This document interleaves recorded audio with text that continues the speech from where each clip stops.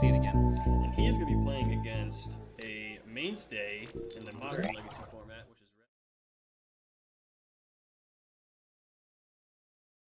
Started actually, so let's we're going to get this one rolling. So what is that out of Chris, the first card there? I couldn't see what that was. That's a Tamiyo. Okay, so it looks like Chris was on the play, landed a Tamiyo. And Alan, that must be an Ancient Tomb he's got. I can't really... Yep, yeah, that's an Ancient Tomb. So it looks like he Chromoxed Ancient Tomb. Those are the secret Lair versions, I think, of cards. Yeah, and is that a Trinisphere? Oh, man. He does not have... I recognize Chromox. Yeah. That one I can see. He does. I thought it was a Sphere of Resistance, but he does not have Sphere of Resistance in the deck, so...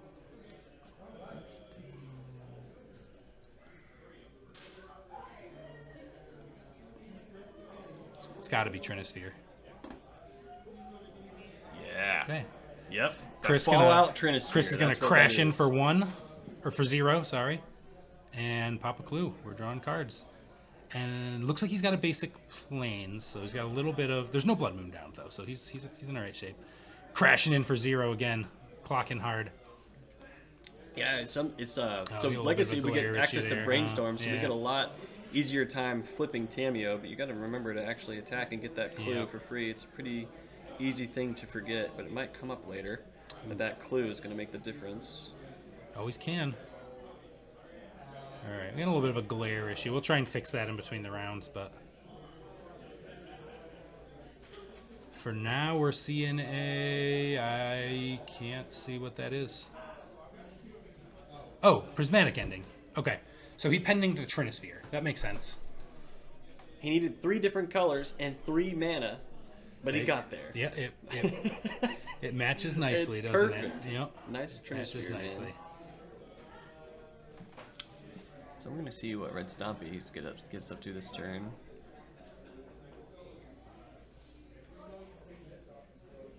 All right, I think it's Alan's turn. He's thinking. Can't really get a good look at his hand. He's holding it tight. But he's got 4 mana available. Okay, he's gonna play a tapped Shatter Skulk Smashing, so he doesn't need that 5th mana, which that makes sense. And he's got to have a play, right? I can't imagine the Red Stompy player having like 5 cards in hand and nothing to play here. So 4.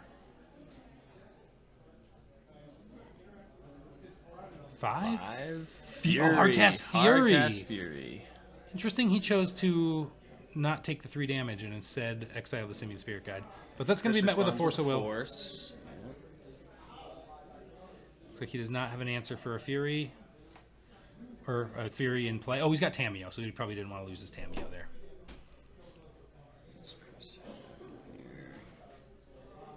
Chris. Yep.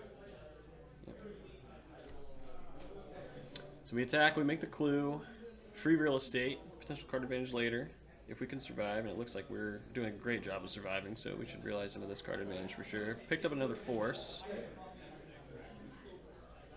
And we're going to flip that Tamiyo.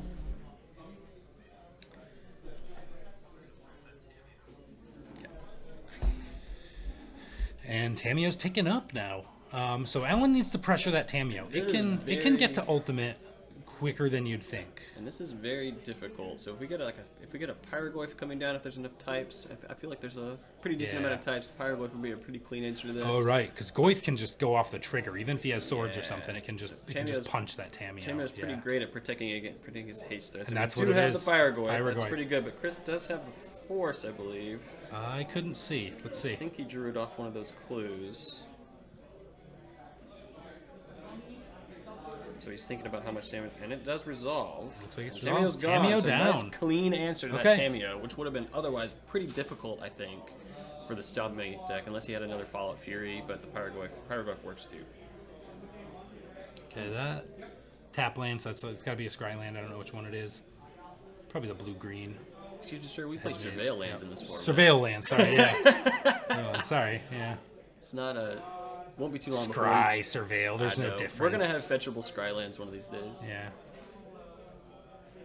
All right, so we do have the swords, which is why he didn't care too much about this Pyrogoyf resolving. Yeah, he lost the Tamiyo though. That's tough.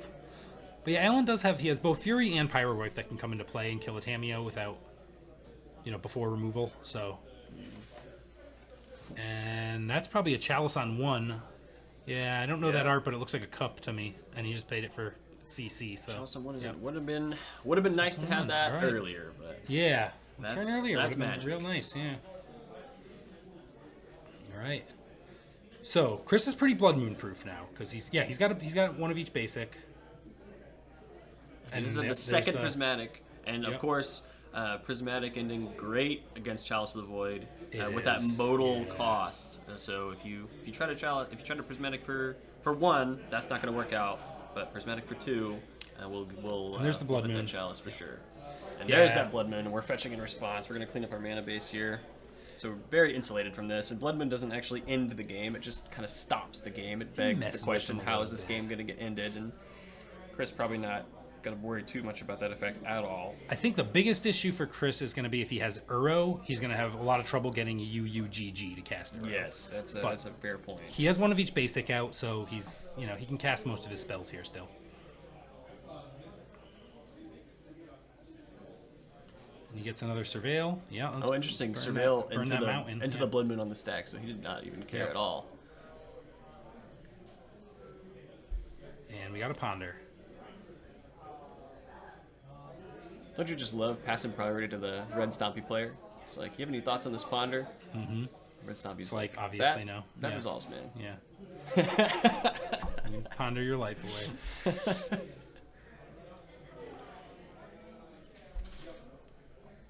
All right, so what's Chris looking for here? I mean, probably just try and combo here, right, with Hull Breacher and Skull, because Uro's going to be tough. I mean, you're not going to beat him all the way down with an Ice Vein Coatl, right?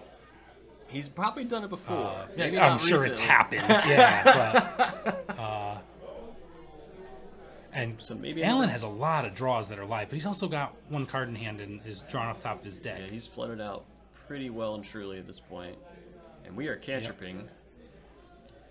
Chris also has those prismatic endings, so he could. I think he's got 2 more in the deck. He could get rid of Blood Moon if he needs to later, assuming he can find a pending. I think he's got one last pending left.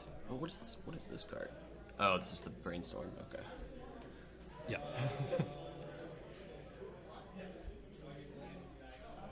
Okay.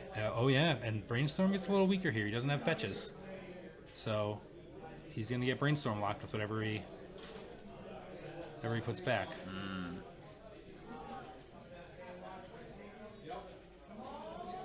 Okay, so there you go. So we're playing Drago Magic here. We're playing Drago Magic. This is going to be a long round. 1993 is... Oh, there we go. Maybe not. And I've got to imagine this we needs need a force for that. Yeah, force of negation. We got nice. force of negation for that. That's good. All right.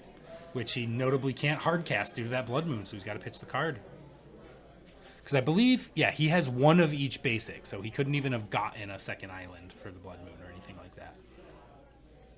Second Blood Moon? Okay. Moon. So that really locks her up. We're not going to be removing this effect. And there's Ice Fang. But this is that Ice Fang Coatl that's going to end the game, 1 damage at a time. And I just realized we have life totals and stuff. I guess they have the dice, but... Yeah, they have the dice. It looks... I think it's... I can't quite see Chris's. I'll go next round and put markers down so they know where to put the dice. But I think... Ice Fang Coatl getting in for 1. I think one of these is supposed to be... This is accurate. He pinged twice, and then, the 20 is accurate. We can I can't quite see the... It looks like Chris is at 19.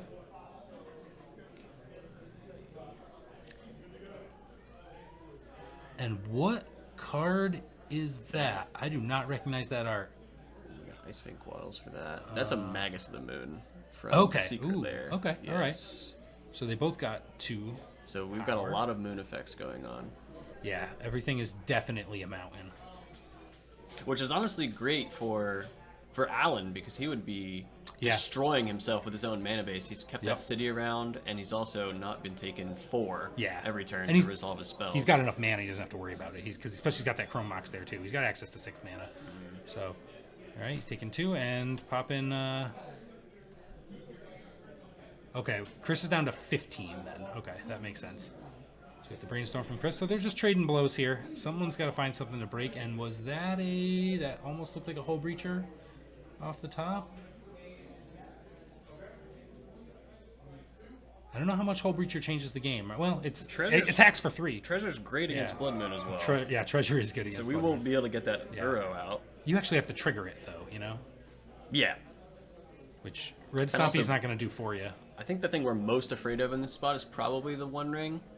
And killing that as a potential win for Alan is going to be very good. And Alan definitely has ways to remove that Hull Breacher. And so they're choosing just to trade blows here. That makes sense for Chris. He wants to pressure Alan's life. Even though he's, in theory, losing the race, he can always hold back an Ice Fang and trade off if he wants to later. But he wants these life totals lower. So we have... Those are for the games. So you can show who's up a game. Yeah, I figured one of them could be life, though. Yeah. There are life counter things, but it's hard to keep track of. So Maybe we'll look into that for future games. I'll go next round and put little pieces of tape there so they can keep the dice where we can see them. Yeah, that'll work. Yeah. Sorry, you guys. Yeah, we're figuring out bugs. All right, and so we keep trading blows here. So Alan's got a lot of gun. There's another ring. Yeah, that's... I assume that's gotta... If that was a Hull Breacher, I wonder if Chris lets him activate and then... Oh, yeah, he's doing there something. It is, There's the breacher. Oh, man, Alan would probably not expect this. And that could... And he's looking at it, he's like, what is that give him card? some Uro mana as well. And Hull Breacher from Commander Legends, even. Yep. So not even... I don't want to say meant, that's not the right word, but not something you would expect to be playing against unless you're pretty familiar with Legacy. But he also bumped his clock a little bit there with that One Ring, so... Yeah, so, it's going to be hitting. This is so bad for Alan. That was a brutal Hull Breacher. And it's only one. And you can't expect it. I don't think you ever let him draw more than one card. Yeah. Because every single card in this Stompy deck that isn't a stacks piece or a mana is going to be something that wins the game on its own. So I think I'm totally good with just getting the one treasure and the one denial. Oh yeah, absolutely. You don't want him drawing. It puts you.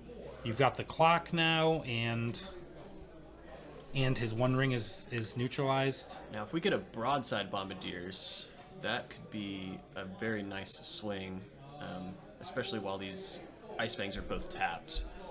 We'll see if we can find one. Ooh, yeah, Broadside could do a lot of damage Broadside here. would be good because we have this Chromox that's not doing anything. Because that could also eliminate the Hull Breacher. And throwing that Chromox is going to kill the Hull Breacher and going to unlock the One Ring. So I think we're most looking for that card.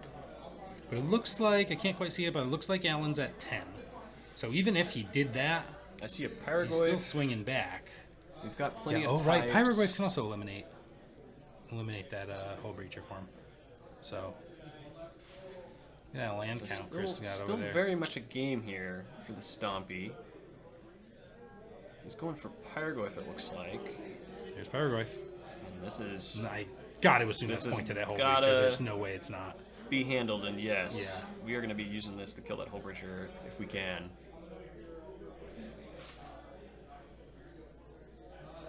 I'm glad we picked this one. This is some nice back and forth magic we've got here. And we do have the Force. Yeah, there's the Force. Oh, he chooses to pitch the second Hull Breacher. Okay. Oh, that could have been a trap.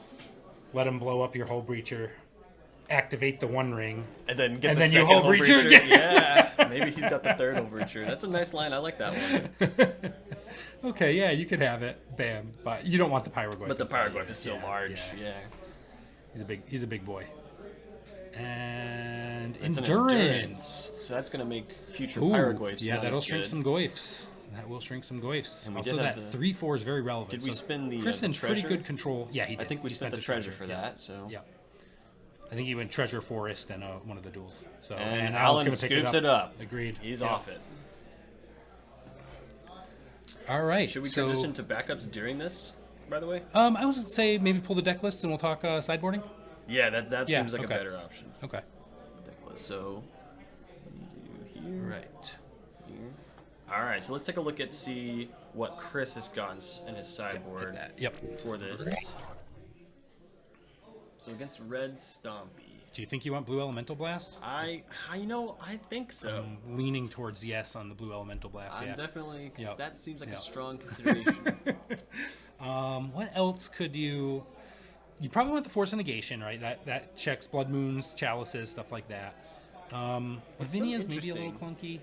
Lavinia could be, he's on the draw.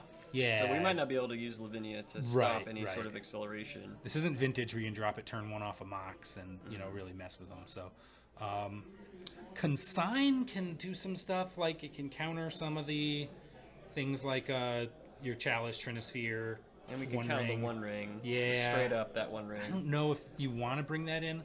I'd assume you want to bring out your Uros here, right? Just because of the Blood Moon issue. And you could probably shave some endurances. That's what I would be thinking. Honestly, I feel like Chris is just structurally pretty... As long as he can survive the early onset of the moon, I think he's pretty structurally favored to come out on top because of the Hull Breachers. Yeah. Because any later moon effects, like, they're not actually progressing the game. Right. But we're so well insulated with our colored mana. Yeah. I don't hate Uro. Here, it's just so tough to cast at the point you're going to cast it. Yeah, I think I would pull it. Anyway, let's see what Alan's got.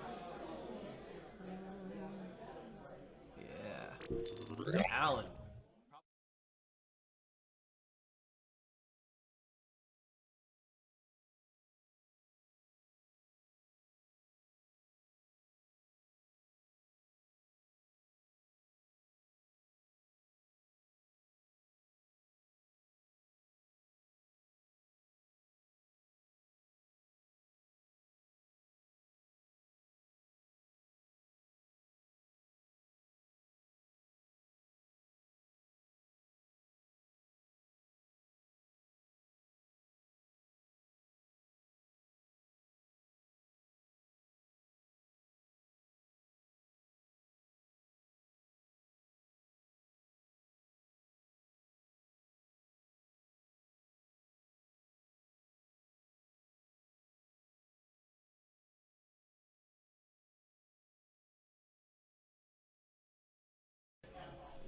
All right, we're back.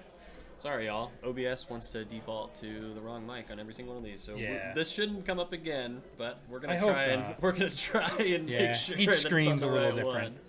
One. But yeah, we were saying obviously maybe some Pyroblasts come in, and I would think Fiery Confluence for some of those little 1/1s that Chris has got. Yeah, that's what I'd be thinking. And we can sweep up Hull Breachers as well. Yeah, you can sweep Hull Breachers, which I think is a pretty important card. I think in this because our primary, I really like the One Ring against this control deck.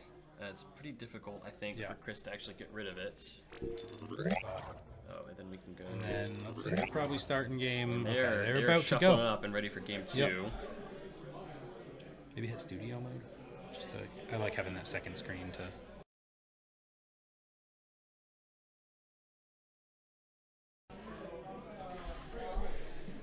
So Chris took game 1.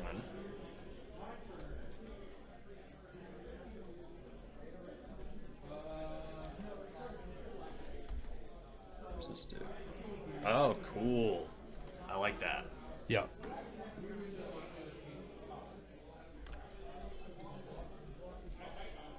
So hopping into game 2, we're going to see what the players came up with. For this one, we were riffle shuffling as well. Oh, he is. That's a nice spice. Yeah. That's the spice. Yeah. What type of spice did you bring today, Alan? I'm just gonna riffle shuffle this shit. I'm playing Red Stompy, but I'm gonna be riffle shuffling it for all the viewers. And I'm not playing proxies. I can't even tell. Yeah. Alan's pretty regular at these tournaments, so I think he's got this stomping together. He's been playing this for a little while. Yeah, I'm gonna go let him know to keep those life counters in. I'll be back in a sec, but we'll be here. I'll keep you guys company.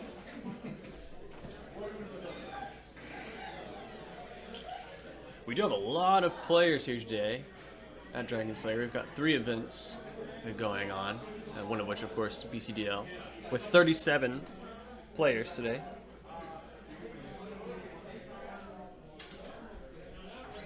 Alright, better? Yeah, that's better. Thank you very much. Yeah, I'll mark them with tape in between rounds. We ended up doing that last time, because they tend to drift to the left and right as they go.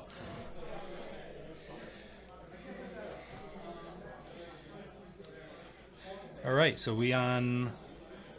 Did you just take 6? I was actually not watching. I That's something I'm supposed to be doing, but I wasn't. Looked like he only dealt out 6 cards, so someone must be... Yeah, he did. Okay, I don't know.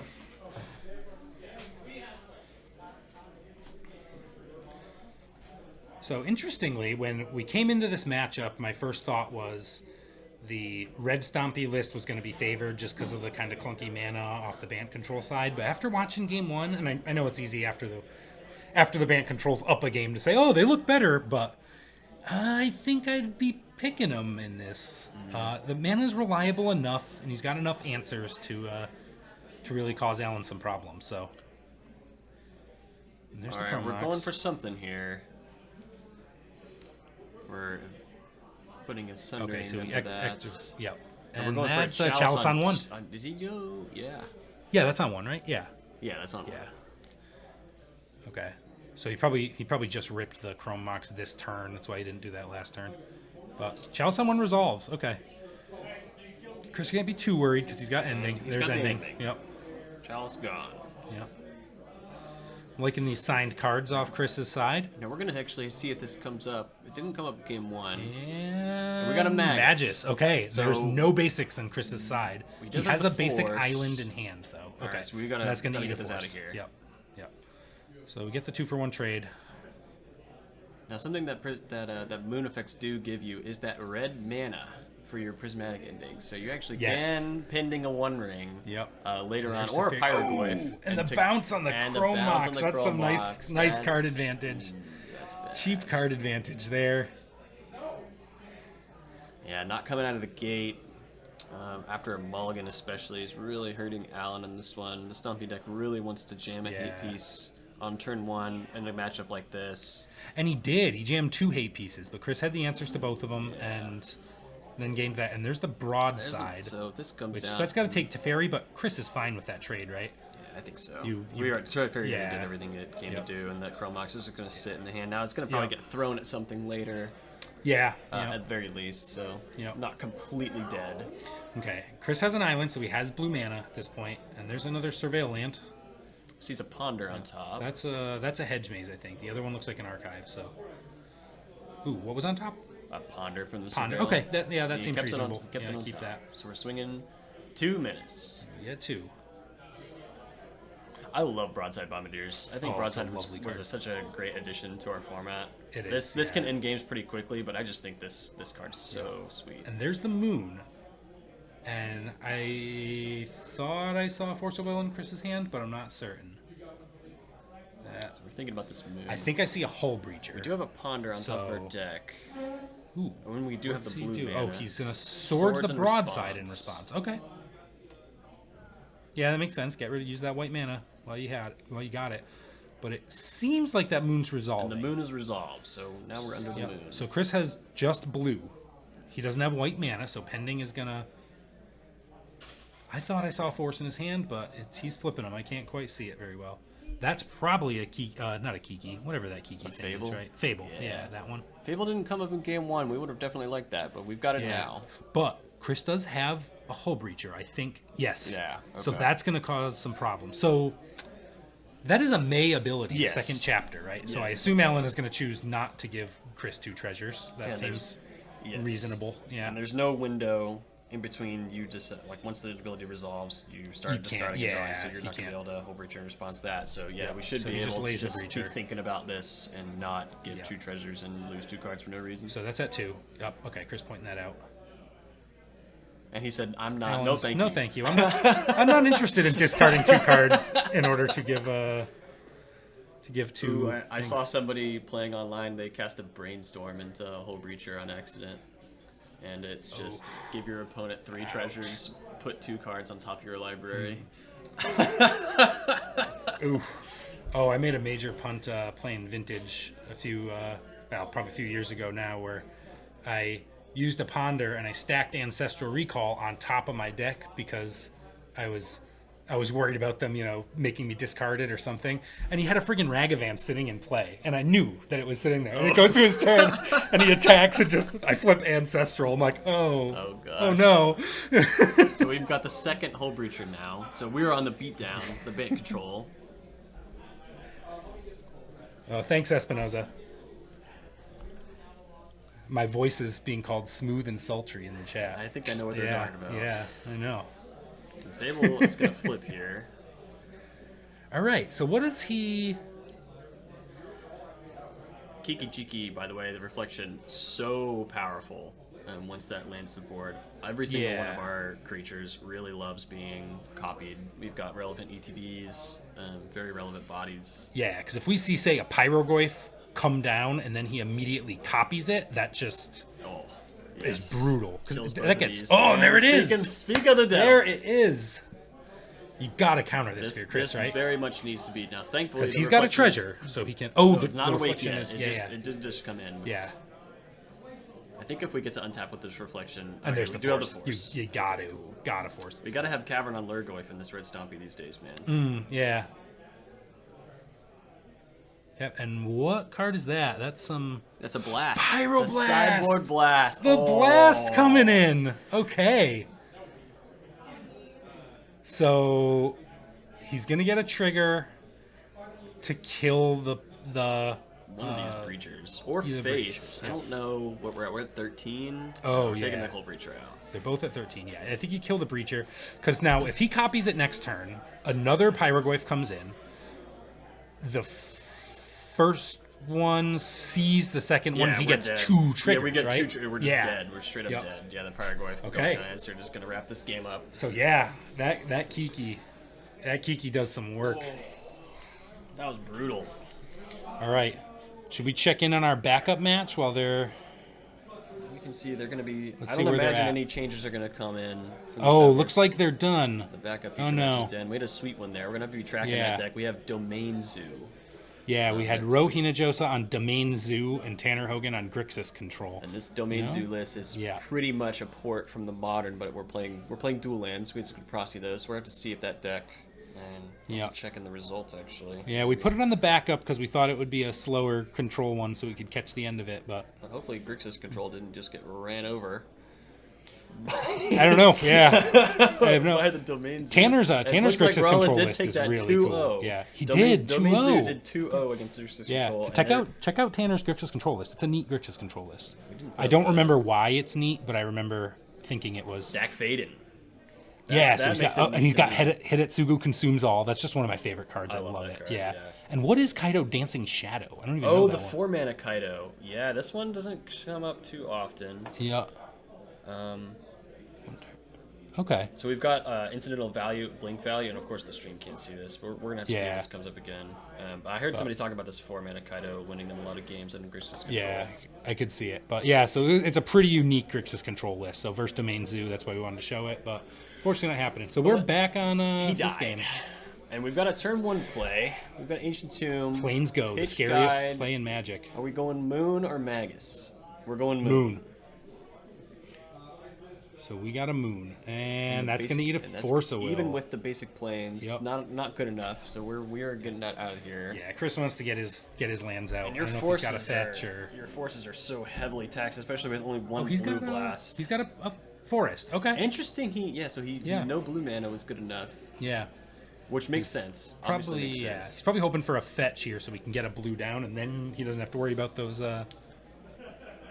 moons as much. Bolting in the land to go untapped, and we're taking 2 more down to 5. 13. He's slamming. Stompy deck is stompy, and that's the 3-ball. And it resolves. Trinisphere resolves, but thankfully this doesn't kill you, and we've got the 3rd mana. Okay, so now he's going to be moon-proof too, because that looks like a Misty Rainforest. He can get an island with it if he wants. Ooh, duplicate Ancient Tombs. I always hate this so I'm an Ancient Tomb gamer myself. I'm not a blue mage, but I always hate. An Ancient Tomb is so good, but having duplicates, especially when you can't manipulate your mana base. We do have the basic island as well. So yeah, now Chris has got a real rock solid mana base here, because he could go get a Surveil land here if he wants, and that's probably what he's doing. No play from Alan. That is rough. I wonder if he's probably got some red. RR. Yeah, we're probably stuck on red a little bit. And Pyroglyph, not really big enough to do anything. I don't like the empty Pyroglyph hit your face for 2 or 3 or whatever it is. And just use it as a crappy beater. Yeah. Okay. Alan at 13. He missed the Ancient Tomb trigger earlier. Okay, that's what's going on. All right. So there's the Meticulous Archive, that's the Meticulous Archive. So we'll get a Surveil for Chris. That I couldn't see. Swords to Plowshares, okay. Not a big deal there. Chris, very, very comfortable spot. Yeah, he's going to make his land drops. And We have a hard cast. I don't know if we have one in hand, but we Force have hard action. cast force, which is always a very good break point for these control decks. Oh, yeah. Being able to play that card. Oh, and another colorless Okay. source. So Alan gets some life free. There's Okay, some there's Magus. the Magus. we're pretty well insulated against this effect. You let this go if you're Chris, right? Even if you... I think so. There's bigger fish to fry, but we have a Hull Breacher. Okay, at he's only a least. Breacher. Good old 3-mana Hull Breacher. So now you can't attack into this Magus because that whole Breacher is more important to the board than the Magus. right Yes, now. yes. Well, it actually does give Alan red mana. Yeah, that's a good point. So these Ancient Tombs not as dead anymore as Yeah. they would have been. It's not hurting Chris so much as it's helping Alan here. So maybe you do just swing with your Breacher right into the Magus and... Oh, okay. no Well, need. that answers it. Yeah, that... Okay. He says, I don't care about offering a trade. I care about just killing it, and then I'm going to get in there for 3. Definitely most happy. If you have to Swords anything, Magus, best one. Chances are... Oh, and there's what he's been doing! Oh, no! Yep. I think Alan So- Alan might be dead. Oh, he's playing it out, though. He does not get... No draw. He does not get the treasures, though, right? Because the turn ends before the whole Breacher trigger. Does it? Because it's an instead. I don't think he gets the treasures. I think as part of like the resolution of the Days Undoing, you're drawing the cards, and Hull Breacher is just there's no trigger, there's no yeah. it's just a replacement effect for your draw. So he should, I believe, you do get them. Okay. But that actually is a very good point. Somebody in I chat don't probably knows think the it answer. matters all that much. I know, yeah. And he's gonna get them. And then, unlike Narset, which would at least give you 1 draw Okay, yeah, he's getting for the your tri- turn, this getting Hull the- Breacher does not care about any cards, so that is very, very bad for Alan. We gotta rip something beautiful off the top, and we gotta hope that Chris didn't get anything. Well, 7 that- lands.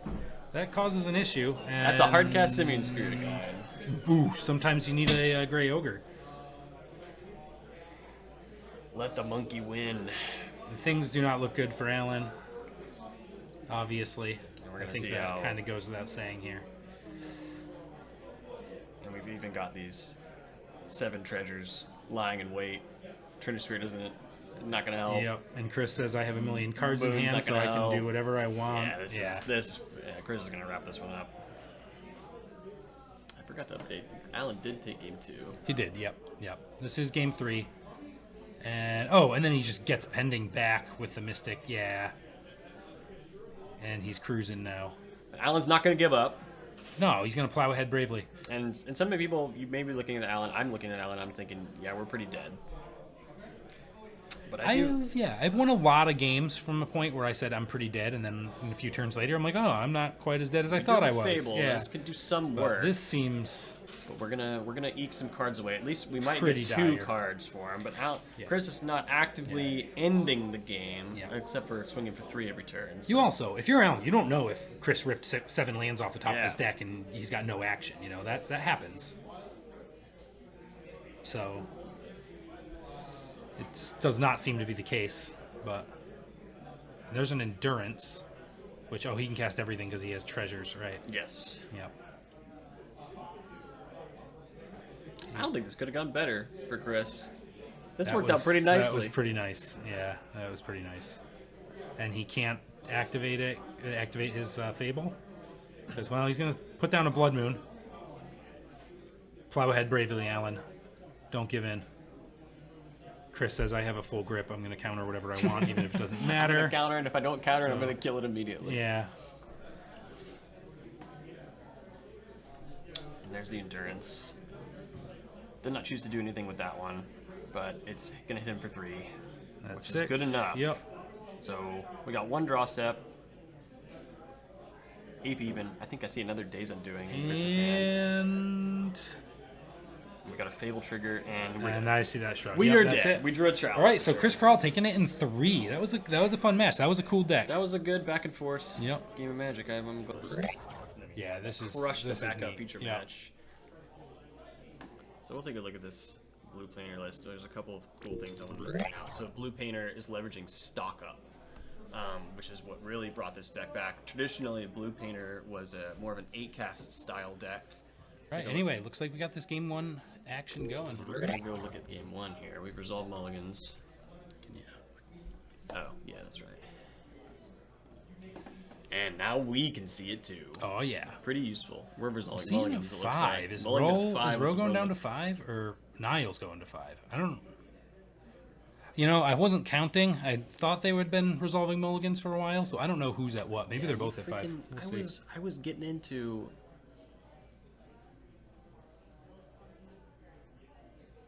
Yeah. Well, Niall Zafar is the GOAT. That is right. He's been coming to Thursdays. Anyone that comes to Thursday Night Legacy is the GOAT in my mind. And I get to play, which I love playing. So why is Stiflenaught so popular at BCDL? Is that true? Is it? I don't think it's that much more. Well, we have a few local Stiflenaught. We have players, 2 or maybe. 3. Yeah. It's not crazy popular, but yeah, it's definitely always around. It's been putting up some pretty consistent results. So that Harain character I mentioned earlier, Yeah. he regularly puts up pretty good results with this list. He's been working on it for a really long time. And Stock Up has been a great addition to this list. This deck has evolved to be playing Ancient Tombs now. And Rose Mullen again. And we're mulling, and we are going into the trenches on this one. This might be a long one if we can't put together some quick starts. And I love those. Those are homelands, right? Searching for Bizarre Baghdad over there? Is that what's going on? Oh, no, I don't play enough of that format. And the 2 of Urza Saga. Okay, so Niall will keep 5. And yeah, are those... I don't know what those sleeves are. Those, I think that's our Homelands card backs. I think it is, yeah. Okay. And I love them. Yeah, they're sweet. They're kind of expensive, those and they are pretty low quality. I've heard that, so you gotta he's triple sleeve. Yeah, he's triple sleeve, so you actually play the freaking game. I thought Arabian Nights is my favorite set, so I thought about getting some Arabian Nights ones, and yeah, I heard they're a little tough with the sleeve quality, but I got some revised ones, but I haven't sleeved them up yet. One of these revised. days. And I did practice with my triple sleeve. I was triple sleeve for a little bit. No lands on 4? Uh-oh. Oh no, we've got an arena of glory. At that point, you just keep and hope to rip a land off top. You're not going to do any better if you mull 3, but this days looks awful. It's pretty bad days. I imagine it's coming back. Oh no! Oh no! Oh god! Ro, poor guy. If only there were some special mulligan considerations to guarantee a great feature match. Yeah. It's like just go to 6 and then just do it as many times as you want, so you get a good hand, so we get some good coverage. But we are saying a mull to 3, I think. That's not something that Domain Zoo wants to be doing or is built to do. This is not I mean, you do have a combo of a Leyline Scion, but you're gonna need 2 mana. Maybe that's what he's doing. Maybe once he gets that low, he's just like, hey, maybe I just jam for Leyline Scion. So what is So obviously there's counter magic. Yeah. That's out of Stiflenaught, but there's not really anything else. You can Swords to Plowshares can. Of course, if you got Leyline Scion, so you can't use hexproof. Yeah. But I mean, I think what you do with Stiflenaught is you make a 12/12 trampler and you beat them to death with it. And their 4/4 is pretty good, but we do have a 12/12 Leyline. Tramplers are okay. We have a blue mana. We've got a Leyline on turn 1. We've got those look like 2 Tribal Flames. I mean, and a Territorial Kavu. I mean, this has got to be kept. But do you keep the Leyline? He's thinking about it now. Leyline is a very powerful effect, but it's going to put you down a card. And cards are very precious when you've only got 3 of them. But how do you win this game if you're Ro? You're at 3 cards. The only way you win is by just getting a lucky, Scion top deck and slamming it. And in that case, just keep the Leyline. And you got to hope for the best. So I like this. This is making the best of a pretty bad situation. So he's got a land at a Tribal Flames. Is that what it is? I think so. I think it's it's a Territorial Kavu. Yeah. So that will be Niall's at 5 cards, right? That's not. And we're pondering. Yeah. Ooh, that's a weird ponder. So if we get to resolve this Kavu, it actually is a 5/5, and it will loot on attack. Now the looting is going to be awkward because we're going to be at 1 card if we actually get the land next turn. It's so red-green. We need a green source as well to even enact a game. Well, no, we don't. We have the Leyline, so at least we got that covered. Yep. And I guarantee you that Rose Niall got good mana, at least with his 1 land. We're gonna see if Niall plays Modern. I guarantee you he did not expect a turn 1 pregame Leyline. He probably was like, Wait, you have a pregame action? Yeah, we'll know if he plays Modern if when Ro plays a territorial Kavu, he has to read it. That's That'll be the test, yeah. If we see the territorial, if we see that upside down, we know that this is good. This is something different. Do you want to take bets on if he reads it or not? What do you think? Do you want to take bets if he gets the land or not? Well, yeah, that's got to come first. Yeah. Oh, I see a Dreadnought. Yeah. I will think if a territorial Kavu comes down, I think he reads it. Oh, we did not get there.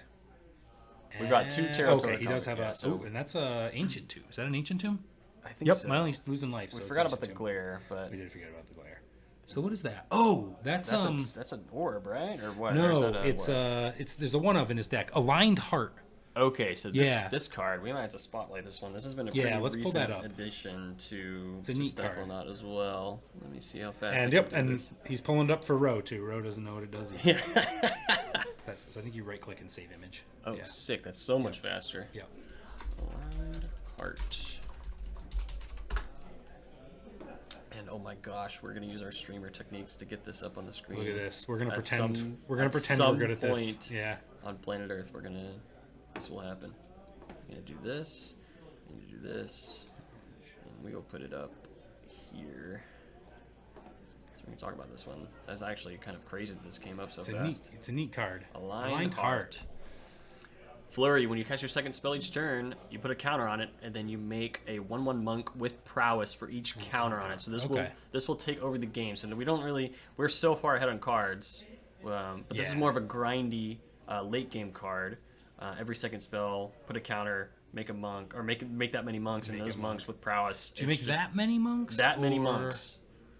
Create a monk with prowess for each rally. Okay. Yes. So the first time you cast your second spell, you get 1. Oh, but it's only when you cast your second spell in the turn. So that means you can only trigger that once a turn. Once a turn, but either turn.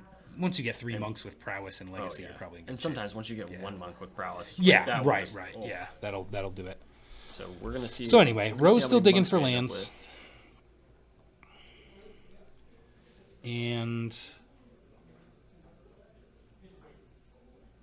we're fetching. I did see a Dreadnought in Niall's hand. Keith asking if there's any Curse Stompy today. There is no Curse Stompy, sadly. You know how you know if there's Curse Stompy is you just watch the round 1 feature match and you'll find out right away. Because if there's Curse Stompy, that would be the round 1 feature match. So we picked up a Daze and we picked Keith, up you should have showed up. I would have built the deck for you and brought it. He could have used it. Oh, it is round 2 actually. Sorry, this is wrong. It's not round 1 still. We're in round 2. So these guys are both 1-0. Gotta remember to start putting their records in next round too. Oh yeah. Yeah. Poor Ro still digging for lands here.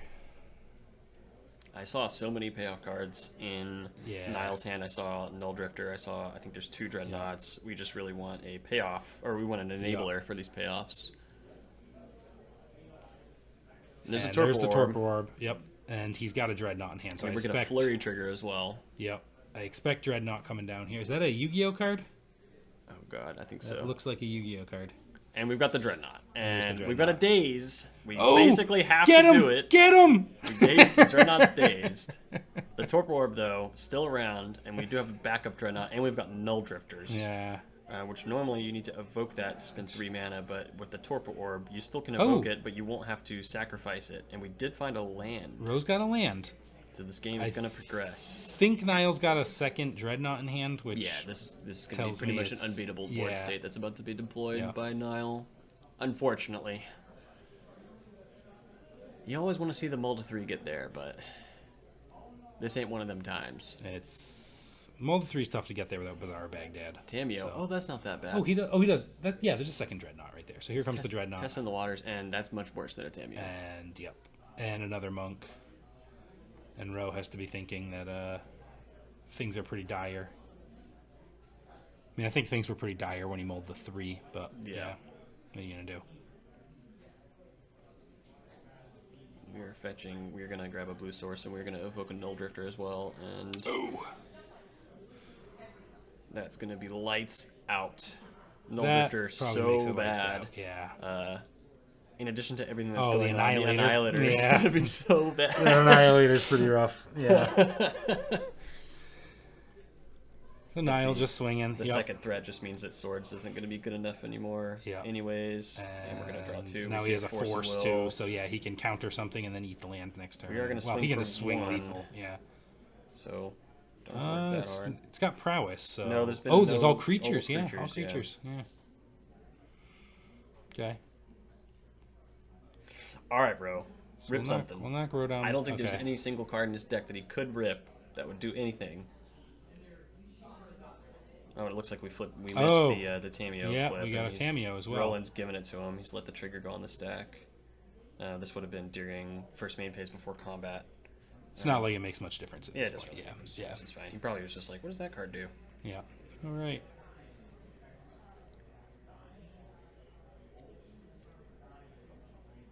So nowadays, Bro's just seeing more Niles decks. All that's going Yeah, on. yeah. Nowadays, when stuff like that happens, I think it used to be that you just would miss the trigger. I would think that. Yeah. But nowadays, your that opponent, the person that missed the trigger, basically their opponent gets to decide whether or not it goes on the stack. Oh, And so, I didn't even know that. yeah, in the case of some of these missed triggers, yeah. Oh. And there's Territorial Kavu. And is he reading it? Honestly, I know he saw a lot. No reading and it. we're just forcing. Yeah, we're he's just like, gonna, no, yeah, this is going to block. You don't get permanents, yeah. And he's coming for 16. I Yeah, wonder. he's got I enough. feel like honestly, in this Yeah. this case, And when Rose you're picked this it up. dead, like maybe Nile knows Yeah, what's maybe up. you don't show the. But honestly, the it Kavu. probably was going to be worth just keeping the Kavu in hand. I think. Yeah. Nile didn't even take time. He didn't even think about what it does. He was just like, Yeah. I'm going to counter that. It has power and toughness. I want to kill you, so it's gone. It's a card. Yeah, just counter any card. All right, so let's go to Ro's deck list here. We'll see what he's got in the sideboard to answer. Stiflenaught. You could bring in Carpet if you want mana. Wrath of the Skies. Pretty Consign decent. maybe. That all that counters is Dreadnought. Is that Yeah. that's probably not enough, right? Probably not. You can counter. I mean, you can counter Yeah. Null Drifter as well. Yeah, with that's a fair. Devoid. Yeah. Orange Chant could be good there too. Yeah, not being able to attack, Yep. pretty relevant. And then unfortunately with Orange Chant, it used to be that you would have to cast something and stifle it. You'd have to put the enabler after the threat. But the way this Stiflenaught deck is constructed, you actually put your enable before. Right, So, so your you can't Orange Orange Chant, Chant you in can't. Yeah, response. you're not going to be able to stop the payoff from happening. So you That's a sharp play. Yeah. Orange Chant with the Fire Dreadnought with the Dreadnought on the stack. Yeah, that's not going to come up, unfortunately. That's fun. But I do think Yeah. it's possibly worth just having to prevent things from attacking. Yeah.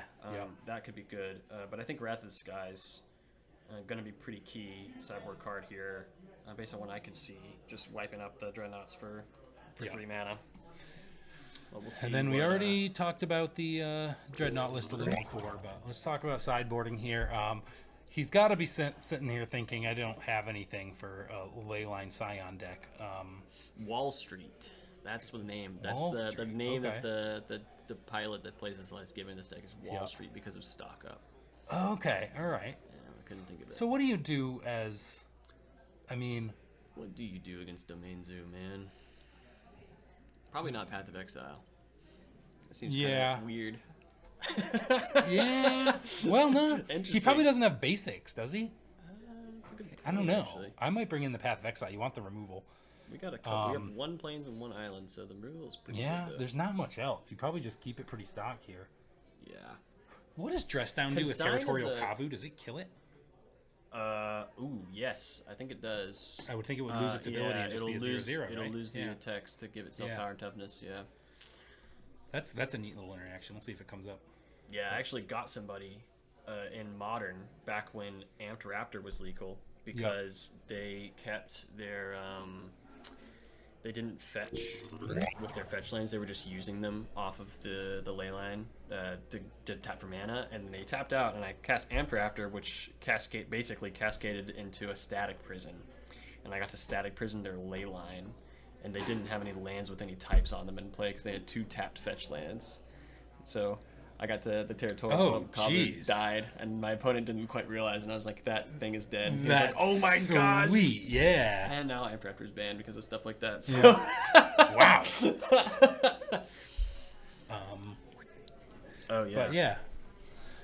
All right, so we're going to wish Ro a little bit better luck with his mulling. I don't know if we're supposed to openly root for people on the stream, but we can at least root for them not to mult a 3. That's not fun game action. Rough. Yeah, yep. We want to see some hotness out of this. Yeah. Consign to Memory was an interesting option out of the sideboard for Nile. We didn't actually see that much of the deck, but you can kind of infer there's going to be stuff like Leyline Binding in there. Yeah. Maybe some triggers. Kind of a cute one, kind of a sweet one, but we didn't see enough, so maybe we'll see. I think I'd leave Consign out. There's not a lot of the real also the business cards Scion. trigger. The Scion itself, countering that. But it's a weird one. It's like kind of on the borderline. But probably not. Probably not obvious enough to reach for. But you could bring in some blasts. What color? Leyline Binding is actually only, or Leyline of Guild Pack's only 4 colors, right? It's all of them, I think. Yeah. I thought it was only 4. I think all of them are green with a different color. So oh, that's all 5 right. colors, So it's 5. Yeah. So some of your blasts can pick that off. Maybe you probably don't want, because I think he had a Hydroblast. Is Hydroblast good enough? Some of these cards are red, right? That Kavu's red. Yeah. And Flage. And well, I don't know if he knows he has Flage. He probably doesn't know much of Ro's deck list. Yeah. But he can also pick off the ley line too, which could be very important. Mm-hmm. Especially those instant speed ley line removals can be really strong. As in you attack with the Scion and then he just blows up the ley line and and blocks. Yeah. Totally. So I might bring in some blasts. And he actually happens to have a 4/4 flyer that can hang with the Scion in the form of Null Drifter. So you actually do have access to that trading in the air, which is probably not very common. Yep. But the Scion first strikes, right? Assuming Leyline has the kite. Yeah, so if the Leyline gets removed, we can kick that first strike away. Yeah. I love that Demonic Tutor playmat, by the way. I've been trying to get one of those. Is that what that is, Demonic Tutor? Yeah, the left one. Okay. That's the Strixhaven Mystical Archive Demonic Tutor. Neat. It does look pretty sweet. It's crazy looking. Who's the artist on that? I have no idea who that artist is. But I know the art is sweet. Yeah. We're on a mulligan already. Yeah, it looks like Ro's keeping 7. You got some luck there on the draw. So, or maybe he's just shell shocked from mulling last time. He's just keeping any 7. I don't know. That playmat on the right actually is also a Demonic Tutor. What? Yeah, it's from the sea. I'm just kidding. Oh. I was like, it looks like a Mudeng playmat. I think we're keeping this one. I see a Dreadnought. I see a Dress Down. Okay, that's I see a Brainstorm. So we've got plan. We've got a plan. That's stuff right there. We're gonna see a turn 1 ley line out of the domain, and he's got Consign to Memory. He did bring in Consign. Okay. So besides countering the Dreadnought, and which I guess that is probably good enough, right? From the domain side to counter the Dreadnought slash Null Drifter. Now this can also it can get the trigger. I think on that's the Null Drifter Scion. too, right? That last card, I don't actually know. Maybe it isn't. Maybe it's just a land. It looks like an Orcish Bowmaster to me. He doesn't have that in the list, though, does he? I think he does, actually. Okay, there's the Kavu. Yeah, he's got four. Oh, he does have Bowmasters. I think it's a Bowmaster. Yeah. False alarm. But this is a 5/5 Kavu. This will end the game very quickly and loot to get better draws. So this is a problem. So what's the text on Territorial Kavu? So it's power toughness equal to the lands. So we got that part, and then it's got an attack trigger. You can either choose to draw a card and discard a card, or you can choose to exile a card from a graveyard. I believe is what that one will do. All right. So we'll probably just loot. Yeah. That's pretty neat. Little main deck grave hate out of that domain zoo deck. Yeah, it comes up, man. Another card I don't see too often in Legacy that you think like you would be seeing more of is actually Emperor of Bones. It's not relevant in this matchup, but that's a very powerful main board graveyard interaction that can take over games completely. The first Houston BCDL, Jock Keener won it with Emperor of Bones in his blue-black list, and it was relevant in the top 8. Yeah, didn't he get to do something stupid with that? He got to sneak something crazy into play. I don't remember what he did, but he did something cool. Something messed up. Yeah. He did something I remember it being very relevant, and we were like, wow, Emperor of Bones coming in. So we're going to be going for, looks like a turn 3 interaction. We got a Tamiyo in the meantime, though. Now, he has Bowmaster, so if he holds up Bowmaster expecting a Brainstorm here. It could be a blowout play. So what happens if Bowmaster comes in and there's... So the Tameo trigger will go on the will stack go on, then first, the Bowmaster. And then the Bowmaster's because he's so not you'll the active. kill him and it won't flip, right? Okay. Actually, it might depend on whose turn it is. Oh, it would. Yeah, it would. If he tries to do it end of turn, Ro would be the active player, so he would get to flip that Tameo. Yeah, the Bowmaster triggers would go on first. Yeah. That's an interesting one. Yep.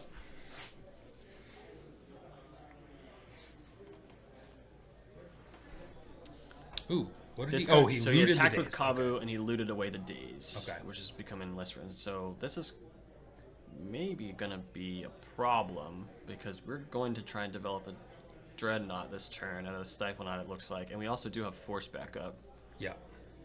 With the Brainstorm as the pitch card, so this might be bad. So, well, this is Ro's turn still, right? Ro also has Consign. So this is what might happen here is Brainstorm, Bowmaster in response. Because of the way the trigger works, the Tameo trigger would resolve first, and then he consigns it. Yeah, we'll see. We'll see how his stat goes if we go for the flip on his stat. That would be interesting. Let's see what happens. I think he's just gonna untap. I don't really love. Okay, so he's just yep. So now he wouldn't even need the consign except for the. So we've got two Bowmasters and we've got a consign in the hand of Roland or Ro. And a land, it looks like.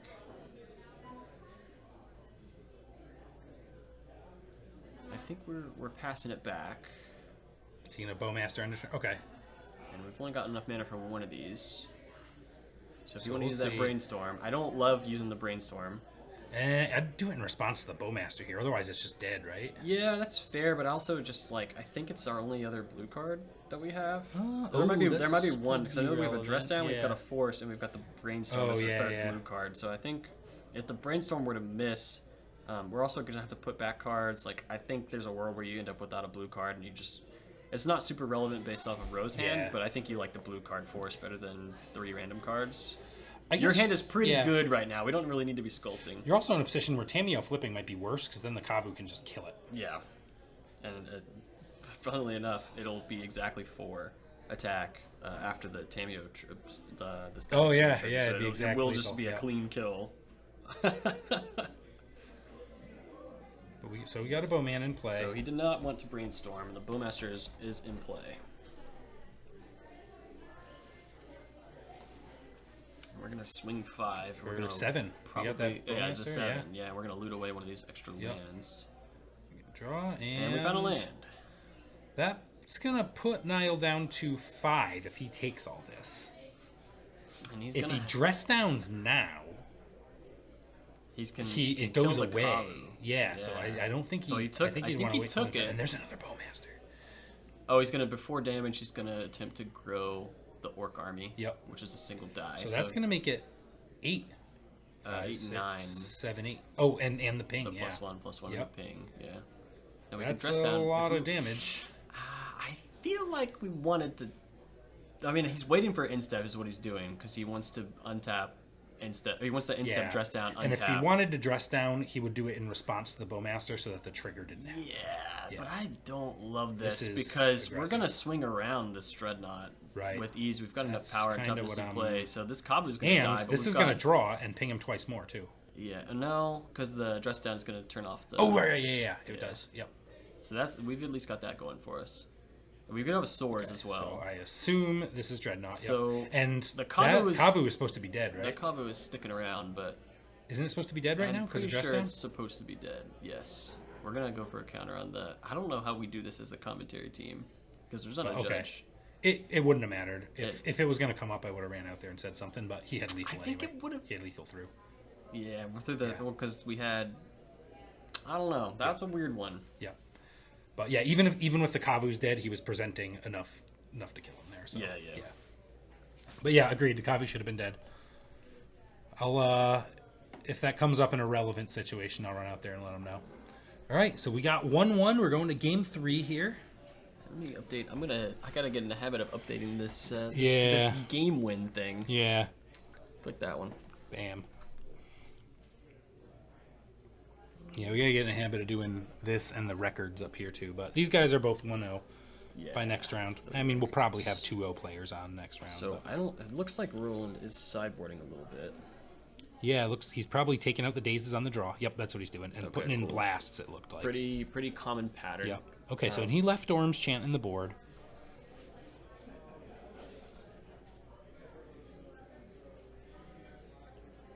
I'd be tempted to bring in those Orm's Chants, even though it's wrong, just because Orm's Chant is super fun card. But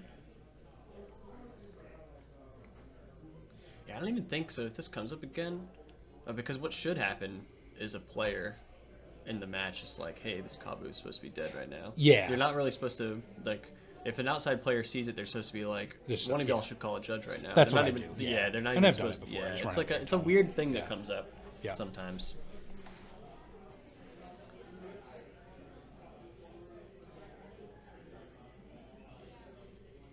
Where are we gonna mulligan to this time, Ben? hopefully 7 and 7. Let's see some good. let's see some good magic, but you never really know. Let's take a quick. So Niall has not seen a Scion of Draco yet. You gotta think as soon as he sees Leyline. There's he knows no it's in reason there. for the Leyline to be in there, I think, unless you have Scion. Yeah. Because you have enough time getting domain without it. Yeah.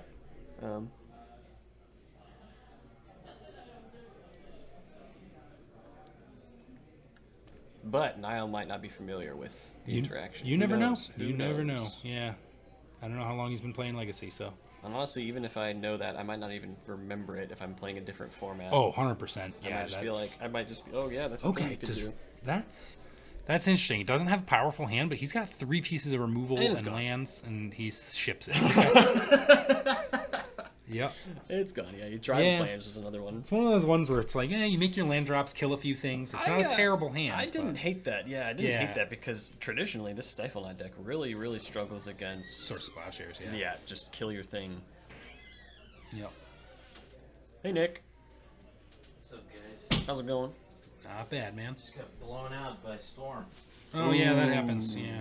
You got lands. Epic Storm versus lands. Shockingly, we're just hearing that lands lost to Epic Storm. Yep, that happens. Half a brownie? No thanks. No thanks. All right, so Ro going to 6.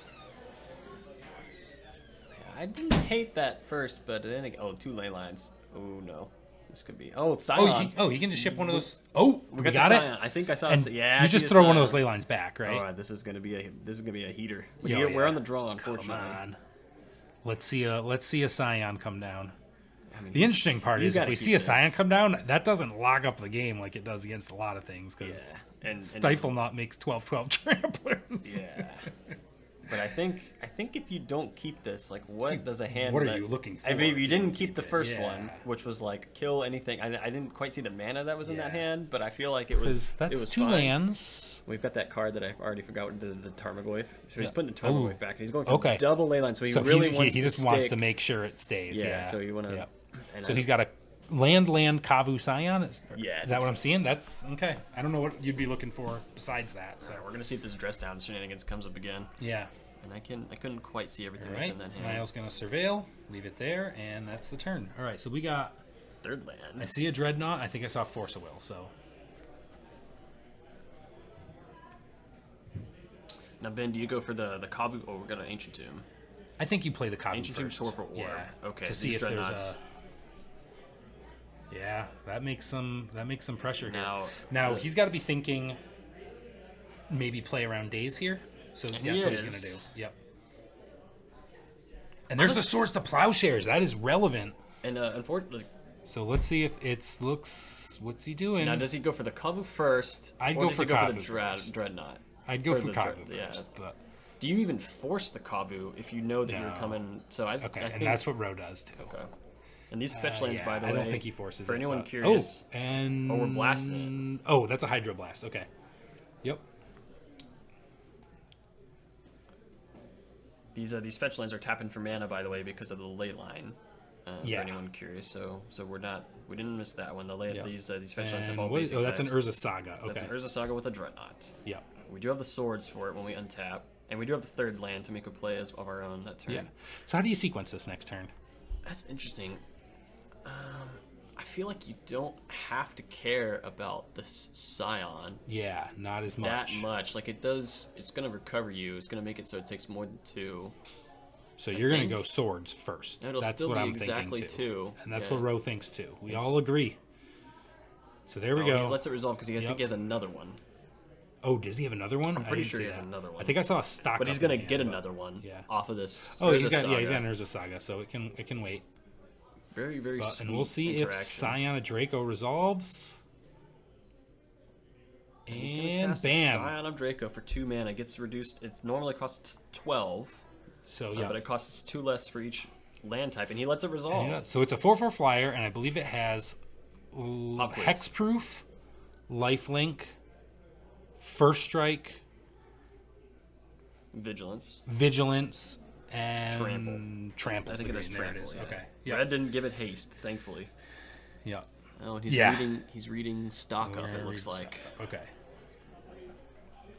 Ancient Tomb and stock up with an Urza There's Saga that too. force, And there's a and force there's and a Null a Drifter Null and a Drifter Dreadnought. and a Dreadnought. Oh, some Okay. gas, some straight up gas. That is gas for sure. I mean, that's probably what you keep, right? Null Drifter, Dreadnought, and just jam. And what has he got? Yeah.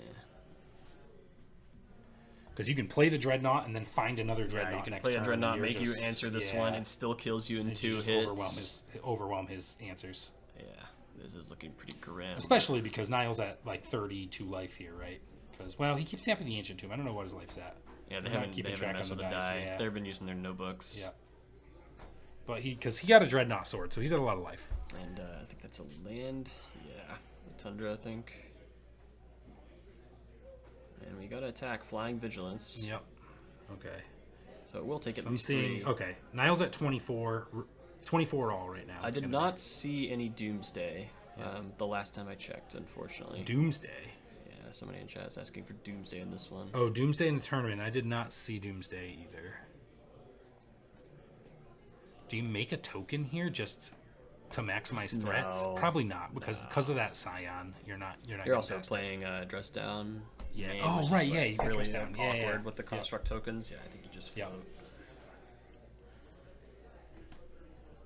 Well, yep, because now you can do, and this has got to be a Dreadnought, right? Yeah, we can do. mean, I think we can do Null Drifter and Dreadnought this turn. Yeah. Just lock this up with the 2 lands. It's not going to do anything. more Dreadnoughts. We got 12/12s. They trampling. I've never done this in paper. I've never gotten a Dreadnought off of a Saga. Really? No, I didn't. I don't think last time I was playing this archetype, I wasn't playing Saga. And I tried mono white painter for a second. What? It just doesn't interact on. It doesn't. It just kind of jams. What's the appeal of Oswald. Mono White Painter? Oh, Oswald. Okay. And then for a Oh, little while guy. it was Esper Sentinel. But Okay. I don't like Esper Sentinel. I And think then- Esper's a bad card. And yeah, we're going Dreadnought, Null Drifter, so we're gonna draw 2. This is- This yep. is gonna stay around because it's not an ETB. The drawing is a cast trigger. Yep. Because we get cast triggers now instead of ETB triggers. Yep. So we still get the draw, but we don't get the evoke sacrifice because that is a ETB trigger. And Ro needs some sort of Can Wrath of the Skies get him out of this? The thing costs 7. Wrath would probably Can be get your the best Dreadnoughts, draw. right? Yeah. Yeah, because it'll kill everything except for the Scion and the Null Drifter that's in play right Which now. then And gives we you a found trade. Pyroblast. And Pyroblast's a That's- weird one. that ain't gonna do it. Nothing blue has been played so far. The Yeah. Null Drifter's the Void, so that wouldn't have even helped there. Yeah. And we are swinging in the air, first strike. And Niall's like, that's fine with me. I'm going to crack back He's for still 28. he's still showing lethal. Yeah. Yep. He is still showing lethal. I think Wait, he's why does his note seem to be saying? Oh, right, 12, 16. Yeah, he's still got plenty to go. I think he's gonna be forced to I block. think he can actually trample over. It'll be 28 Scion, exactly. yeah. Which is what his life total should be right now. Because we didn't fetch. No, because he But then swung can 12 block. last turn, so he's at 16. Oh, yeah. Yeah. I missed that. So we're coming for 28, and it tramples. Oh, I he's don't. gonna. I think it looks like he's gonna attempt to kill this Null Drifter. Oh, he's annihilating the Tundra. Yeah. Okay. Because of the Dreadnought's trample, I don't see how he can stay alive here. He's checking to make sure he can actually hit that. Because it is not blue. Yep. Yep. It's got to block, and you might as well. I mean, it doesn't So really that's matter in this 8, case, but you 12, might as well block that's 24, and Rose gaining 4, which is still lethal. Yeah. Do they disagree on the lethality of this? totals? Nope, Yeah, there's they're the like- handshake. Oh, I Okay. think maybe he forgot it was trample or he something forgot like the trample. that. Yep. All right. So Domain Zoo Dream dies. Well, he's still alive, but the 2-0 Dream dies. And let's see what we got on the backup On our feature. backup feature, we've got Sultai Beans versus. And those names are backwards.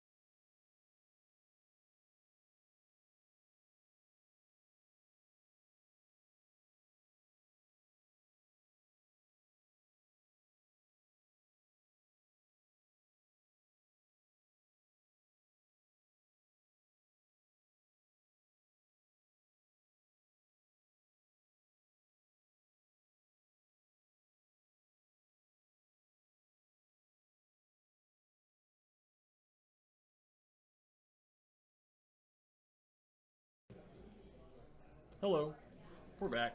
It happened again. I think it happened again, yeah. That thing that we said was not going to happen again, it happened again.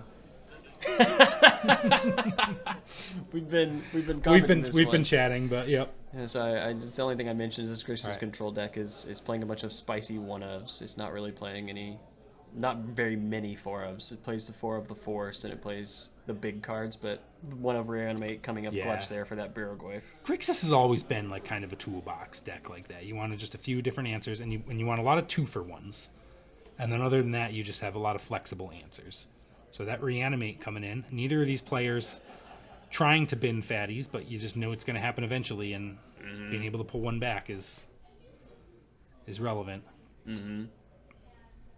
And reanimating your own, because Grixis also plays Baleful Strix. These are both Baleful Strix decks. Reanimating a Baleful Strix is pretty fun. Yeah, it's just easy creature and a dude. Oh, and that was a Abrupt Decay, James drew. It's almost 2017 again. We're attacking because yep. we have an Abrupt Decay for this Barrowgoyf, so we don't really care about blocking. Yep. And we're gonna hope that Tom doesn't try to force this Abrupt Decay, because that will not go That out. won't That will go the not way go he very hopes, well. but yeah. if that's even a blue card. I can't quite tell. What that other card It looks is. black to me. Yeah, I think can't it's a tell what it black is. card. Yeah. Maybe it's a Cling to Dust. I know That's what I was thinking. It might be Cling Dust or Shieldred's Edict, maybe. But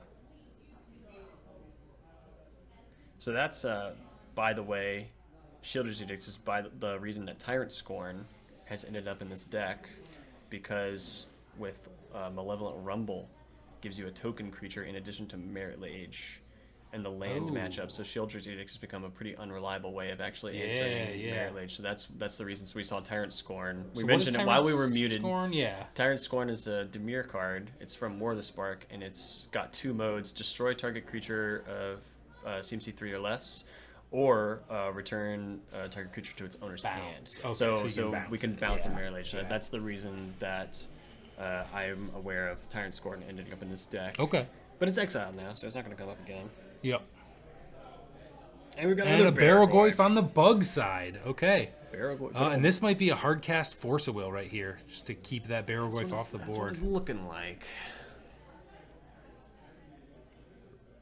I like Tom's Alpha Island choice there. Green Alpha Island, also my favorite. Why did he fetch? He could have just cast it anyway, right? Does he have something else he's worried He about? felt like fetching, man. Leave him be. Oh, maybe he wanted to leave an Underground Sea up.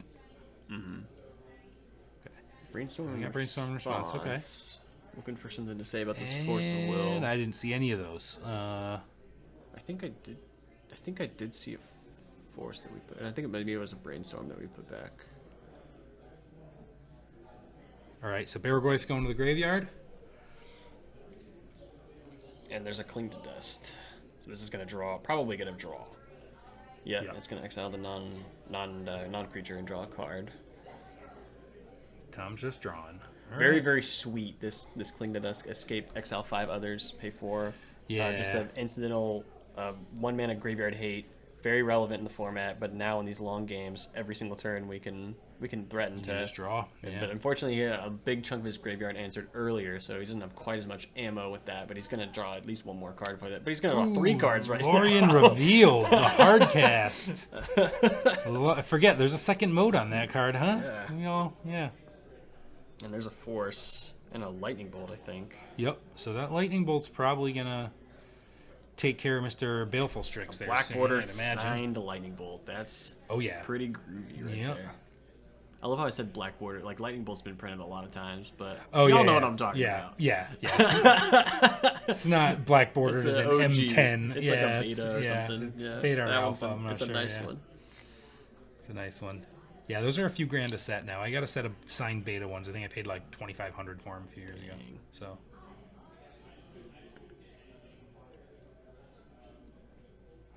Now, this game has had some swings since we tuned it in. When we started watching this, Beanstalk was basically dead. It looked like on the board. We had the Narset, and we were staring down a reanimated Barrelgoyf. But there was a pretty big swing. I mean, we just did draw 3, so we're going to see this Beanstalk deck can keep up and maybe produce a counter swing. Because he was hanging in there for a second. And we've got Grist! a Grist. Love me some Grist. This Grist is probably going to demand... we don't have a blue card, so that Grist is resolving. And this Grist is very hard to deal with. His take it graveyard right is up. very full. Not too many creatures in this deck, but getting rid of that Daze make would have been insects. probably pretty bad. But we're going to make it a whole army So, in a can off of this card. Yeah, even just acting like a token generator here. Make some 1/1s. What's that black token generator? The tribal. That's what I was thinking of. I used to run that in Grixis Control and Bug. Bitter Blossom. Yeah. I used to run it in Grixis and Bug Control just because other control decks would have a tough time answering a stream of 1/1s. Yeah. These 1/1s. I think this Grist is a 1-of, by the way. I believe it is, yeah. In the deck list, and we found it finally. Yeah, I believe that's a main deck 1-of Grist. This was table 7? Table 10. Table 10. Yeah. Jesus.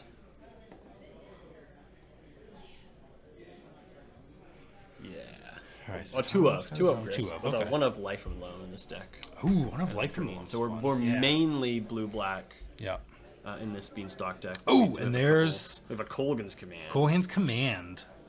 So he's gonna... Deal 2 to Grist. And then he's gonna bolt Grist, I assume. And then we're gonna kill the Grist. Yeah. That's gotta But happen, this is This has to happen. We still have this 1/1 we have to deal with later. Yep. Well, he's got his own Baleful Strix and looks like a Barogoyf in hand. Oh, that can deal with a 1/1. So there's that swing again. Yeah, This we game swung is back. every turn going back and forth.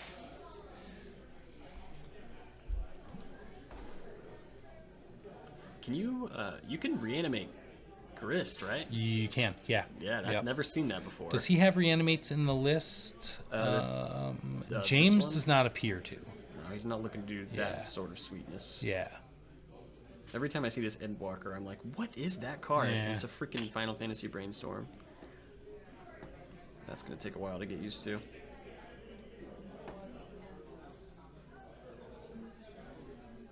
All right, so he does have a Baleful Strix, so that helps with the Barogoyf pressure here. He can block it. This Barogoyf, by the way, out of Grixis, we've seen this card come up a couple times in this game. It's a 1/of. Really? In Tom's deck. Yeah, he reanimated his opponent's Barogoyf. Right. Now he's got his Yeah. own. Now he's got his own. Okay. Oh, so there's the blast on the And we're blasting a and blast. back. Our hand is we're And the we're force. hardcast force. Oh. Yep. Rough. Just the Now thing this for those Barogoyf gets pesky to blue attack. mages. So yeah, you got to chump there to avoid the trigger, right? Yes. Yeah. I think so. He's got still plenty of cards left in his Yep. deck. And there comes the lifelink. Ponder. All right. That's a good one. That helps you find the other things. That was, I think, a Daze, the first one, but I can't quite And see. yep, it And was it's gone. probably a daze because it's going right back. going That's What are you that's- hoping for? I feel like if you this is a Beans deck. I have not seen a Beans. but I haven't seen beans. Is it? I don't know what battle it. That's probably Fatal Push. Man, this Mox Field, given the alternate Actually, names, it's is killing me on the not. list. It's not a Beans deck. Oh, is there no beans here? There's no Beans. Oh, here. it's We just about thought- control. We Okay. thought it was, but it's not. So he's actually not. Yep. playing. Okay, so this is wrong. There's no beans in James's deck. Yeah, this is was just about this was control. one we were trying to figure out what it was, and we were like, is Yeah. it control? Is it tempo? Yeah. And it's control because of stuff like Life from the Loam, but it's got a tempo slant to it. Yeah. Yeah. No beans. So there goes an orc army. Tom gonna lifelink again. And yeah, you do have to just trump this thing because if that trigger resolves, he's gonna find something. Yeah, you can't let That that kills happen you. for sure. And if it doesn't kill you, it'll be a Baleful Strix that just finds something else, and it's gonna just roll over with the game. We get clues though. And yeah, and time to start popping some clues, I guess.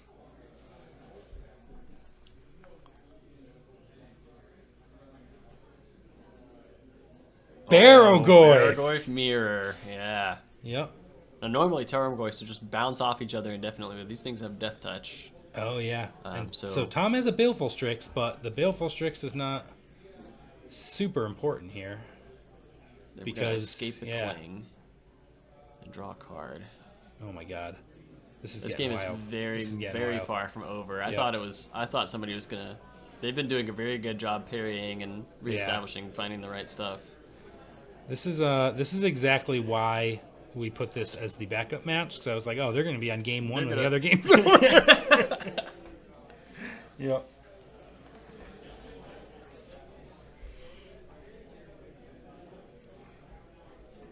Alright, so we've got a Lightning Bolt, we've got the Strix, and we've got a Ponder, I think, is the last card. So okay, so that's gonna eat the Bowmaster. So we okay, can so get then some he value can. out of these draws, Yeah, and yep. not just get our Strix immediately killed when we play it. Yep. Makes a lot of sense. So they just hit turns, by the way. They just hit I heard turns. Roberts Okay. announce. So this is turn 0. I don't see this breaking in Yeah, one of these this number Barogoyfs of has to get turns. removed in the next Yeah. couple turns.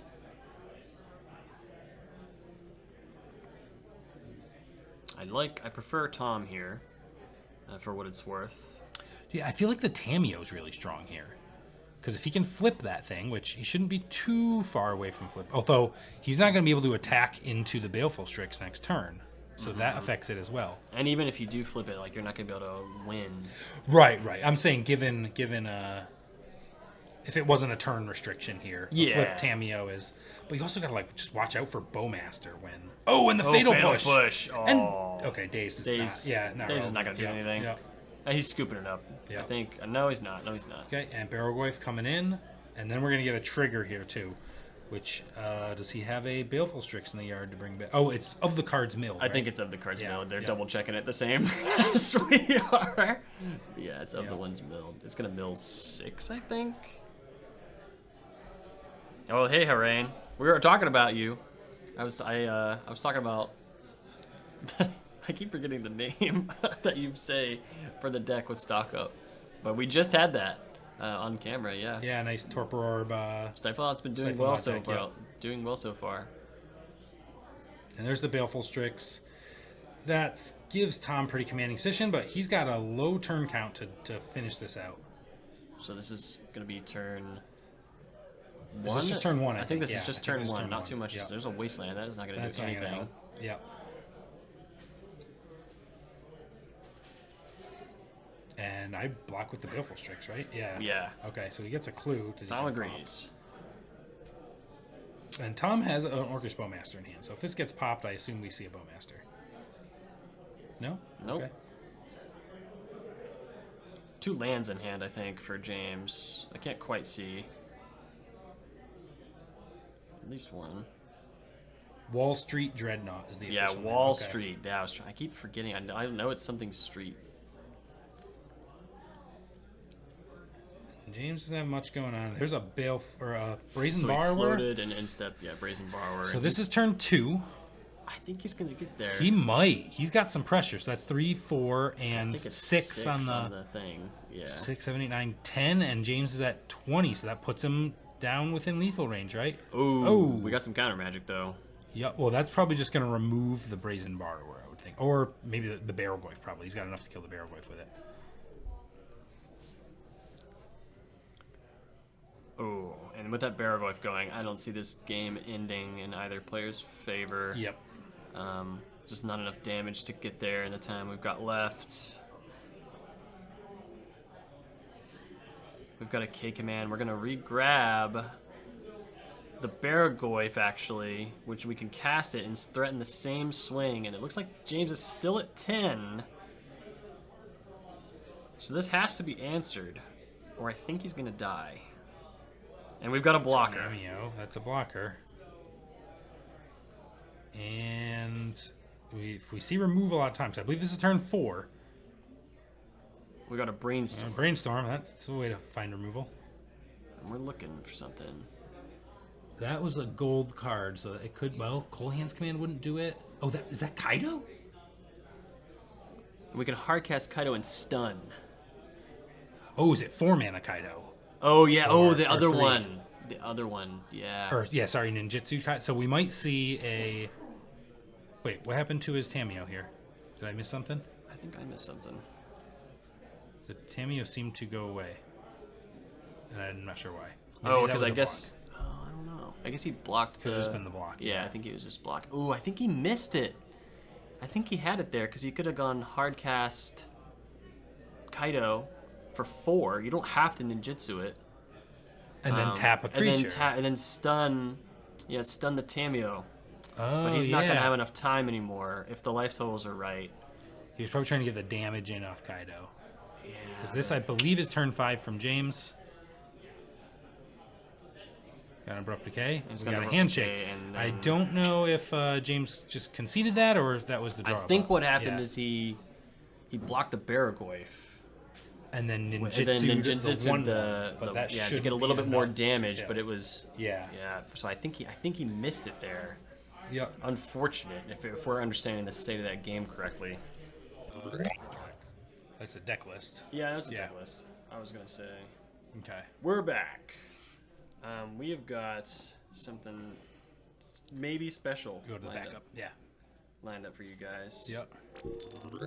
We've got Jacques Keener, previous winner of BCDL. He was playing Blue Black Tempo. He was the first BCDL Houston champion. Yes. Yep. He won an Underground Sea for his Tempo deck that he had to proxy that day up. Yep. And he is playing against the Boogeyman. He is playing against Oops All Spells, also 2-0 in this particular event. And we had to get it on camera. We didn't want to, Yep. but we had to get it on camera. What do you Copy this over here so you can see it. Oh, and Jock's giving us a wave over there Give us too. a So wave. He's been on Yeah, camera a there we couple go. times. So Jock's playmat interesting one. It's our vintage playmat trophy. So every month we have vintage event at Asgard Games. Next one's tomorrow, actually, if you're around. And the winner gets to take the playmat, gets a little spot on the playmat to write or draw or do whatever they want with, and then they get to keep it for a month until the next one. So Jock won our last event. I think he added a little serum powder over there. He's a Bizarre Baghdad player, so he wanted he said, maybe the serum powder on the mat will give him some luck. So I'm honestly, I think I'm a little surprised to see Oops at the tournament. This is a pretty popular deck on Magic Online, and my understanding is that it plays leagues very quickly. Win or lose, you can get your points very quickly with this deck. Yeah. It also just happens to be very consistent, quite powerful, can readily present turn 1 protected wins, and if you don't have protection, you can present a win of the following turn. But this is traditionally not a very common strategy to see in paper, because the play experience in paper can be bad. The round is over in 5 minutes. You're win or lose. You're kind of just hanging out. But this deck was pretty much for a while not powerful enough. Oh, it was I think it was like basically a jank tier deck. It was basically a meme. But the addition of more MDFC lands in Modern Horizons 3 has significantly increased the speed of this deck. We get untapped mana now, a lot more consistent access to untapped mana, which has been very good. And Jock is going to see this land, whatever it is, and he's immediately going to know. And we're going for it already. That's a nice John Colhart signed Mirage Ritual. We're going double Ritual, and Jock is like, oh no. He thought maybe he doesn't know if it's Storm or Saga Storm, whatever, and that is a Thoughtseize. Okay. Yep. And Jock is saying, oh crap. Because we did have the Force blue card. That Force is going to go away. And I think Jock did know what was up, because look at this hand that he kept. And there's Balustrade's by. And there's a Balustrade's by. This game is over. And that's all it took. So Jock is going to take a look at his deck. Yep. And this game is already over. So that's interesting. Jock did know he was playing against Oops. He keeps a 7-card hand with Force blue card and 3 Wastelands. Yep. Which ideally, that's actually pretty reasonable to keep. Yeah. You just try and stop against him. this particular deck. Yeah. No. What are you going to Mull a Force of Will? No proactive game plan, but he had to know what was up, because this doesn't present any planning. Now he is about to die to Dread Return. I don't think Oops all spells decks. They're going to put. So the combo here is he gets Narcomoebas, and then he Dread Returns in Thassa's Oracle, and that's it, right? And so there's a lot of ways to make that resilient, but that's the basic combo. Ooh, baby! But there's that bad play experience you're talking about. Let's switch over to the backup and see if they're actually still like resolving mulligans. They could be while this game's over. Yeah. No. Okay. Well, they're actually playing on the backup. They're still playing, so we didn't go that fast. Yeah. But we had to get it on camera, man. I had to. Yeah. So Ben didn't want to, but I had to. No, well, I figured he'd force our hand eventually if he was winning. But yeah. So we've had a lot of discussion in some of our local groups about this, because I'm almost exclusively a paper player, and when people started saying ban and Oops all spells, I was like, what are you guys, nuts? Like, I don't think I've even seen that deck in 5 years. And so there's a very different experience you get as an online player or a paper player with seeing this deck. So yeah, it's gotten a lot more resilient. I literally can't remember the last time I played against Oops all spells, because I almost exclusively play paper. But that's so there's a lot of ban discussion around the deck right now, and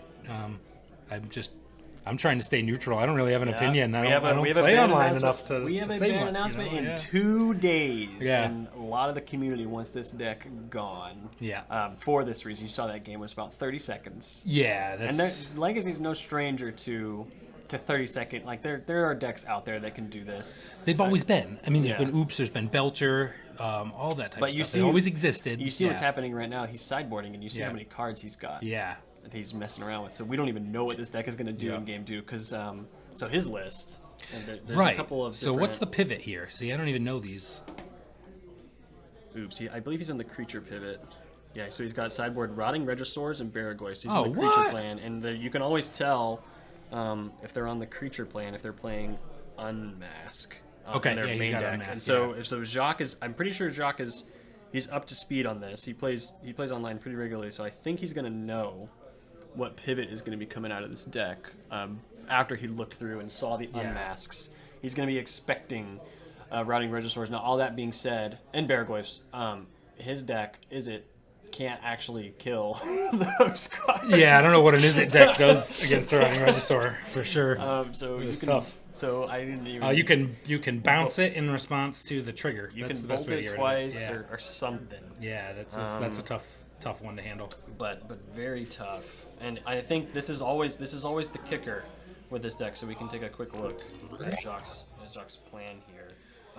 You want graveyard hate. So clearly, Conceptually, yeah. it makes sense, but also it makes you feel so bad if you board in these cages and surgicals Yeah, to he stop plays their a main Rotting board. Regisaur, But yeah. for one, cage is great. I think cage is just great. Surgical's not good enough usually. No? Because of the memories journey. Oh, right. Yeah, so if you try and snuff the Thoracle with the surgical extraction, they go Memory's Journey, put my Thoracle on top of my deck in response. So they're already Yeah. threatening a win with the Dread Return on the stack, and then they say, all right, I'll just do it next turn. Yeah. And they put mana on the top of their deck so we can actually cast Okay. All right. So surgical is usually not good enough. But you feel like you're compelled to board in these Grafdigger's cages and things. You and have then, to. And then Yeah, they you slam a have to. Rotting Regisaur Yeah. off of a Dark Ritual on turn yeah. 1, and you're just like, oh, I'm taking 7 a turn. That's a 3-turn clock. I'm Yeah. literally just dead. Ooh. It's a nasty deck. Bit is coming to terms. Yeah. Yeah. Last time I played against this online, I got Rotting Regisaur. Didn't feel good after playing a Leyline on turn 1. Yep. And yeah. mulliganing for it. That doesn't sound fun. So yeah. But Dayton, he's picked up. He's not afraid. This is the boogeyman of the community, and most people really, really don't like this deck. And he says, "I want to win. I don't care about." Oh, any of that." and no hate to him for No playing hate to the him deck. at all. We got the Yep. cage on turn 1. You play your deck, man. And Jack gets the draw off the thing. Okay, so he's got a cage. So he's now. I assume he's got some good bounce here. I haven't looked extensively at this oops list, but I assume he's got a way to get rid of a cage, or does he just play around it? That's actually an interesting question. I don't think that there. Wow, is he one. doesn't have much. Yeah. I don't think that once this cage is here, it's there. Okay, so he's got to play dudes and attack. Mm-hmm. Okay. We're going for something. So he's got. I believe he's got the creatures. Yeah. So there's the Writ. And he's playing around Daze with that pedal.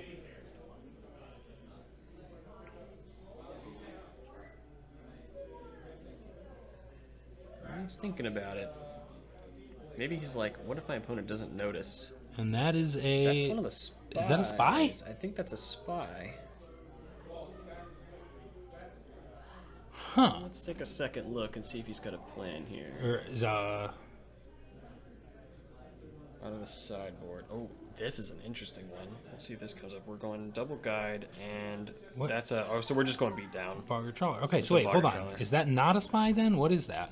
I'm Oh, Undercity of. pretty- Oh, it's an Undercity yeah, so it's the Informer. same- So yeah, he it's does. the same He's thing. just So, not yeah, activated. I Okay. use spy as like the generic term. Yeah, of, like, yeah, right, the okay. creature I was that wondering leads why the the game. trigger wasn't happening. Yeah. Okay, so yeah, he has 2/3s that can So attack Dayton for damage. Seems like Dayton is not prepared enough, or can't do anything with this Not prepared cage. for the cage for sure. so I think you got a he's- wasteland here if you're Jack, right? Just keep him off. Well, depends what he's got. He's only got 1 card in hand, so maybe you don't need to wasteland. Maybe you want to play some tempo here.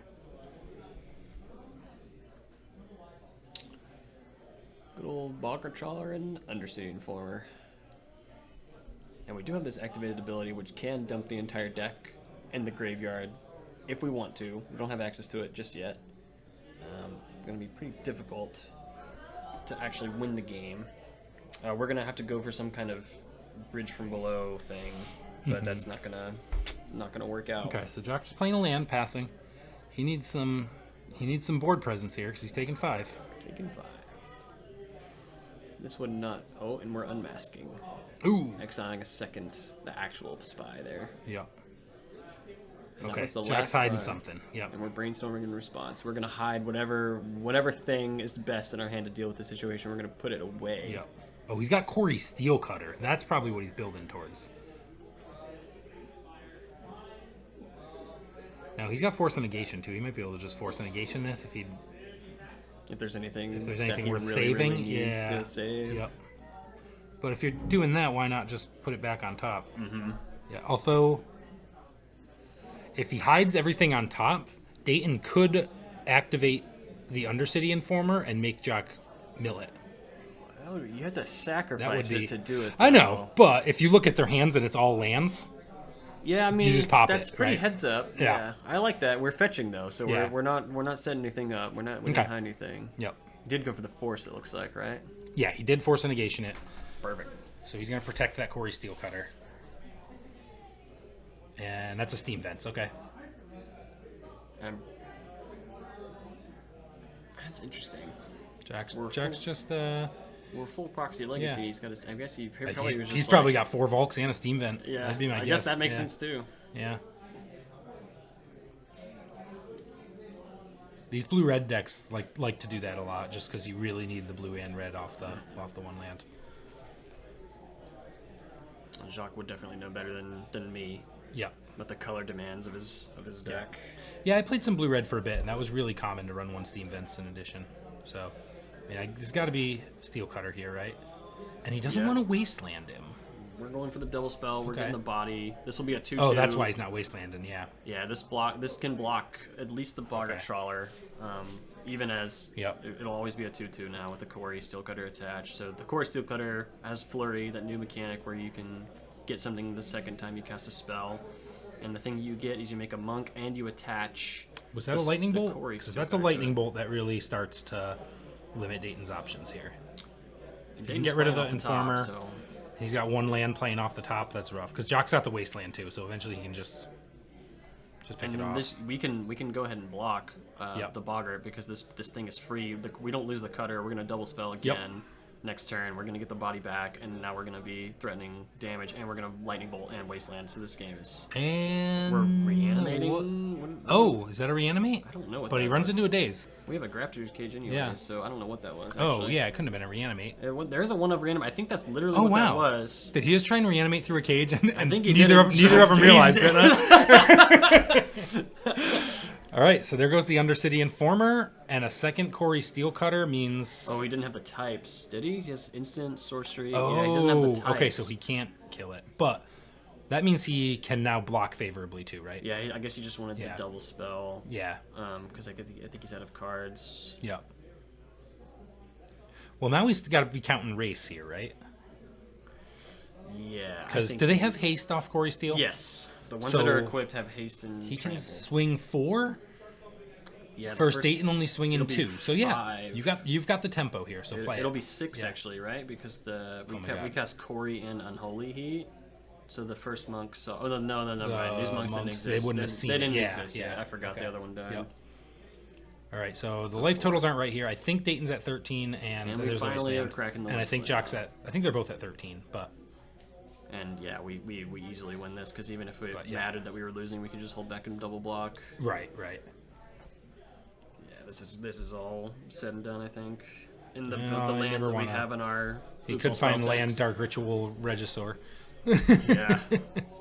I guess, but these things are he's picking. Okay, and he's picking because every land we play is gonna bolt us in the face too. So it's right. Well, you can play it tapped and then next turn do something, but yeah, that was interesting. I've never seen a caged reanimate get dazed before. Yeah. That was that's a Ben play right there. To daze it. I once spell pierce to daze. That was one of my wisest moments. All right, so we're going into game 3. And the sideboard options. Dayton back on the play. And I think I saw him game 2 do the thing where he puts his whole board into the deck and then pulls it out. So Jacques has no idea if he's swapping cards or not. Yeah, and you really have to do that with a deck like this, I think. I don't ever think of stuff like that. Agreed. Yeah. So, Dayton oops again on the play. Terrifying. Never want to be on the draw against this deck. As we saw game 1, mull to 6. Protected turn 1 win. Via Thoughtseize. Yeah, that was pretty good. So hard to say what his plan actually is, but he's definitely gonna put like 15 cards on the table and make you guess what's happening. And it's not even honestly you can't fault the Izzet Tempo or whoever it is. You're basically just guessing at this point. You're thinking. Yeah. But you definitely you saw how relevant the cage was there. Yeah. So you might have expected the creature juke just because it was game 2, but we needed the cage because the opponent, the Uso Spells opponent, had 2 to end the protection with the unmask. So we would have totally died without that cage. Yeah. So we keep that. 100%. And Jock's only got 2 cages in his deck, so he can't get to him super reliably. And now he's on the draw, so he needs protection and something to disrupt So the he's combo. he's been So mulligan in for a force. Yeah, it feels like it's a little bit tall order for Jock here, but he's got 4 forces plus 2 force negation, so he has a little bit of. But yeah, the Oops deck's got a lot of protection for its combo. It's pretty reliable. And usually, the other version that doesn't play the creature juke just play the pact of negations, and they play Belcher instead. Right. So you get a little bit of a pivot, and then you're away from the graveyard. We don't have that out of this particular Oops All Spells list. Only creatures in the sideboard. He's actually playing Unstoppable Slasher, which is What is Unstoppable that's Slasher? a new one from Duskmarn. I don't keep up to date Whoa. too much with these Oops lists, but Unstoppable Slasher is the one that makes you lose half your life if it hits you. Wow. So we're gonna see if that comes up. That's part of Yeah. the creature juke out of the Oops All Spells Yeah. list. That's a pretty neat card. And it's got Death Touch too, so it's going to trade pretty favorably. Yeah, neat card. Turn 1, Unstoppable Slasher off a Dark Ritual. Yeah. I mean, I know it's Oops, but that would actually be kind of sweet. I think that would be kind of sweet. We'll see if it comes up though. We will see. I mean, the Lightning Bolt deck may not care at all. But Yeah, that's true. Maybe you don't bring that in against a Lightning Bolt deck. It just doesn't seem. yeah, the other 2 threats are. But the doesn't seem Barragloif is, efficient. Yeah. is pretty bad. Barragloif's early, usually, definitely. It's usually big enough to eventually against this deck. But yeah, eventually is not really Oops All Spells. No, that's not what we're Forte, doing. yeah. This deck really cannot play. I think, in my opinion, that you Yeah. definitely don't want to be playing a long game at Yeah. all. You want the Early to be game over is in mulligans. 2 or 3 turns. Mid game is turn 1. Yeah. And we're double Late mulligan. game is turn 2. Jock is gonna find something to say about Yeah. whatever Oops can put up turn 1, and Oops has got to find something to actually do on turn 1 with this play. Because if you don't Yep. do anything, that's rough. So what is that playmat over there on Dayton's side? It's I don't know. it looks like it almost reminds me of like Lord of the Rings over there or something, but I'm not familiar with it. It's not a card, right? I mean, for all I know, it might be. Yeah. I can't keep up. There's so much art in this game. I love most of it. Oh, me too. I'm not a fan of the Secret Lair Goblin Welder though.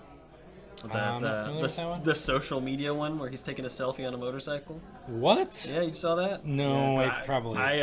So I mentioned earlier, I'm a red painter enjoyer, and of course I see a Goblin Welder in a Secret Lair, and I'm like, oh cool, and then it's a selfie with like he's doing a duck face Oh my in a god. selfie. Yeah. So Well, I you did not got, pick those up. You got those nice foily legacy I do welders. have the, so it's gonna There's be no pretty beating hard that, to yeah. replace those, Yeah. but at the same time, you never know. Yeah, they'll never go out of style. Yeah, I do love the direction they've taken with art of more variety and less. I mean, like 10 years ago, everything was very like corporate, same, you know.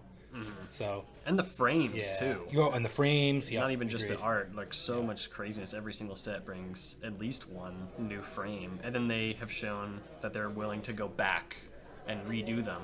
Yeah, And these multiverse legends things where they brought back the invention frame, right, which was yeah. cool. But yeah, I like that there's art that I hate. Yeah, That means that they're actually like, you know, making different styles of art. totally. It's all basic. You don't hate any of it, right? Totally. It's just boring. So, All right, I are think we we've staying resolved. at 6? Looks like we're staying at 6. We're gonna see what Oops does. We do have Force Blue card. I think he's got a Corey Steel Cutter and a Force of Will, I see. So, and a Brainstorm. So yeah, then you keep that at 6 for sure.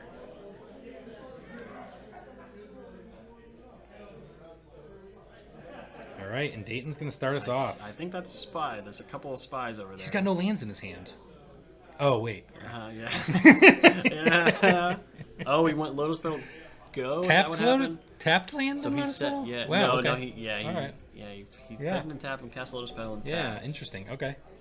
This is honestly like, so it didn't come up this game, Mm-hmm. but actually a potentially viable strategy to keep like a midding hand for a deck like Oops All Spells. If your opponent feels compelled to mulligan hard for Yeah. interaction and hate, they might just put themselves in a unplayable hand situation, which did not happen, I believe, this game. We've got Force. Jack got some business. Yeah, Yeah, Jock has got some So stuff going on. He's got.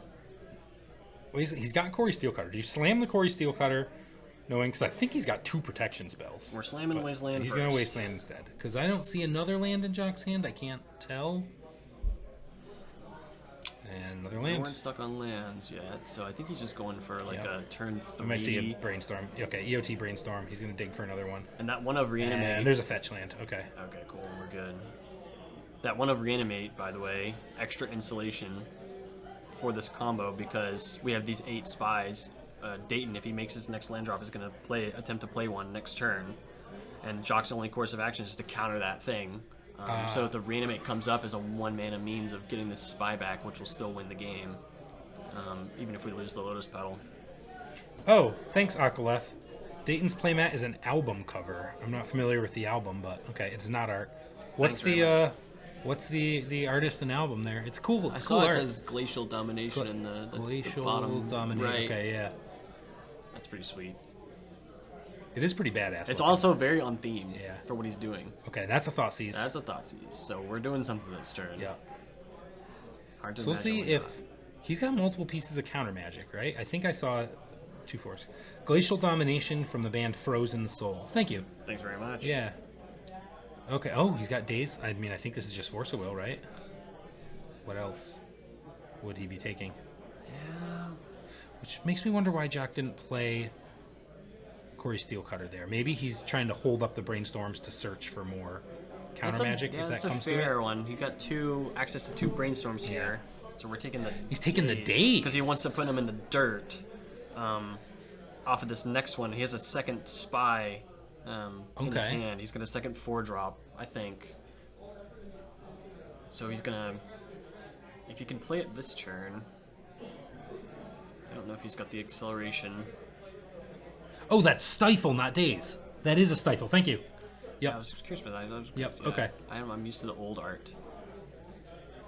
Yeah. So that is Stifle's a good one. Yeah, definitely Stifle a makes good one. sense. We can stifle the triggers. Very, very good. Yeah. Call from Jacques to have access to that effect, and he has 2 main board Okay. in All right. this build, so he And just there's kept Corey it in. Steelcutter, and I assume... Oh, that's why. He wanted the Corey Steelcutter so that then he could Brainstorm to trigger it right away. Mm-hmm. He didn't want to put it in play. Okay, that makes sense why he's hanging on to it.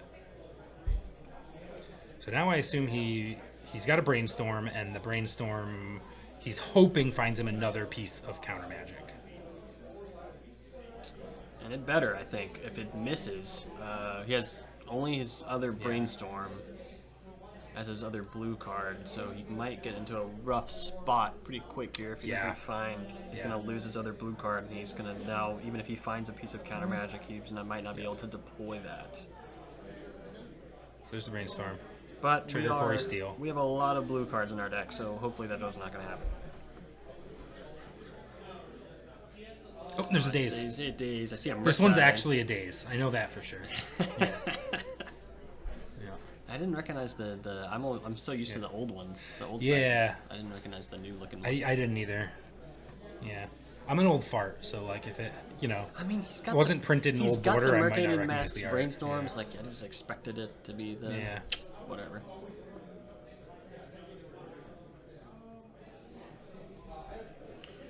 Jacques is pretty well insulated from most of the stuff that Oops could be doing in these next couple turns. He's got the 4 blue card.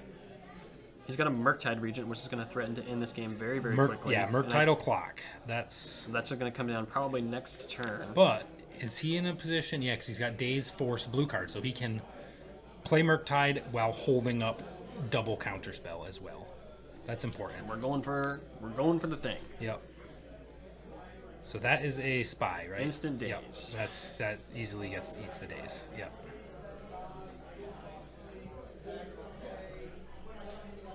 That's another Corey Steelcutter. I don't think that's what he's worried about doing, though. I think you just play Murktide here, right? And put the think pressure so. on. Yeah, I think so. How many instants in there? 3, 4? He could play Corey Steelcutter Brainstorm, but Brainstorm's his... Well, then he'd have the Murktide to You'd have pitch to the Force. Murktide. Is that better or worse? I think if you kind get of feel the like second Murktide's Corey, better. and especially if you trigger it, I think you're fine with it. It's Yeah. pretty close to the same because you're getting the damage immediately, so it's going to come out to be pretty close to the same as you would, even Yeah. if the Murktide's Oh, better. that's true.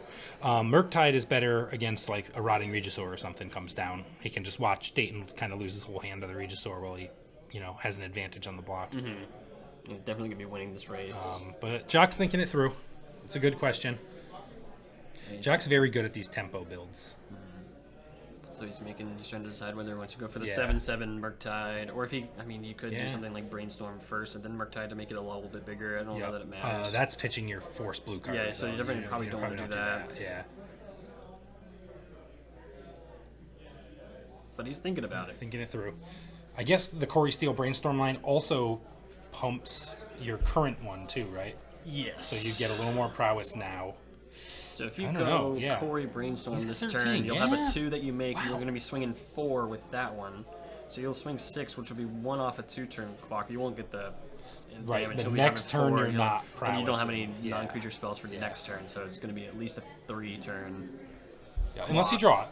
Unless you get some juice. Does off he know that. the top of his library right now? He does. There's a bolt there, I think, because he brainstormed last turn, Ooh, and I don't think he fetched. You're doing better than I am. Keeping Yeah, track his of that fetch is stuff. in the yard, and his brainstorm's on top of it. So I think he knows the top card of his library. Okay, with And the- I believe there was a bolt involved With the bolt, somewhere. then, if you go for Corey Brainstorm, Yeah. you actually are presenting a 2-turn clock with the bolt on top of the Right, 4 I think that's damage. what he's thinking out here. So that's probably what he's thinking about, yeah.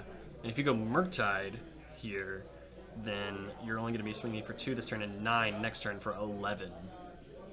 Yeah, but Murktide's more resilient to a few of the bombs Dayton plays. But you got to force a will. So, like, are you concerned with one play? So he's and going, he does. he's going for the Corey. He came to the same conclusion we did. Okay, Corey, brainstorm. And you never know what brainstorm finds you here, too. That's also relevant. Yeah, this is a rough spot. I'm glad this is great good that he thought through this whole thing, because Yep. his only card to pitch is that Murktide. And he's like, if I lose this Murktide, can I still win this game? And he's deemed as Yep. he can. So he gets the extra, he gets the extra monk right, as well. I didn't. So I forgot about that. Yeah, I that it always boots the forget other about monk. that. So Yeah, you actually get another monk that you get to move it 3, to. 4, 5, 6, 7. So yeah, two more, one more damage than I thought it was going to yeah. be. So I didn't see what he gets. So if he found like another days or something, he's sitting real pretty here. So that's 4, 5, 6, 7, 8, right? Right, 3, 4, 5, 6, 7. Is that what you counting? I think so, yeah. Because the two Corey non- Steels give it +1, going into +0, brainstorm. right? Yeah, 3, 4, Yeah. 5, 6, 7. Yeah, that's right. Okay. And we're going again. All right, and We got there's the Force spy, blue card. and there's the force, And and he's there's the handshake. Wow! Congrats, Jock. You pieced that one out. That was a well fought match. Yeah, these tempo shells, this is kind Yeah. of part of the reason why the format is so fast. Not just because the fast decks are fast, but because you really have to have a blend of pressure and Yeah. interaction. You can't afford to just go in the dirt and be trying to find something over the next couple turns. Like, you really need to assemble something quick, Yep. and Jock did For that, sure. so good on him. Oops. All right, so Jock Keener will go to 3-0. Dayton Hendricks drops to 2-1. Yeah. We're updating the names. These names aren't right. That's Nick Patniot on the right playing lands, and Clyde Johnson on the left playing blue painter. And we have no idea what's going on in terms of board state here. Looks like there's some constructs over there on Nick's side and a sphere. Sphere's got to be giving the painter player a little mess here because he doesn't have a lot of mana. But I see a painter servant and a Emery in play over there. Oh, and he's got a Leyline of the Void too. And we do not know if those game counts are right either. Yeah, you want to just put in their records too? They're both 2-0. Where does that go? Just put it in after their name or something. Yeah. Okay, that makes sense. And I see someone with a phone looking at stuff, so I think we got a judge call here. Oh, my bad. That was my bad. My bad. Clicking on stuff. Yeah. That's annoying. I gotta go here. Yeah.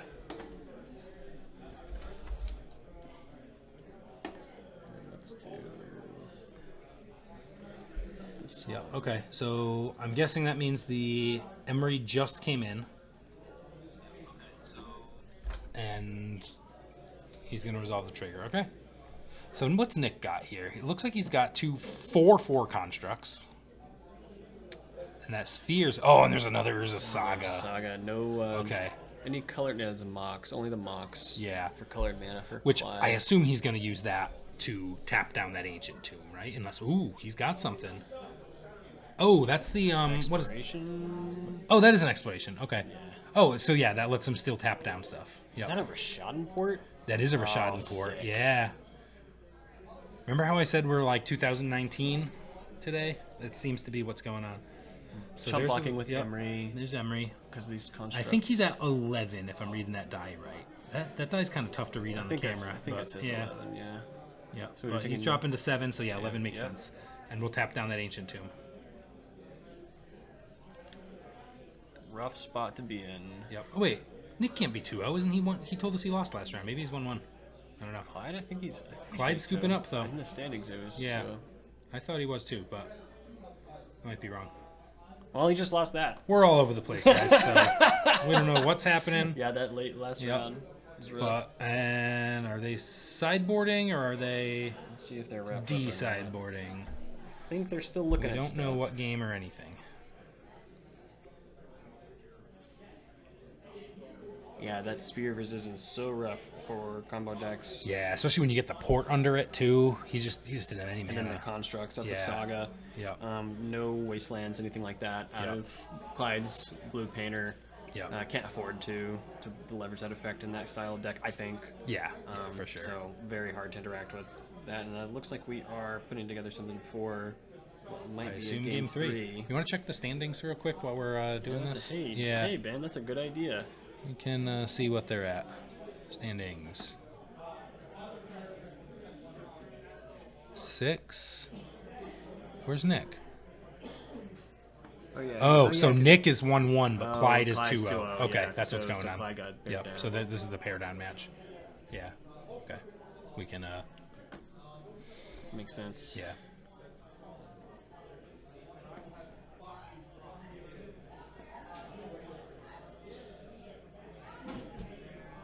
He lost to, yeah, I forgot. He totally did tell us that. He did. The Yeah. stream probably remembers. Glad I remembered. I yeah. do not. Yeah. Lost to Epic Storm last round. Yeah.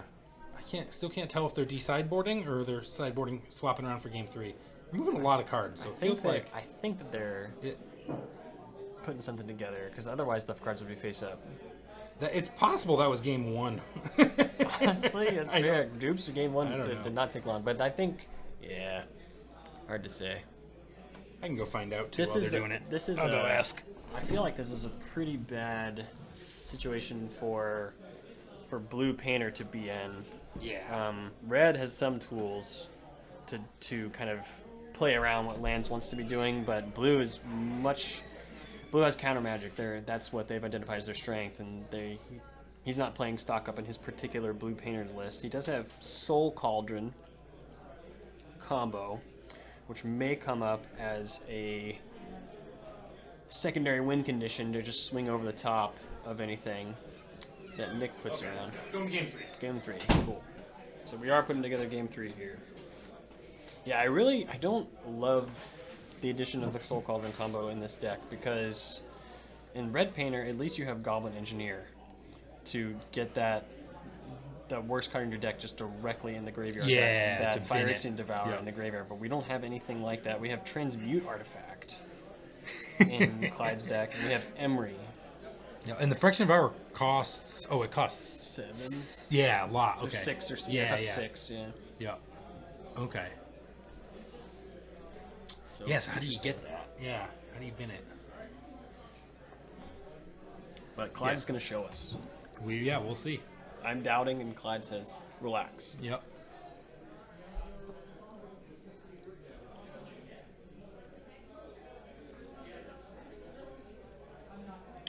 I'm just going to take a second look here. I think I'm blind. Oh, right there. I literally mouse right over it.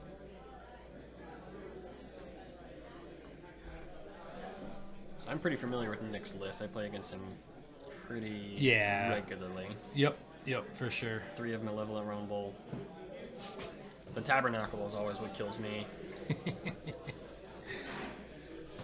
So the tough part about Nick's lists is Nick is the type of guy who likes to have 4 different arts for each.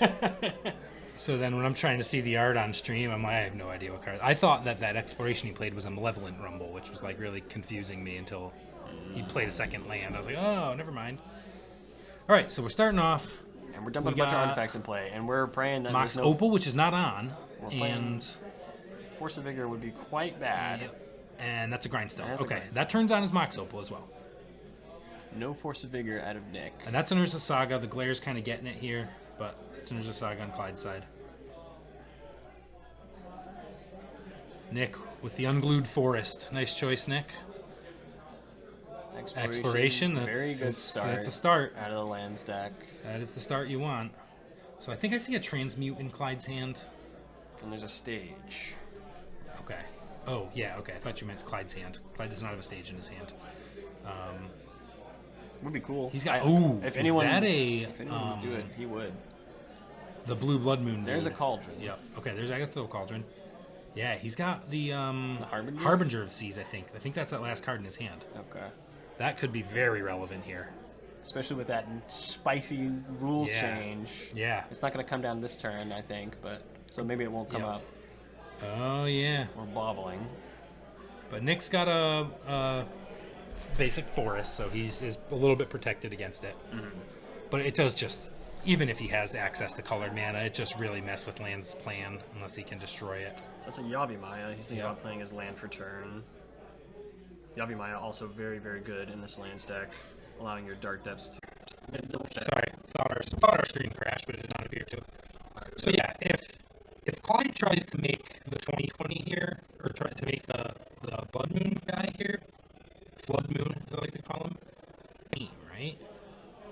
Yeah. Because he can float, tap the Mox Opal for blue, get another Mox Opal, pay blue, and play the Flood Moon. But in the response, we're going to see that 2020. that's not good enough. Deal with it. It's not Does good enough Clyde here. have any way in his deck to deal with a resolved 2020 other than a combo over the top? We have one of Spellbomb, which we might be reaching for here instead. Oh, Aether Spellbomb. Yeah, so one of Aether Okay. Spellbomb. And that's what Clyde goes for. We also have Otawara in the mana base.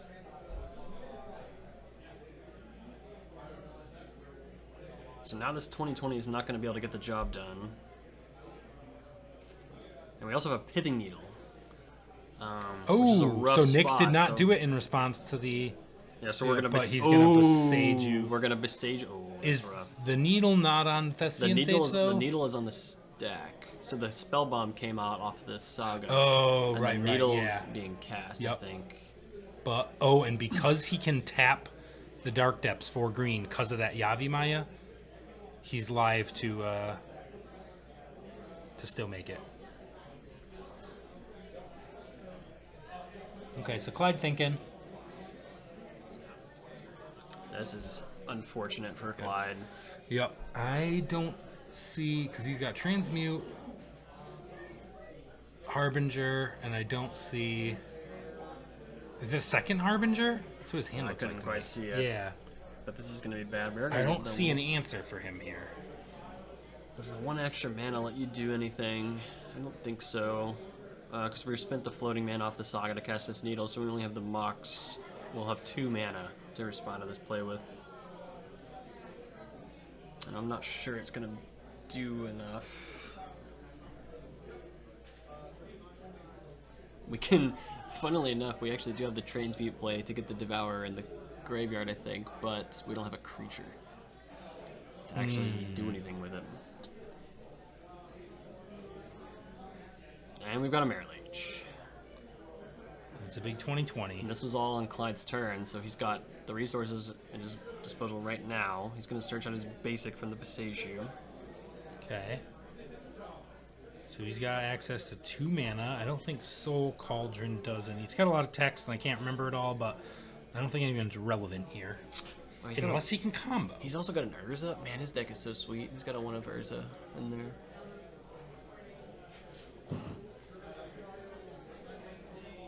I'm not seeing the line. Yeah, he's If got the line exists, I probably wouldn't see it, though. I'm far Transmute from a Harbinger. painter There's a player. painter. Oh, that's so unfortunate. He's got access to both of his combos, but he's just not quite not enough mana to do anything. it, huh? Okay. And the 2020 is going to end the game before it matters, I think. It feels like this is a transmute. Yeah. What do you transmute?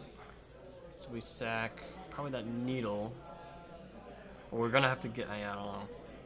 Okay, so Echo's Soul Cauldron is what he's sacking. That costs 2, right? So he gets 4 here? 4 or less? So do you have an Maybe ensnaring different, bridge in the sacrifice. deck? I don't think he does. He does. He's It's got in the one on board. sideboard, so he's gonna reach for his. He could, and that's no, the handshake. He I didn't think have he it in just the doesn't deck. have it. Yeah. Rough. All right, so Nick will go to 2-1. Clyde Johnson, the mono blue painter dream, is dropping to 2-1 as well. Nick, very glad. Nick does not like playing against Painter when we play. All right, Welcome guys, back. we are back. So we got round 3 here. We got 4 3-0s left. So we got this match here: Aaron Schaefer on the Epic Storm and John Lee on Red Stompy.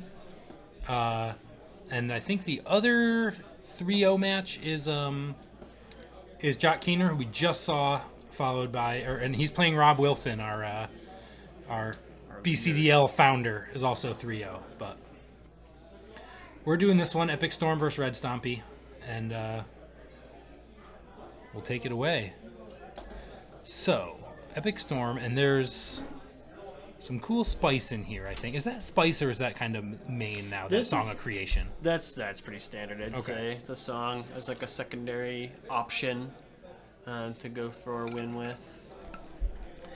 Yeah, so what's Song of Creation again? So Song of Creation is 4 mana. It's Naya. So 1 colorless, green, blue, and red. And it says, at the end of your turn, discard your hand, but whenever you cast a spell, you draw 2 cards. So the way you get this into play is you cast Beseech the Mirror with Bargain, which lets you cast a card with CMC 4 or less that you find. Instead Yeah. of just tutoring it, you get to cast it. And then can you even you can. He's got a Taiga, he's got a Badlands, so he could, in theory, hardcast it too. Yes. Okay. And then they play so many zeros. They play Lion's Eye Diamonds, Lotus Spells, Mox Opals, and Chrome Moxes. So there's plenty of hits that you can get. The ritual, so much mana that's in spell form that allows you to just draw so many extra cards. So, yeah. Yep.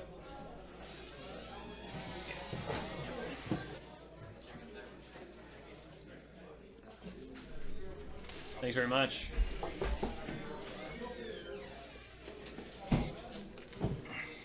And then Red Stompy, John's list. So John, I think, did he get second at this I last think time? he got second. Yeah. Yeah, he was in the finals of the last BCDL that I was paying attention to. Okay. So he's got the spice I'm seeing here is Lelia, one of Lelia in the main. I love Lelia. Lelia is just a cool card. Yeah. Other than that, fairly stacked. So anyway, Aaron will start off Undercity Sewers, and that looks like the Song of Creation. He's going to bin it off Undercity Sewers. Now these surveil lands are great. They're obviously great for Legacy and for combat decks in general. But it's very awkward sometimes with these Epic Storms because there's a couple of payoff cards that you don't want to draw and you don't want to put in your graveyard. And if you see it off a surveil land, you just have to do just gotta either. bin it, yeah. And you basically just have to bin it, which comes up sometimes. If you see the tendrils or something like that. Yeah. All right. So John's going to Ancient Tomb, Chrome Mox, And a Chalice. that looks like Chalice on 0, which seems Excellent. pretty strong here. And is this a Chalice on 1? Oh, and a double Chalice on Chalice. 1! Now, Wow. can he wriggle out of this? I'm going to say, I think that's how you beat Storm So he Game actually 1. can. He actually can beat this. There's a Pulverize in his sideboard, which he can So get he'd off have of. to Burning Wish He for can it. Burning Wish Yeah. for Pulverize, but he needs 2 then you need mountains. 2 mountains, which does he only he has even 1. He's got a fetch land have? though. Yeah, he's got In he's the got deck, commercial he's got a deck. Badlands and Commercial District. He's got There it is. commercial That's the district, other one. Taiga, Okay. Badlands. Yeah, so Yep. he's got 3 mountains that he could Okay. get. He can fetch one of them here. So that's going to be his plan, almost certainly. So Aaron But not Magus the loving Moon that, and there's coming, Magus the Moon. and- Wait, well that gives him mountains. That is that actually helps. So he's gonna have 2 mountains. This is interesting. Yeah. This actually almost makes it easier. Yeah. Um, That lets him cast Burning Wish and lets him Pulverize if he gets there. yeah. So Pulverize. That's gonna set him back 6 big time, though. Pulverize is a 6 mana sorcery that you put in the sideboard of this deck, and it says you can sacrifice 2 mountains instead of paying its cost. And destroy all artifacts. So these Chalices for 0 and Chalice for 1, you might think you're very safe, but Burning Wish costs 2 mana and Pulverize costs 6. So And it also has a Aaron- sweet elephant art. So you I gotta love love that. that. I that love the Scott elephant Fisher art with the elephant on it. It's neat stuff. So that's going to be Yeah. his plan in this game, Aaron. And I think he's got plenty of turns just staring down a Magus of the Moon to try and get there. Yeah, so that's a 10-turn clock from Aaron. Doesn't look like they're using our life counters, but does he have a wish yet? I think he does. Yeah, there it is. There's a Burning Wish. There's the Burning Wish. Wouldn't it be something? Okay. And notably, that'll take out his Chrome Mox as well, which will put John down to 2 mana if... And there's the Pulverize, as called. Look at that sweet elephant. Yeah. So he's going to do it right away. I guess he's only got a few cards in hand. He just... oh, no, he's got like 5 cards. He's stocking it up. He's saving it. Oh, he's just he's playing. like, John's going to read this one. And John is like, could you please not cast this? This would be very bad for me. Yeah. John's sitting here saying, maybe I can Chalice on 6. That would be Not cool. with the Magus of the Moon. Maybe Yeah. without the Magus, but not ever with that Magus in play. So now he's just got to pressure, right? Oh yeah, you have to end this game quickly. You Because wanna make the Aaron- moon effect is yeah. not like, I mean, right now, with just the lands, it seems like it's a decent effect, especially turning off the Undercity sewers. Like, Yeah. But there's so much colored mana from Oh, yeah. artifacts. Like, this moon is basically not an effect at all that we care about from the Epic Storm's perspective.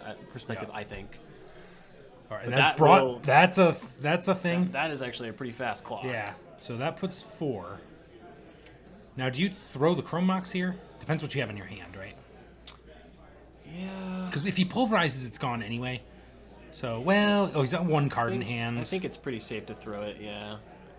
maybe because- you wait a turn, just in case. But also, you just really need to maximize your damage. Yeah. It looks like he wants to throw the Chalice for Because 1 he's at gonna it. throw the Chalice, huh? Chalice for 1's not actually Yeah. that potent. Interesting. Okay. I think it really only hits Brainstorm and Dark Yeah. Ritual. It hits Dark Yeah. Ritual too, so that actually might have been Which, worth yeah, sticking around. because he's not gonna. That's a heads-up play, I think. There, yeah. There's not too much that Aaron has that's relevant. That's Dark 1. Ritual very good, but he's basically just hoping he doesn't have it, I guess, and he needs the mana. And, yeah, Recognizes he's just going to got be a clock. losing his stuff, and Yeah. so Aaron might be able to assemble a win here. And I think you really need to go for it soon. Another thing, you really want to throw something because you need to maximize your damage. You need to get this game over quickly from the red stop people, so you really have to throw something there. Because I think the nightmare position there is John plays a 1 ring. Because now you can't go off and kill him that turn, and the 1 ring can get thrown. Yeah. So does he have? He has empty the warrens in the board though. So even if there's a 1 ring, he could go off and make 90 tokens, and then Presently, You know, and he also has yeah. the approach. The approach of Second Son. Right, Protection right, was yep. relevant, but I think this game is going to be Which- the clock is going to be too fast to try and go for something like yeah, that. would completely We've got make the my dice day. set up, so I think if we're we going see- for something.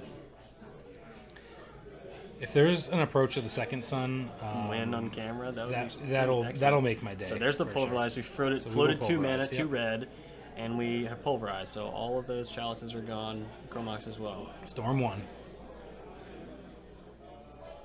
And you wouldn't have done this. That is a brainstorm. There's a Magus in play though, so that's not quite a brainstorm. Oh, I forgot the Magus is still He has a Lotus there. Petal Yeah, though, okay. so he can still do this. Yep. Now he's like, I'm gonna do it this Now way he instead. brainstorms. Sorry. Yep. I forgot Magus wouldn't go away when the pulverize happened. Yeah. If only. Hopefully Aaron wasn't praying. There's an LED. Wasn't reliant on that effect being Now, gone. does he have a Echo? Echo. So now we're counting Storm. Yeah. Storm's 3. Yep. He's got a force. He's got the official. Oh, the yeah, tokens, there's tokens. Okay, the sweet. official Epic Storm tokens, and he's got Yep. the Bosch and Roll playmat. He's Yep. very enfranchised, Yep. Aaron. And yeah, he's using the. I can't see if there's an Echo in his hand. I don't recognize. How many Echoes in the deck? There's 3 4. Echoes in the deck. Only 3. So pretty good chance there's one there. He's thinking. Aaron always thinks through these options before going for it, but we might be stuck, especially if we don't have an Echo in our hand, and I don't see one. I don't recognize one. And we're And that's the passing. pass, yeah. So we couldn't go for it. That that Magus did a I lot of work think there. he might have not realized about the Magus, because losing the Lotus Petal. And that's a Trinisphere's the draw for John. Ouch. Is he gonna? Oh, yeah. And there's the 3 ball. So that And that gets the concession right there. And Pulverize dealt with one thing, could not deal with... Cannot pulverize the Magus. Can't pulverize the Magus, can't pulverize the second time. All right, so John will go up a game.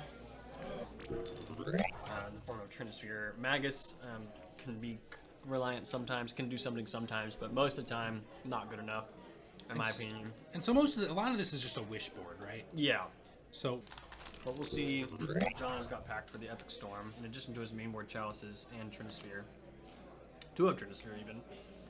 I like Hearse. A lot of the fast deterministic, and also Leyline, of course. Right. A lot of the most threatening lines that the Epic Storm puts out are the graveyard recursion lines with Gaia's Will, then artifacts, or you are approaching the second zone. So it looks like the players are resolving mulligans now.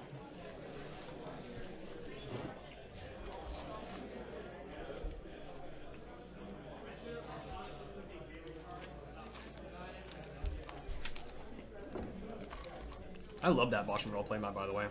I didn't know I wanted one, but it's velvet. It's very nice. Nice.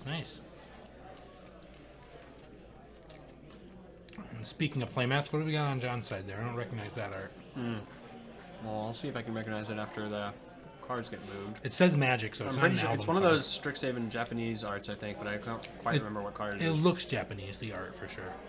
Somebody in chat knows. Yeah.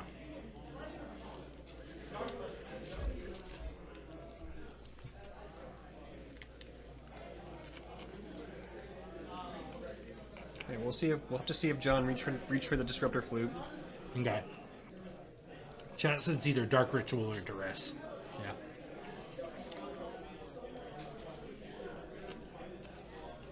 Yeah. Yeah, I can see that being a Dark Ritual. I can see it being a Duress too. Yeah. That's fair. Could be either.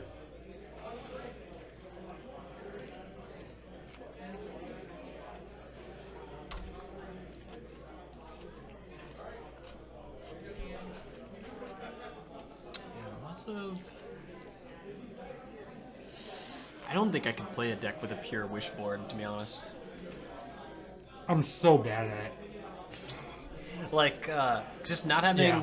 like, that would be something, I've never even thought about that. He has got 4 Leyline of the Void, is really the only card that's in his sideboard that you actually bring in to change what your deck is doing, but everything else is a Wish target, it seems like to me. Or maybe, like, maybe sometimes you bring in the empty, so you have it in main, you don't have to wish for it as part of your combo. But yeah, I've never played a deck that doesn't have, like, I played Karn Wish boards before, but that takes up about half your board. You at least have some options. Right. It just seems like this deck has basically only one option in his sideboard. But I might be incorrect. Yeah, I played some Omnitail where you have a Cunning Wish board, but it's only like a half Wish board. You have like 5 or 6 things you can wish for. But it's weird to me to just like not sideboard. Only sideboard like 1 card. Yeah, that would be something I'd have to get used to for sure. Standings, we got these 2 are 3-0, and we also have Rob Wilson on UB Tempo and Jock Keener on UR Tempo, or the other 4-0s. 3-0s. 3-0, sorry, 3-0s, yeah. Yeah. Oh no, there's a 5th 3-0. Ellen I guess he already Beltran finished. I guess he already Oh, finished never his mind. round. Okay, he's 3-1. He already finished his match. Jeez. Okay. Who's the other 9-pointer? Looks like the other ones we got Red Stompy, Lands, Bant Control, Oops All Spells, Reanimator, Sneak and Show. Yeah, our band control that we featured in round 1, he's still working. He's 2-1. Okay. We'll see what happens alright. this round. So make sure his top 8 dreams become true.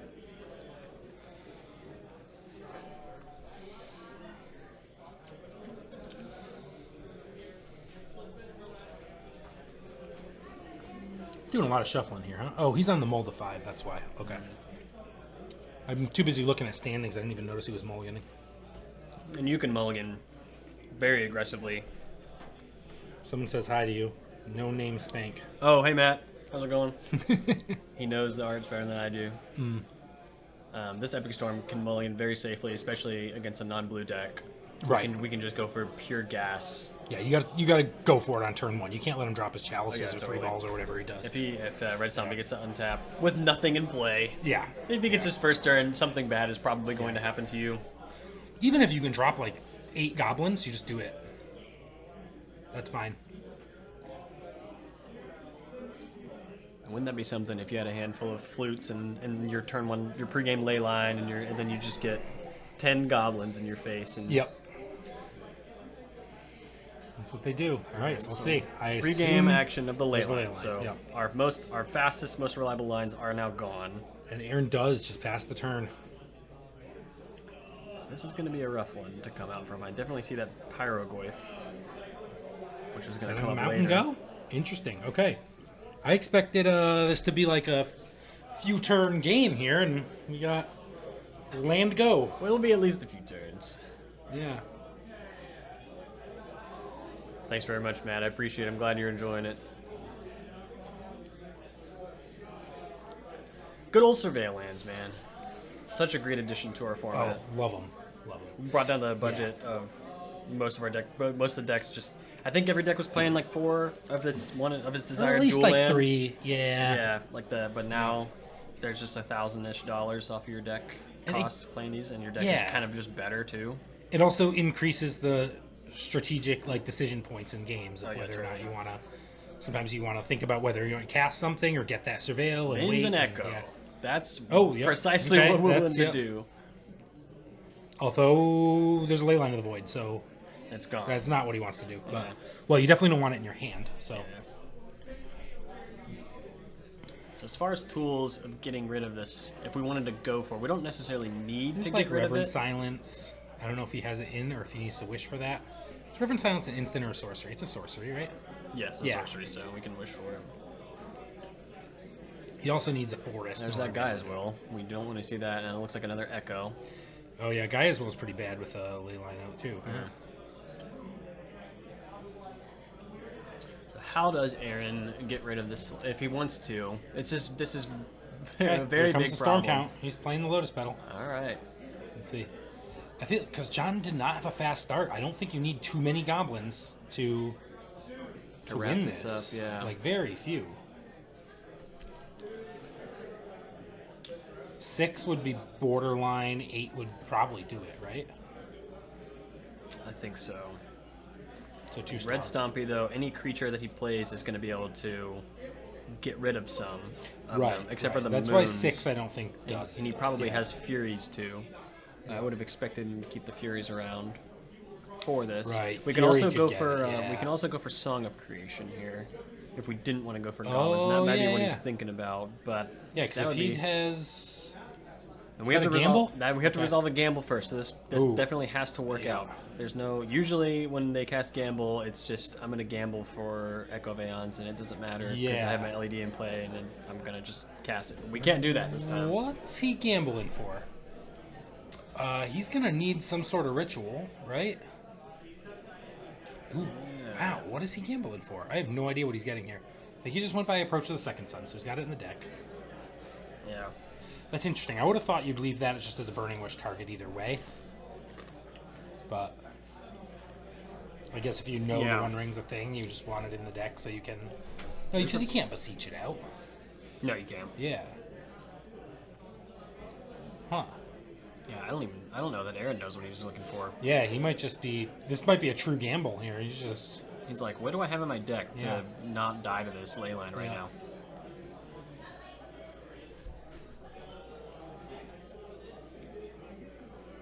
But I think I like your. I don't know if he has access to it. I don't remember what's in his hand. Was that Approach? Did he take Approach? I don't know. I couldn't quite That's search that that'd be a weird take. Again, I don't know how to play this deck, so... one. Isn't it great getting commentary from two folks Yeah. that aren't super familiar with what Epic Storm is trying to do?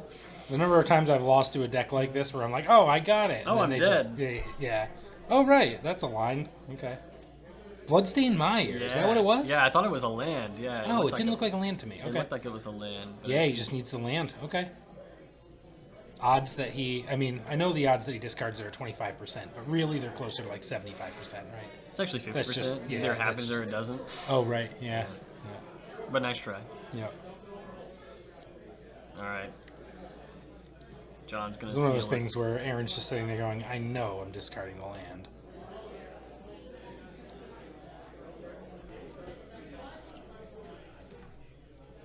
John is shuffling up Aaron's deck after the gamble, and they're talking about it.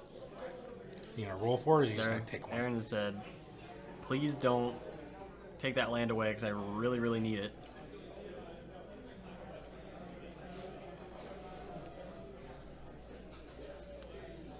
And we're gonna see, taking their time.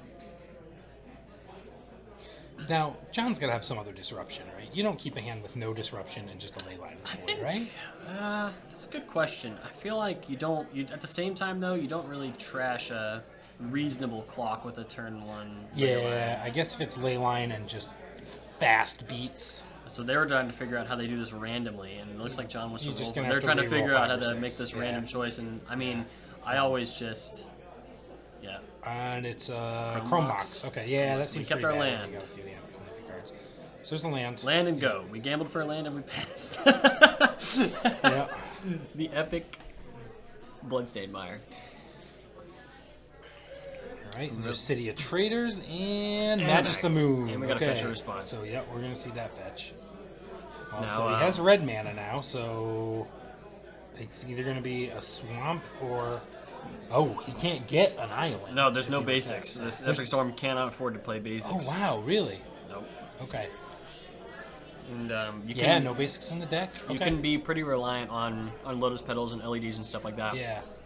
To get around this usually, but the ley line is gonna make that so much harder. Oh, yeah, you can't really LED much of anything. Nope. Okay, so there's that second piece of disruption from John. I knew he must have something. Mm-hmm. I mean, his entire deck's disruption. Yeah. Yeah. This seems So, like a outside of nightmare. like broadside bombardiers, but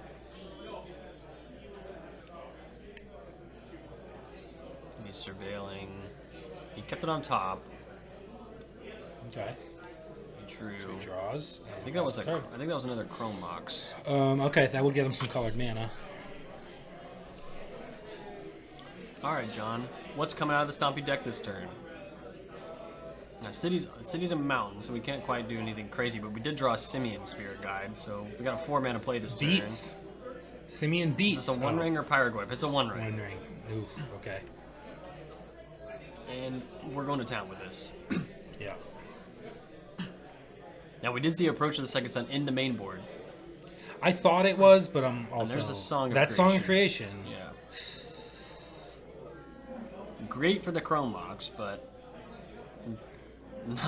not able to develop that. It's Temur colors, so So if no he, black, actually, yeah. Yeah, if he gets... Because he can have red, something off the Chrome Mox, and then green. So yeah, he needs like a Lotus Petal or another Chrome Mox, and he could Song of Creation. Now, if he can race a One Ring, well, that remains to be seen. Because you got to expect more disruption from John. And I remember there was a Pyroglyph in this hand a long time ago. There's nothing in the graveyard, actually, yet. Yeah. Ooh, he's killing a land. Yep. And this is a... Does it get a basic or something with a basic type? I can't remember on Volcanic Sundering Eruption. Sundering Eruption.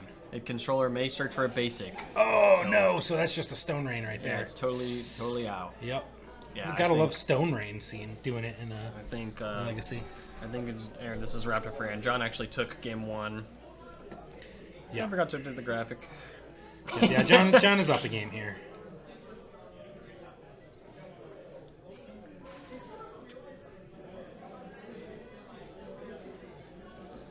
Oh, there it is. And John's very, very likely about to take game 2. There's a Beseech the Mirror, but we have a hope and a prayer of casting that card. It's tough. Triple black. Well, if you have a Chrome Mox and a Dark Ritual, but I can't really see Aaron's hand too. Because we need another artifact to be able to bargain with it. as well. Right, you do. Yeah. So he's thinking about it. He's got a Lotus Petal and he's got a Chrome Mox. So he actually can, if he's got a Dark Ritual. And I can't quite see what's in his hand. But what does he beseech for? That is a good question. It would probably be Song Creation, but that's in his hand. That's in his hand. He's not doing anything with it yet. Yep, and John's just spinning even more on the... gonna draw At least 4 cards. At least this you lose turn. 2 life. Yeah. It would be completely unfair if you could just draw cards with impunity, but at least it's... Yeah. He's going to draw 3 cards. The And Stompy deck is going to clock pretty quick when it's drawing that many cards a turn, though. That is not the concern.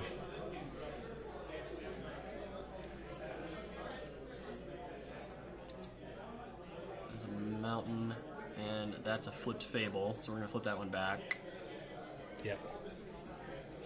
I have this problem. Anytime I have double face cards in my deck, I'll open up my hand and then I'll go and turn it around. But in doing so, showing my opponent what I have in my hand. What do you have in your hand? Yeah. So. That's a nice looking Goblin Shaman. I struggle.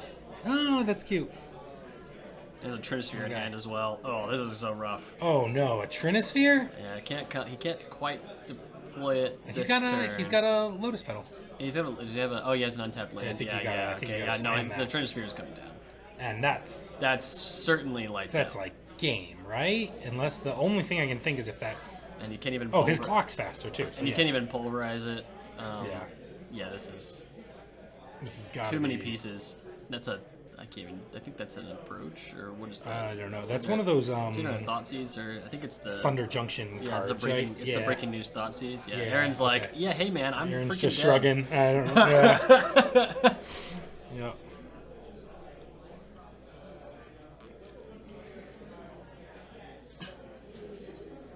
Yeah, I thought it was the approach because it's kind of white, but I don't keep up with the arts, man. But that's that. That So you Thoughtseize. probably stop activating Ring at this point, as John, right? Just in case Aaron has You honestly, something you crazy. still can. Like, you can just replace it. So you can draw 4. Oh, right. And he then finds find another one and replace it. So and he found another one. He found another one. So yeah, now he's really good. Yeah. No, he's just gonna Why put not this tap other it and ring. draw 4 first? Yeah. Yeah. Oh, because he's playing a broadside. And he's gonna and broadside. fling And he's it. gonna Yeah, fling it at him. That works too.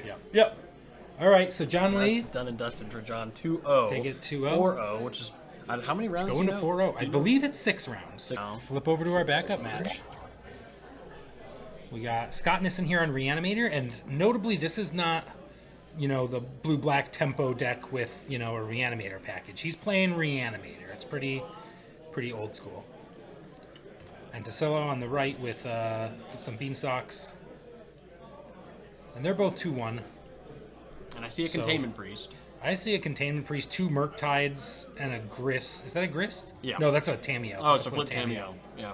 So things are not looking good for Scott here. I do not know the game standings, though. So, oh, is that triple bean? Oh, my God. Yeah, triple beans. Yeah. Woo. Jeez. Real risk of decking. But I wouldn't normally say, but there's a couple of big Murktides. That Murktide looks like it has 8 counters on it. So he played the first one, and then he played the second one. Played the second, Yeah. Yep. I mean, I guess at some point maybe it traded with the that attracts it, but it looks like it's an exile. So is that Scott's line here? Is to just deck him? That's what you hope for. This comes up every now and then. Every time he casts any spell, he's gonna have to draw 3. It's not a May ability. Yeah. I'm I'm not sure what that card that just got countered was. That's a Thoughtseize. That's a Thoughtseize. I know that one. Yeah. I almost don't know it though. No, yeah, it looks like a Yu-Gi-Oh card or something, but yeah. Ooh, oh my God. Yeah, it's just like, That's just let a me see handshake. how I'm Jeez. Okay, so that looks like it was probably match. So it looks like we only caught the last turn of that game. Solo Grimes goes to 3-1 with Beanstalk control. Beanstalk controls, and Tassilo, Yeah. Welcome back. We are paired for round 5. All right. Or sometimes, you end up with these hands where you have 2 show and tells and a sneak attack, and you just slam the thing turn 2 right into their daze, knowing they're going to daze it. But, okay, you got rid of their daze. Yeah. Next turn, I'm going to cast another one and get rid of your force. And next turn, I'm going to cast another one. And sometimes you just have to do that. All right, so I did not see the die roll, but it looks like Niall is playing a land. That's one of those full text basics. Oh. It's like a full text island. Glorious. Yeah. There's actually a combo of that card in Commander, because there's an uncard that cares about the amount of text that you have on your cards. And so it runs Really? these lands. Yeah, I can't remember what that card Oh, that's is. funny. And Aaron might be thinking this is a mirror match right now when he sees that island and that ancient to him.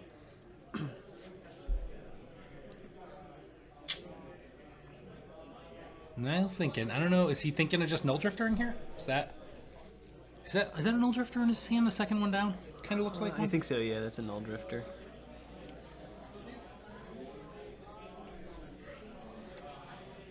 He's gonna tap it for something. But okay, looks like he just passed the turn. Oh no, he's not. And here's a Ponder. Oh, look at that. The playmat matching the. It's beautiful. Now Aaron's bluffing here. He's got a Delver Lightning Bolt Forcible Ponder playmat going. Niles sitting over here thinking, all right, when's the DRC come down, or the, you know, and then all of a sudden, bam, show and tell, got him.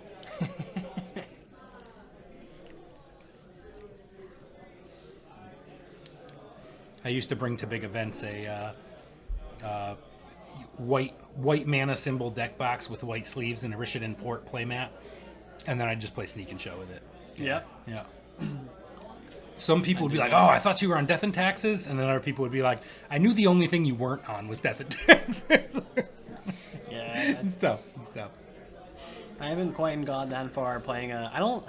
I'm kind of the person like I wouldn't want to play a playmat that like tells my opponent what I'm playing, but I also don't really care enough to like go get one that's completely different. I just kind of have a random playmat. All right, so Aaron's probably getting a. Oh wait, I think this is Aaron's end step here. And Niles putting down the dress down. That kind of gives away what he's trying to do. Yep. Nah, it's just a fair dress down. He's just trying to draw a he's card. just- And notably, he's got one. just cycling. Well, I guess there's no days really to be considered here, but one mana floating. Right. What are Aaron's looking for here? Is he thinking of countering this? That's a good question. Maybe if you have like There's a a red surveil blast, land. you think of countering it, but I can't imagine he has red blast main. Okay, but he's surveil land, and this is on his own end step, I think, still. Mm-hmm. So, okay.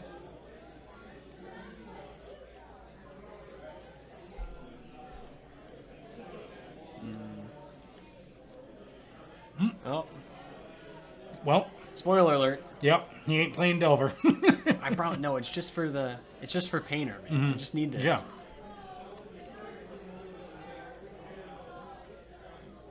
I saw a Traxa in hand out of the sneak. I don't know that I see a sneak or a show, but there might be one. He's keeping his grip held I didn't see it. tight. I see a Traxa and some cantrips, and I think I saw a Forcible. And a Lotus Petal on top. And Niles' hand is pretty loaded, it looks like. I definitely see the Dreadnought. We're untapping the Urza Saga. We've got the we've got Null Drifter and Dreadnought. And we're gonna be able to deploy both of those this turn.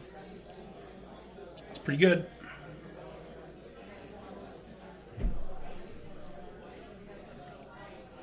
And there's the Phyrexian Dreadnought. And we probably won't be able to remove the stress down, so this is probably going to happen. Is that a Chinese Dreadnought? Or Japanese? That's what it looks like. I cannot Which tell I at all, but didn't- I think it is. I didn't know Mirage was printed in Asian languages, but so it's proxy event. Maybe that's a proxy. I don't know. I'm too new to this game. Yeah. And even if this doesn't go well, we still see the stock up hand, or the stock up is waiting in Niles' hand. So he's going to deploy this Null Drifter. Definitely going to draw two with that. No, nothing Yep. that Aaron's And going yeah, to say Aaron about can't that. counter that. And then the 4/4 Yeah. body that we also we don't, maybe the 4/4 body doesn't matter too much. The Annihilator. But the Annihilator's pretty Annihilator's gonna annoying. matter. And we passed the turn. Okay, so Aaron's untapping, and he's got to be thinking. There's a daze. That's feeling a little painful right now. It never was, never Yeah. had a chance to be relevant. Yeah.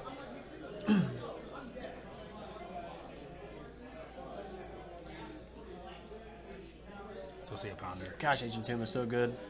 Ancient Tomb is a good card. Ancient Tomb is That looked like quite a powerful. Traxa land, so that'll be a quick shuffle from Aaron.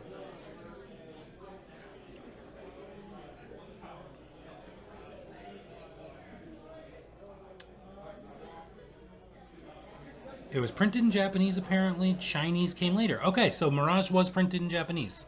Interesting, I did not know that. I thought it was like Tempest or Urza Saga before they started printing in Japanese. But, So maybe that is a real Japanese Dreadnought. It's sweet. It's sweet either way. It's It's a 12-12 trampler. It's a 12-12 trampler. It's It's sweet just no shrimp. matter what you do. Yeah. It's sweet. Yeah. Okay, and all right, so the Lotus Petal. Lotus Petal gives him a little bit of... I mean, well, part of the issue is he's at 16 here, isn't he? Oh, wait. They might have flipped the life things. I think Aaron's at 19, and... Yeah, to fetch yeah. the Thundering. Yeah. That sounds right. So he can soak the 16. It's gonna get real tough to, Soak anything get else through a in. Dreadnought, That though, after Annihilator that. trigger is gonna be a problem. Yeah. You also can just make these constructs. That doesn't even seem that bad. He has plenty Yeah. more better options.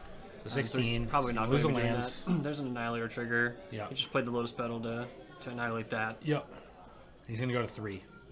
So he needs. He's looking for sneak here. If you can sneak and sneak in. Well, he doesn't have Emrakul. If you can, But- you can bend one. But you sneak in a Traxa and then try and draw into a Lotus Petal Emrakul, and then because the Annihilator 6 is what'll bail him out. Well, actually, in that case, he's attacking for 22 in the air, so Yeah. Annihilator doesn't matter. But that's definitely what he's looking for. It's got to be sneak attack. Unless does he have omnisciences in the list? Yeah, he has one Omniscience in there. Okay, that's So- yeah. But he doesn't have any sort of sideboard package Yeah. that you usually see out of the Omnitel or Omnishow decks. Okay, so he doesn't have a wish package. He's straight sneak and show. Yes, I Okay. believe so.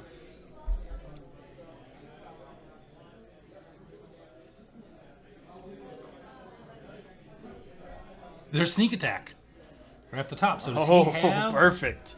Oh, He has that's the issue. mana, He does and not would have the had mana. it if he would have had it without that Without Annihilator. the trigger. Annihilator, yeah. So he's got to brainstorm here.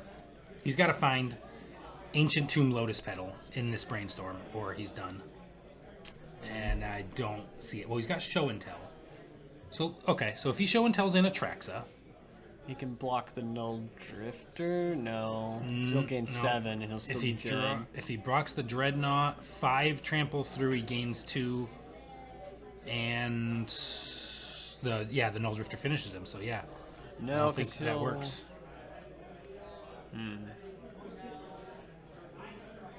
Gosh, math is so hard. Yeah, it's tough. At least he's at 3, so he even has the option to even go for this line. Would have been just that little touch words, but that fetch actually is Yep. still a fetch land. So even if he found Ancient Tomb, he wouldn't have been able to use Right. the fetch Oh land. yeah, that's true. Yep. So it would have had to be City of Traders. So I think we have to. What is that last card in his hand? A black card? I couldn't quite see it. Does he have We're gonna double fetch Arcana down to Cruelty? 1. There is one Arcana Cruelty in his deck, so that's Okay, probably what that so was. that's probably Archon then. So let's say he Show and Tells in a Traxa here. He would literally need to get 3 Lotus Pet, which he can't do. He can't get 3 Lotus Pet. He's got a Simian Spirit Guide, so we could get like Spirit Guide, but he already played a land. I don't see a line here.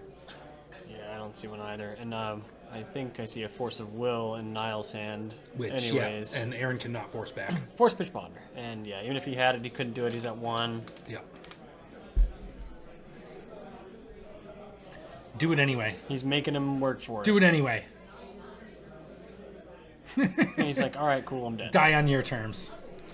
All right. So we can take So a game 1 will go to Niall.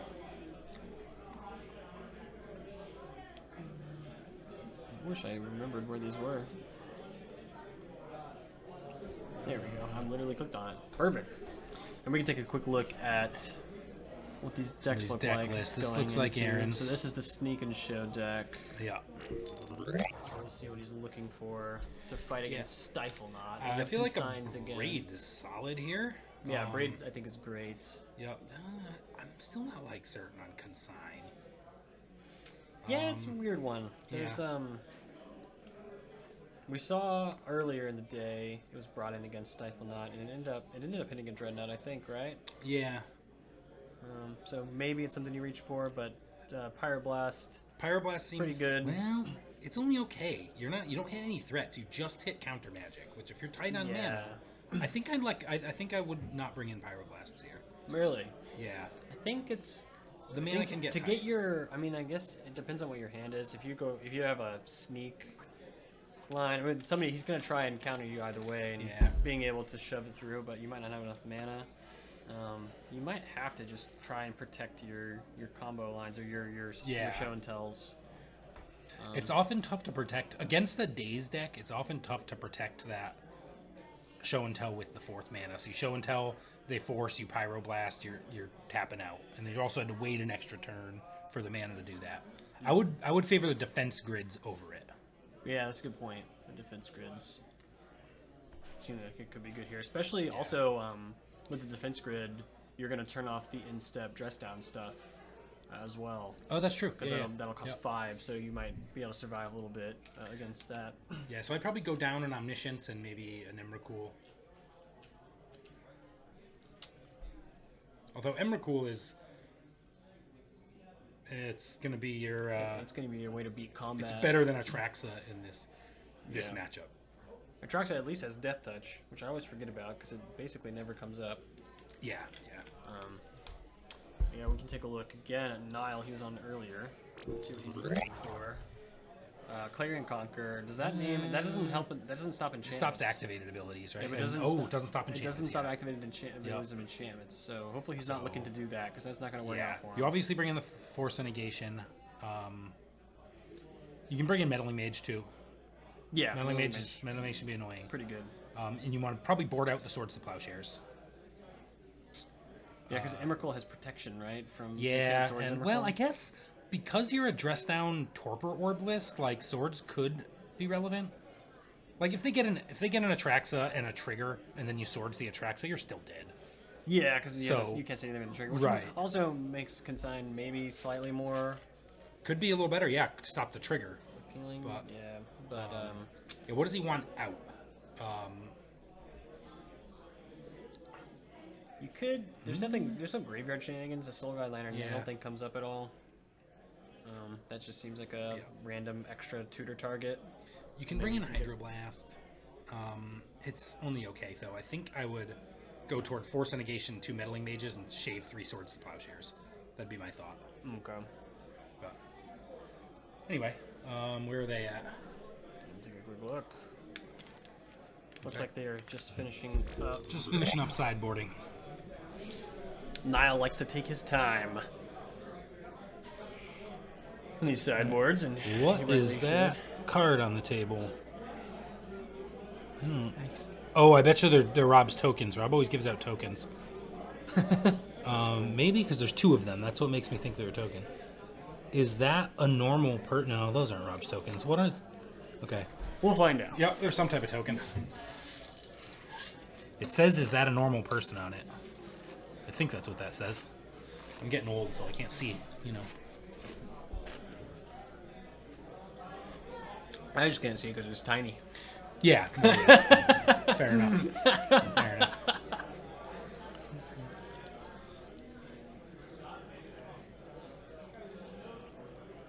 Actually, I thought that hand on the playmat was Aaron's hand for like a split second. It was like random hand.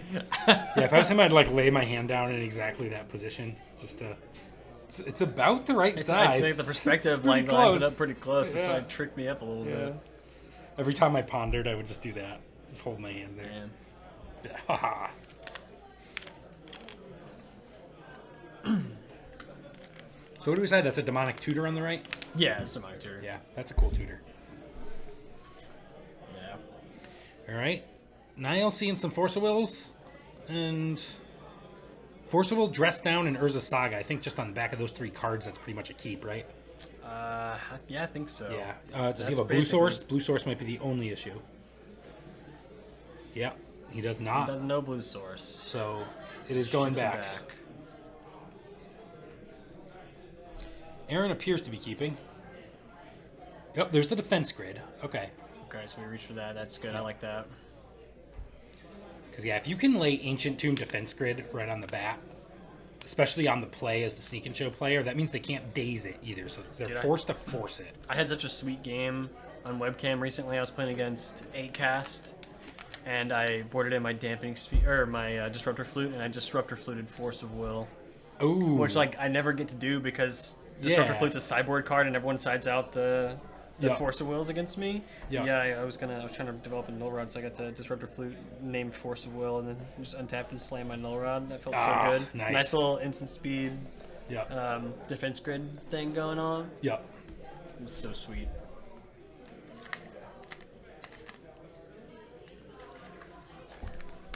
All right, so now you'll go into 6. And I see Ancient Tomb I see a Dreadnought. Torpor Orb and an Ancient Tomb. I didn't see a blue source, but he's keeping it, so I assume there's... Oh, that's a fetch, the second card in the hand, so... Okay. All right. Aaron mimicking his playmat. We're still doing Island Ponder in 2025. Yeah. This format hasn't gotten fast enough to... Island make Ponder that. still. Although good. there are trimming ponders. All right, now I want to see Aaron hold his hand in that position with the 3 cards over the playmat of that, with the ponder still sitting on the playmat. Yeah, that'll and then just get a be... custom altar of Yeah. your ponder that has the same art on it. So you can, one of the cards you hold is a ponder. Now you have Yeah. hands on hands on. He should get ponders that show his playmat with a ponder So on it. He did Yeah. reach for the Pyroblast. He That found would- one off the ponder. Okay. Here, he's found a Traxa Pyroblast, and I couldn't quite remember Okay. the third card. But we're keeping it. Oh, we're shuffling it. Never mind. So interesting. He saw the Pyroblast, but he was like, I don't want this. It's only okay. Yeah, I don't see what I would shave for. I mean, maybe on the draw I'd cut the dazes and bring in the pyroblasts. But Sneak and Show's not really as play draw dependent with daze as other decks, because usually you're using it to protect your own combo. You're not trying to pick off their turn 1 play, you know. So we're going fetch. And I think there's Uh, 2 oh, yeah, Dreadnoughts okay. and a Torpor Orb, so there's going to be something Ooh, happening. okay. He's gonna force action. These Dreadnoughts look really similar, actually, to those Alliance Force of Wills. And the Torpor Orb, even. They look all kind of like the same card. At a distance, kind of. Oh yeah. They're all like that red. That orange red. So apparently Therese Nielsen thought that Force of Will was a red card. That's why like the painting looks like a red card. And then Ponder finds a Force. the title kind of sounds like a red card too. If you didn't know what it did and you heard Force of Will, I'd be like that. Yeah, that sounds very red to me. Didn't want to go with a defense grid this turn. Yeah, just slamming the He's ponders. got a Pyroblast in hand, which I Okay. guess is why he didn't want that other one. So he has Okay, an option. and that's getting a Force of Will. Found the So he Force. left him there. So if he didn't have the combo stuff together, he'd probably... So he's playing around Stifle too, right here with this fetch, Yep. which is good mechanics. I don't think there's actually any Stifles in the Stiflenaught list. Oh yeah. But this is So good. We're misnaming it on stream here, calling it Stiflenaught. There's no stifles. Yeah, there's no Stifles. Great respect for Aaron's basics choice there too. Very classic. Yeah. It's called Wall Street now, man. Right. Oh yeah. So we got Wall Street on the right. Pop it in there. Wall Street Knot. Yeah.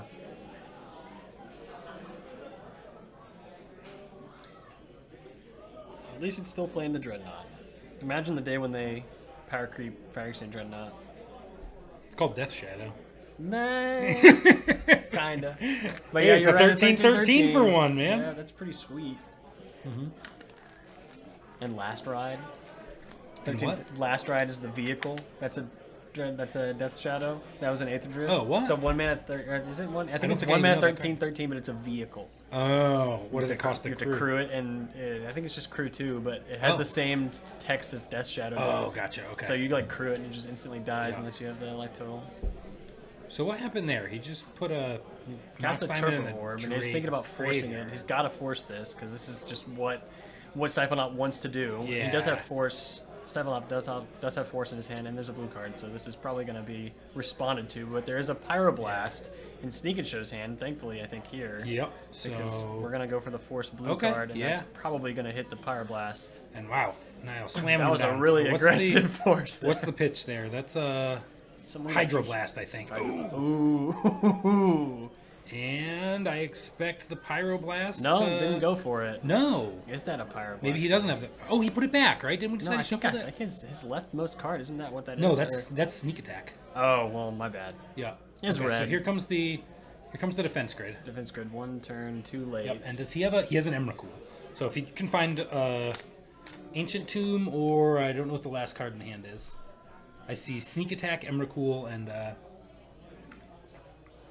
something. Yeah, I thought it was one of those. Oh, there goes a land. Who's gonna land? He's got cards in his lap. Woo! There's a Null Drifter evoked with that Torpor Orb. It's going to stay around, and he's going to draw 2. He's feeling pretty good. Oh, with that's a that. force, right? Oh, but he tapped out for it. Okay, so Aaron's live if he can combo. If he can get the 5 mana. If he can get, He's got a that's Lotus Petal. Does he have a land? I don't think he does. See one. Oof. And he already got a hit, see so he one. literally has to do Yep. something right now or he's dead. And even if he, yeah, And he's that's dead. it. Ouch. We've Yep. got Chris back again. Right, yeah, these labels are wrong. Chris played a crazy game that was off camera. But yeah, we got Boros Initiative here on the left at 2-1. 2-1 can't be right. They're 3-1 or 2-2. I can't. I think they're 3-1. Versus Bant Days Undoing combo on the right here. So And we can get those standings updated as well.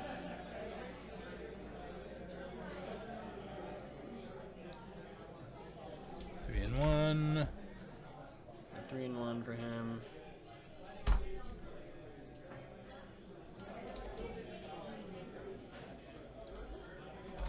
Okay, and we don't know the game count or match count or anything here. But it looks like they're early there must be at least game 2, maybe game 3. And that's a Cavern of Souls, I think. So he's got a Cavern of Souls on human, and I don't know what he's gonna name here on the second one. Oh, he's got pre-cut. Oh, that's smart. That's smart. I usually warrior for the second one. Okay. And that is not Scott Nissen. He was playing earlier. This is Matthew Basket. We've got a Johnny Nikado Pariah in this deck as What? well. Nobody, and Lightning, Army of One from Final Fantasy. I actually meant to. Oh, shit. I meant to mention before. So I Yeah. was curious if any Final Fantasy cards were going to make their way to this So we tournament. do. We have a and Final we Fantasy do card. Mm-hmm. have Lightning in the initiative deck. I'm going to get that name updated And- really quick. We're also gonna have to pull that card up here when you get a chance, because I don't know what it does. Yeah, it kills you. Is what it does. Okay, yeah. If it hits you, you Yeah. basically are dead. Not familiar with the character. Must be a newer Final Fantasy. I don't know the. I played all the Final Fantasies up to 10, and then all the new ones I don't really know too well. I think he's Matt, and he's on Naya initiative, I believe. Yeah. Oh no, I don't see any green. I think he's just Boros, but Okay. anyway. We'll go with Boros. Yeah, we'll Yeah. go with Boros. That makes sense to me. We just wanted it, you know. Yeah. All right. So is that a Clarion Conqueror he put in play? Yes, that's a Okay. Clarion Conqueror. So that stops activated abilities of artifacts, creatures, and planeswalkers. Yes. Right? Okay. So that's a fairy shut off. And Winota also, by the way. Oh my god, I don't even know what that This card is does. not even initiative. This is literally just, Yeah. but it's initiative, but it's a Winota. This Yeah. deck is sweet, actually. Didn't Winota get banned in like Standard or something, or Pioneer maybe? I don't even know what the card does. Winota's so good. It's an attack trigger whenever you attack with, for each attacking non-human creature you have, you get to look at the top 6 and put a human from among them tapped and attacking. Oh, And what neat. they used to do is they used to attack with like random like raise the alarm tokens, because you would like cast raise the alarm, make 2 1/1 soldiers. But the art would have a human soldier on it, but it's not actually a human, it's just a Okay. soldier. And then you'd attack with your Winota, and then you would look at the top 6 and find an agent of treachery. Is what the standard deck was doing, which is basically like a human that comes in and steals something. Oh my god, okay. That's cool. But this Okay, deck is so not Lightning doing is from FF13. Okay, yeah, I didn't play that one. So Lightning, Army of One. How do I... Yeah. So we'll pull the card up in case anyone doesn't know. And by in case anyone doesn't know, I mean me. Me, I don't know. All right, so we got a Johnny coming in. This is the flip a Johnny, right? So what happens if a cat Yes. dies, a Johnny flips? Yes. Okay. And he makes a cat when he comes down. Yeah, so it yeah, makes so his you life get a little that bit little token. easier. We'll have to see if he has any incidental sacrifice synergies that in Modern they're flipping this with Goblin Bombardment, which is sweet. Oh, that is awesome. Love me some Goblin Bombardment. Okay, so here's a Days Undoing with no. It's just a value Days Undoing. He's just Time Twistering. Sometimes you gotta do what you gotta do, man.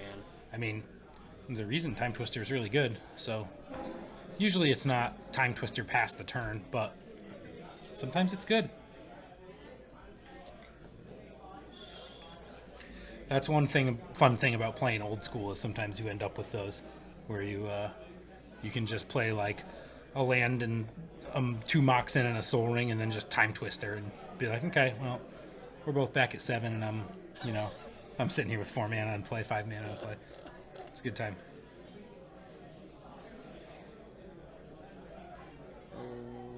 Okay. Yep.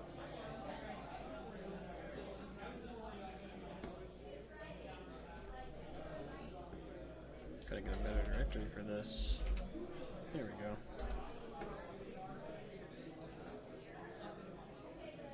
Oh, is that what happened? Okay, he might have played it in Matthew's draw step. That might be where we're at. Oh, with the Teferi. Yeah. Yeah. Okay. Sweet. I forgot about the This Teferi bank thing. control is doing some sweet stuff today, man. Yeah.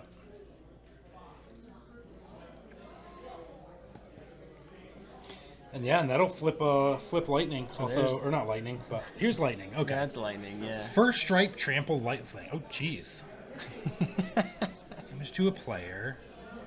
Deal damage to that player or a permanent that. Oh, yes. Yeah. Oh, that's and fun. This is any damage. So this Ajani, this Flipwalker Ajani, the 0 on that is make a cat token, and then it deals damage to any target equal to the number of creatures you have. So if you attack with the lightning and hit somebody, and then lightning's a red permanent herself, and yeah, you can just do so much incidental burn damage. Yeah, you just have. So we're gonna have to see if lightning makes an appearance in this match. Yeah, that would be sweet. So it looks like we bounced the cat token, or there's a Hull Breacher. This card has been doing so much work. Oh! Ouch! And there's. This one is not a twister. Yeah, that's not a twister. This is I win the game right now. Thank you. There's no other comparison for that effect.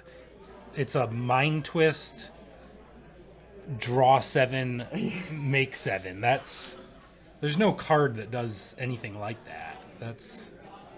I've seen Flip the Johnny do some messed up stuff. Not that messed up. But this Johnny's going to have a hard time Yeah. getting through this. What happened here? Because the Johnny didn't flip. Did he? I might have missed something. Did he? I think he bounce it. I think he down-ticked the. Down-ticked to Teferi. bounce the Okay, token, that makes sense. And then Yeah. he went for this. Yeah. Yep. But I don't, because he did it at Yeah.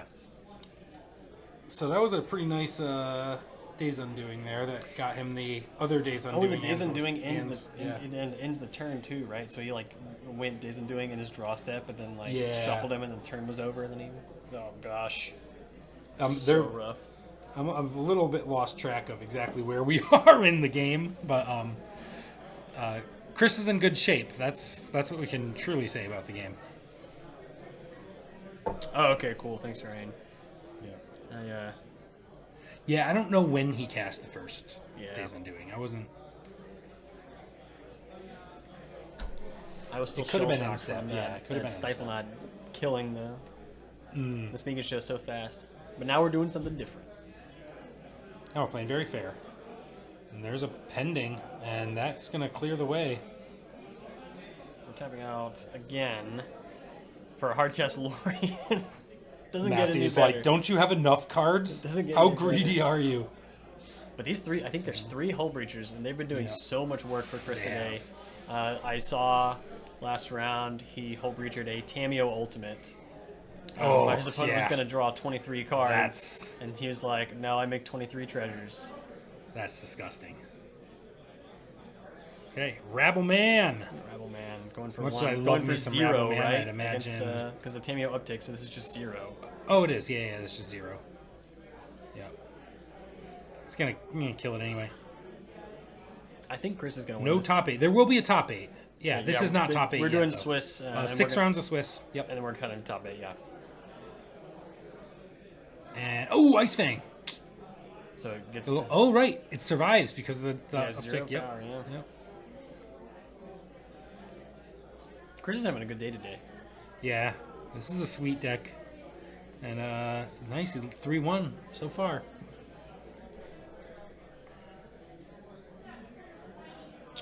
And this Hull Breacher already did what it wanted to do. Yeah. So it doesn't matter. This Tamio is going to be threatened to ult next turn, and just if seven was a lot, but whatever half his deck is more than 7. So that would be pretty good as well. Matthew counting resources here. He's got 4 lands and no cards in hand, and Oh man. Chris has got more cards than that in his hand. This is resource disparity. So there's the ult. And this Hull Breacher. Think about the resource count here. Yeah, it's 4 versus. What's he got? Like 40 cards? Yeah. He's hanging around. Card advantage is rearing its ugly head right now. I thought you could only play Hull Breacher in Commander, man. You can't play Hull Breacher in Commander. Yeah, you could originally. Yeah. And now it's banned in Commander. Yeah. Out of the Commander Legend set, but we still got it, and nobody's really playing it. Yeah. It's not like a problem card or anything like that. It's just Yeah. a lot of sweet Well, things for Bowmaster's Chris usually today. better. Yeah. So, except in like this deck. It's interesting because Bowmasters is like, it does that tempo, Yep. all in general. Like you get a consistent body, and sometimes you get to ping something out, but it doesn't actually stop whatever your opponent's doing. It just makes it so they can't do too much of it. Yeah. But Hull Breacher just actually no, you cannot. Yeah. Your Brainstorm does not do anything at all. It actually benefits me. Yeah, there's so many decks that can win over the top of a billion Bowmaster triggers, but Hull Breacher does not care at all about that. Yeah. And we're gonna have a Teferi uptick with 40 cards in our hand. I think Chris is gonna win this game, man. I never like to assume anything, but yeah, I would bet pretty heavily that Chris is gonna win this game. Matthew just wants to see the rest of his deck right now. Maybe he's hoping Crystal deck himself. I don't imagine that will be the case. He's basically sitting there with a Doomsday pile for a deck, so.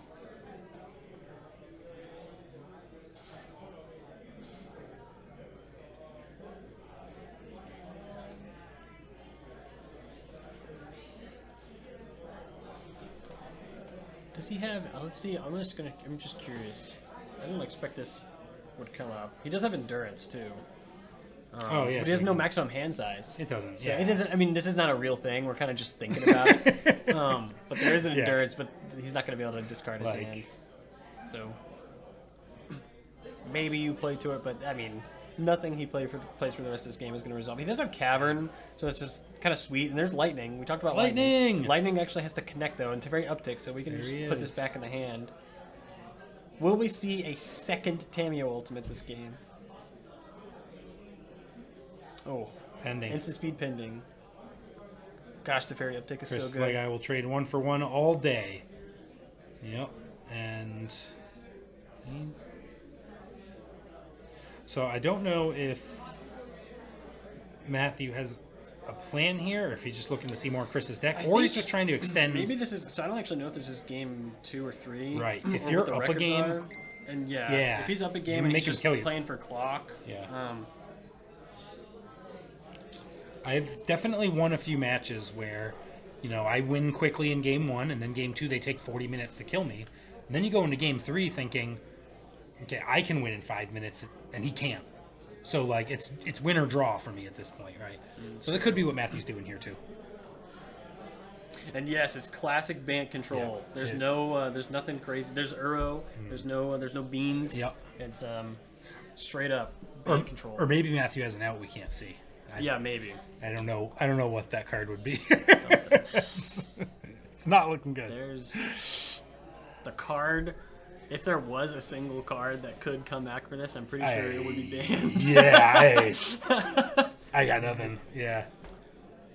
Especially with the Teferi uptick. Yeah. We saw that instant speed prismatic ending. Every single thing that you might not think as an answer, everything works here for Chris. Yeah. It's only a matter of what sweet thing he's going to do next.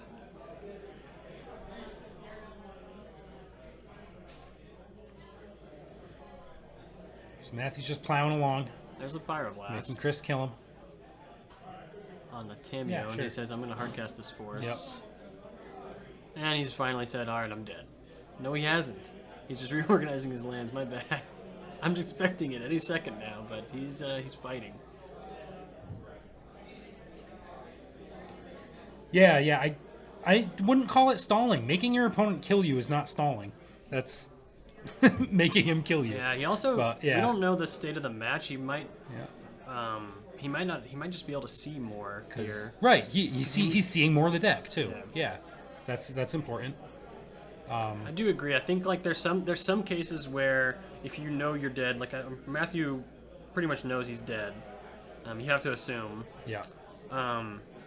You either can play for this additional information, or you can say, well, I'm going to be able to play next round. If it comes up that if there's any risk of you not having enough time winning that next round, I think it is the best case. And he's not slow playing or anything. He's playing the game. He's just still playing. He's saying, draws his card, saying plays kill me it, in a and- reasonable amount of time, Chris. See if you can do it. Yeah, he's right now. Yeah. Chris is threatening 2 damage a turn. Yep. He's gonna. You can't even ult this thing again because you're gonna actually be out of cards. So what is he digging for that he doesn't already have? He's pondering. He's looking for He something. might deck himself, literally. He's got like 5 cards. And also, like, if What has Matthew he got doesn't there? know, so like, if Yeah. all he knows about is these Ice Fang Quaddles and Hull Breachers, which haven't been played yet. Like, if he had a Hull Breacher, he would have played it already to clock faster. Yeah. Which may be what he's looking for, because Chris is a good player. He knows the risk of this that he's doing right now. Yeah. But maybe he's thinking that these His Ice Fangs, hand. these 2 damage, isn't going to be fast enough to actually like Yeah. win this game before I deck. So I need to find something that makes my clock faster right now. Yeah. And there's an So there's an Uro. which does draw cards when it attacks, though. So even with the clock being faster here, he's going to play it and escape it, which is 2 extra cards. Matthew doesn't have anything that mills, does he? Let's take a check. I don't think so. I can't imagine what would get him there. But I yeah. don't think so. And it was only half. Like, There's nothing, He's drawn yeah. a lot of cards, but I think he still has like a pretty healthy number. So we played and escaped the Uro. I see at least 2 cards in the deck, so this is going to get us attack a couple times. When we draw Yeah. for turn, I mean, Because he's got Cavernous Soul, so he can play around. So I don't see a card in his deck that does it. But imagine you had something that like, you could make a player draw cards or something and all of a sudden deck you. You could play to that at this point because he's not putting much pressure on. and he's going to swing and draw. It's going to do something in response. That's a Sokinzen to block. That's okay. That's a channeled Sokinzen, Activated which is an ability, activated yeah. ability, so Yeah. he's looking for a way to do this. And this actually might matter a Yeah. lot if there's not that many cards left. Yeah. Because Well, this is the gonna, Ice Fangs fly, right? yeah, but we really just care about the Uro damage. We're going to block Uro once each of Oh, these turns, yeah, and he's yeah. going to draw 2 extra cards. Yep. He's going to surveil. He sees a land. But does Leave he- it there. and he can't Leave put it it in the there. graveyard. No, he's at serious risk of decking now because of these cards that he's Yeah. drawing. And whether or not it was the right decision to go for these extra cards, it's hard to say because basically he would have been in the same position if he didn't Yeah. cantrip for it. Oh, and is he going to bounce the token with the fairy? That's another So draw. he's going to bounce the token, but this another draws draw. him a card. But I don't So know what his how card many count cards? is. I can't It tell. looked but like 5 or it 6 looks to like me, it's very but it small. could be closer to 10. Yeah. This would. And this is a super If Matthew interesting- pulls this off, I'm going to Okay, go he's give got him a crisp 3? high 5. He's got but- 3 cards in his deck. 3? I think, is Okay. what I just saw. Wow. So Chris is a very real risk of decking this game. I was joking about and decking. he can't. Yeah. He can't. He can't counter. So he can remove it. Almost certainly he can remove it. Yeah, he can get rid of it. Oh, wait, because he can't. Okay, and that probably puts almost lethal there. Well, if he attacks with Uro, he has to draw again. Yeah, he's gonna draw for turn, attack with Uro. He's got to have removal. He's got his whole He's deck gonna in his remove hand. it, and then he's gonna draw one last card with the 6, Uro. 7, 8, 9, 10, 11, and that's And he's the gonna game. be Okay. one card away. Oh, and that was game 3, so yeah, it must Oh be the way he my showed. gosh, look so. at that single card, Yeah. man. Wow. I don't see any expedition maps, so it doesn't look like you can search them up. But you never know; you can find them. Because Urza's Workshop matters how many Urza's lands. Urza's lands you control, so you can trigger it that way as well. Yeah. Okay, so almost every card in his deck says Urza's on it. Yeah, Ancient Tomb, which is Urza's Mine, no conditions, but Yep. use 2. And then a bunch of Urza's lands. Yep. So this Okay. is basically Tron, but we do have Mystic Forge, the namesake card, and So we've we'll got sit on the the one play name. with an Urza's Mine. Alan goes, did I accidentally enter the Modern tournament? No, I did And not. then, no, That's a I did not. candlestick. That's a candelabra. Okay. He's actually also not on Fleshraker. I mentioned that card earlier. It comes out of these decks usually, but he's got no creatures. The Tron deck. And he looks like he's pretty resilient to things like Chalice on 0 and stuff. It's not... He doesn't want to see a Chalice on 0, but it doesn't look like he's panicking about Chalice on 0. Blood Moon, however, Blood Moon could be a problem. He's being called Tron from now on. Yeah, we're calling him Tron. And Tron. there's the Blood Moon right out the gates. And now this Wilson effect, not loving that. you'd think it would. I guess it's usually not as good, but against his deck in particular, Yeah. we really only have Monolith. This hits us a lot harder than it normally would have hit us. Because usually there's Fleshrakers, and usually there's obviously the Monoliths and the untapping and stuff, but now we don't get to do our Tron stuff anymore. But he's got 4 Grim Monoliths, and he's got a Basalt Monolith. So he's got a few ways to make colorless.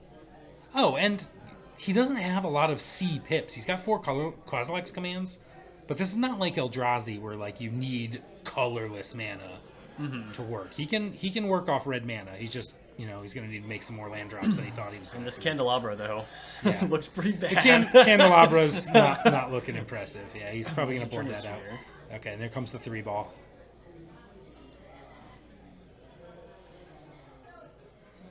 Oh man, I would love to do this to Tron and Modern, man. I hate Modern Tron. You want both these decks to lose. Come on, man. I love big mana decks, so I'm all about the Is Tron. that 3-mana Mox Opal? That is a 3-mana Mox Opal. That's the yeah, Mox that's Opal exactly from what the, that is. Yeah, but that's acceleration. Yeah. And that is any colored mana, not colorless And mana. the One Ring. Ooh. So the deck that's supposed to be drawing all the cards is not the one that's going to be doing so here. Now this One Ring is pretty powerful, but if Wilson can put one of his own One Rings in play and next turn, he will have 4 mana to do it. One Ring is so much better in Wilson's deck than it is in the Stompy deck because of all these random untapping effects that he has. But I think I see 3 lands and Kozilek's command in his hand, which is pretty painful for Wilson here. Yeah, and there's no colorless mana anywhere. Yeah. He's probably dead. He would have to find a Grim Monolith pretty quickly here to try and come back into this game. And there's a Planar Nexus. And what's he got? I couldn't tell what that last card was. That's a Mystic Forge. Okay. It's a Mystic Forge. Not as amazing when there's a 3-ball in play, but... He kept it on top, didn't immediately exile it, so maybe it's a good one.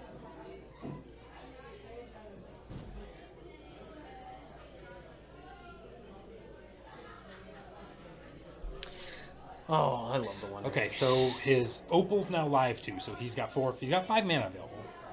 I think I forgot about that. So if we see some lands come down, we can start seeing... That's another, that's a Magus.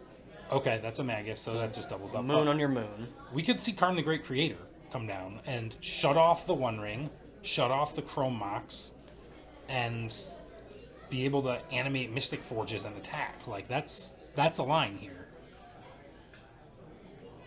Let's see if he saw this top card. So it looks like he's see if he gonna wants draw to... it. Yeah, all right, he's drawing it. He drew it, so it must be a good It was one. a I think Grim it's Monolith. The Yeah, Monolith's Grim Monolith's a pretty great good. one. Yeah. So let us cast that Kozilek's assume command. he's going to play it. And that Kozilek's command is going to give us a bunch more colorless That's mana. going to cost 3, buddy.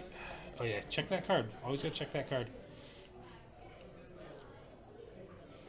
But the Blood Moon is here to stay. There's nothing that he can get do. rid of it. He Yeah. can't do anything about that Blood Moon. Do you have anything board that can get rid of it? Wastegate Battle Mage will probably come in to mess with it. Although it's sometimes tough to get the C and the G to get rid of it. That's Argentum Masticore is also pretty good. And he's got a Perilous Snare, which actually is his card Snare? board. So we mentioned Karn. So he finds Karn, and he actually can get rid of it with this Perilous Snare that he's got out of Aether Drift. Oh, It's yeah. there. Okay. It can, when this artifact enters exile, target non-land permanent and a component controls until Okay. it leaves. So he does have a Yeah. main board kind of Yep. O-ring So Karn can do it. in his wish board that he can get to. But now he's looking at a Magus and a Blood Moon. So I think he's at the The point where he's Magus kinda we got can maybe get rid of. Oh, there's Oh, Karn. There's a Karn. So we're casting a Karn at the top. So this is step number 1 here. both. Yep. We'll see what he goes for. It looks like he's upticking and animating, just like you said, Yep. to make that a creature. But it's still a Mystic So Forge. yeah, I think he wants to sit on it because Alan's taken 2 a turn from the One Ring. The One Ring's not drawing him cards, and he wants to keep that Karn static ability. Well, Meanwhile, he gets the Mystic Forge and draw through part of his deck. well, he tapped it to draw So a card. okay, it's so he's not gonna- tapping to draw. Oh, I guess it can soak or he 2 here. Or tapped something, it to right? do the thing. Yeah. Okay. Did he? His opponent's like, you can't cast You that. can't cast that, Good yeah. thing they catch that. Yep. Trinisphere said no. Okay. Oh, use the Candelabra to untap 2 of your lands. And your opponent will be like, "What's he doing?" And then you just pass the turn. Okay. What's? Oh, they're thinking about. Okay. All right, so that One Ring's gonna hit Alan for 2, And, we don't have enough on it's board. just a brick right now. It's 2, not 1. Did he? I couldn't remember. I thought he was at 17, but maybe he was at 18. I didn't see. Okay. So that's got to come at Karn, right? That He's has got to to be come at at Karn. Karn, Yeah. yeah. Yep. We might have a Fury, or we might have a Pyrogoyf. There's nothing in the graveyard, actually, so Pyrogoyf won't be enough, but we do have the Fury. That's Fury. That's really Oh, bad. so that gets rid of Karn. Yeah. And we didn't even get a chance to get Karn. anything off that Karn, so We barely knew he. Karn is gone. Yeah, I really don't like the tapping of the Mystic Forge, because we could have done that on our turn. We could have at least had the blocker stood up. Wait, did he tap a Chrome Mox to do that? Ooh. Yeah, I think so. That's quick enough. We can maybe go say something. Yeah, you want to run out there and. All right, we're gonna mention it because I think he tapped a Chrome Mox that he wasn't allowed to tap in order to play that Fury.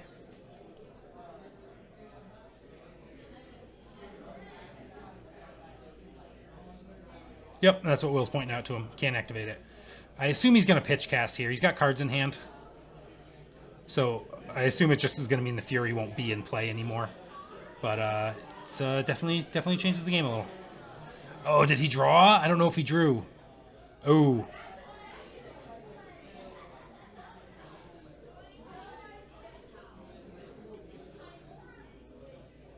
Uh-oh. Might need the judge to rewind this one. Yep, that good old Karn ability. All the vintage players know that one, but can't activate a Moxen under the Karn.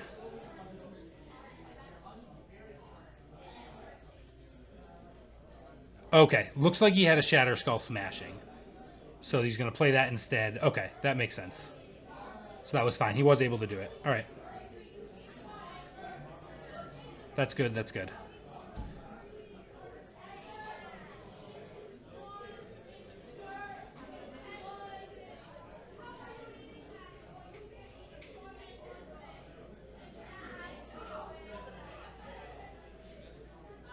So, back to Wilson's turn. Looks like he's going to exile that Ancient Tomb. Yeah, that's not where you want to be. Draw. It's solved with an asterisk. So did he have a land in hand that? Yeah, you know. Yeah, okay. You can do it. Yeah. But I think. Oh, I can't Ooh, quite yeah. remember. My legs are too All his long. lands are tapped because he cast the Fury. Yeah. He was not able to use the Chrome Mox, but he had a land in hand, so he just made the land drop and cast it that way instead. Yeah, so I think. I don't know. So that's Grim Monolith.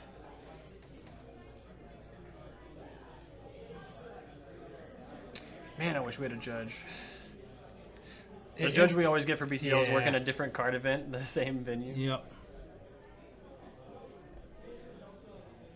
Yeah, so he went for this turn. He went for the Hardcast Fury off the next land, but I think he wouldn't have, and then we couldn't have gone back because he saw too much. Yeah, I don't love the rest. Did he? Oh, had he seen the cards? Yeah, he drew. Ouch. history. Yeah, that's tough to rewind at that point. Yep.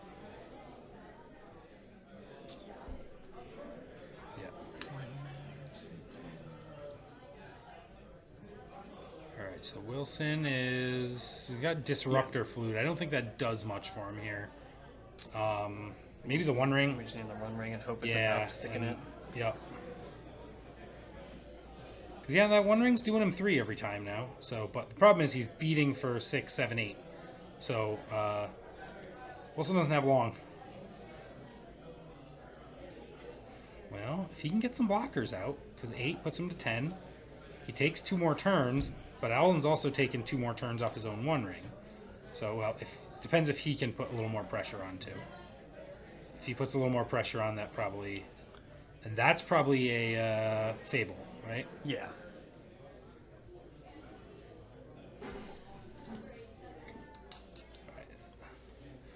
So there's that Kiki.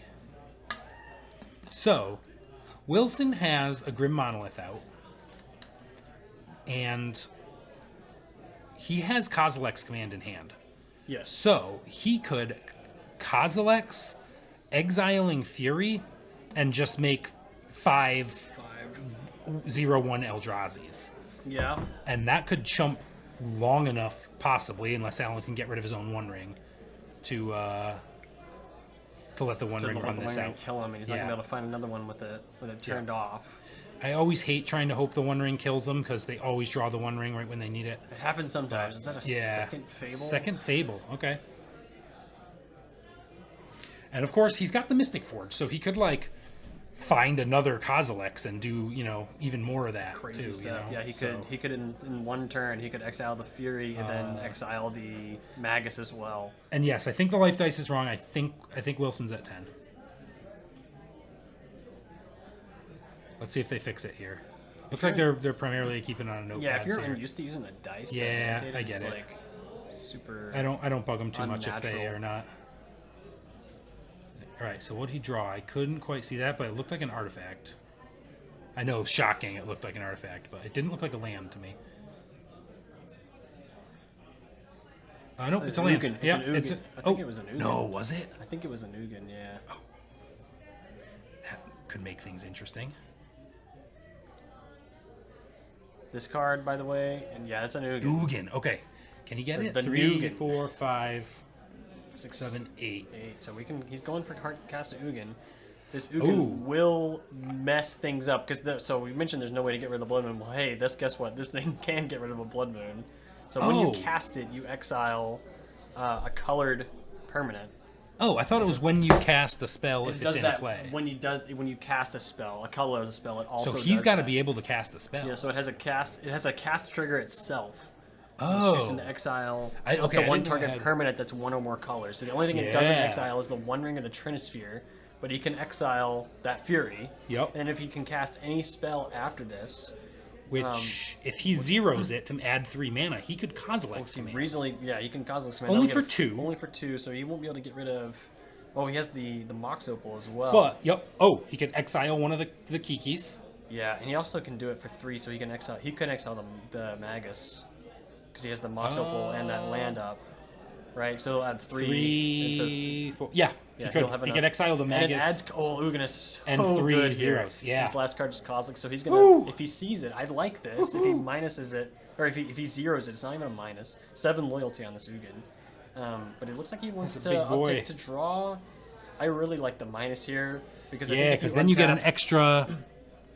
He'd get an extra exile too. Yeah, but if he Yeah, I would. So if he casts these shamans are red, so he can get rid of both moon effects right now if he zeroed it, Yep. and then turn his land base back on. But it looks like he just went for the +2 to draw and gain 3 life, which Yep. puts him to 9 loyalty. Does This he have a is- land drop? He knew the card on his deck, so he can still Kozilek's command here. No, he doesn't have any colorless mana left. Oh, you're right. He doesn't. Yeah, he can't tap those. But I told you I really liked that 0 there. I think that was a missed opportunity. I thought the 0 was the because plan, if he too. zeroed and cast that Kozilek's command, he would have been able to exile both moon effects. Oh with my the God, you're triggered right. ability Yeah. From the Ugin, get and both then boosts. also the Kozilek's command for X = 3 would have gotten rid of the Magus, and he would have untapped, and the ring is off. I think that was just straight up going to be a win Yeah. because this 7 loyalty Ugin was not going to be easily answered by anything in Stompy's deck. If he finds a broadside Bombardiers, he can probably get rid of it. Yep. At 9, but with the 2 shamans, he's spending. And at he's least got a lot 6 of loot on it. here. And these stack, right? So you can discard 2, draw 2, and then discard 2 more. Yeah, draw you're gonna 2. resolve them separately. He's got a lot of cards in his hand, so he can dig pretty deep here. Yep. I think I feel like Wilson missed it, and that's gonna maybe even come back to bite him really bad here, because that could have been the win he needed to make top 8 here. We'll this see. tournament. But the game goes see. on. We'll see if this Yeah, Ugin I would've doesn't wanted leave the other board. cast trigger. I don't think he's gonna miss this a second time. And he's only got 6 power, so he can. It can stay as long as if Alan finds Fury, finds Pyrogoyf, finds.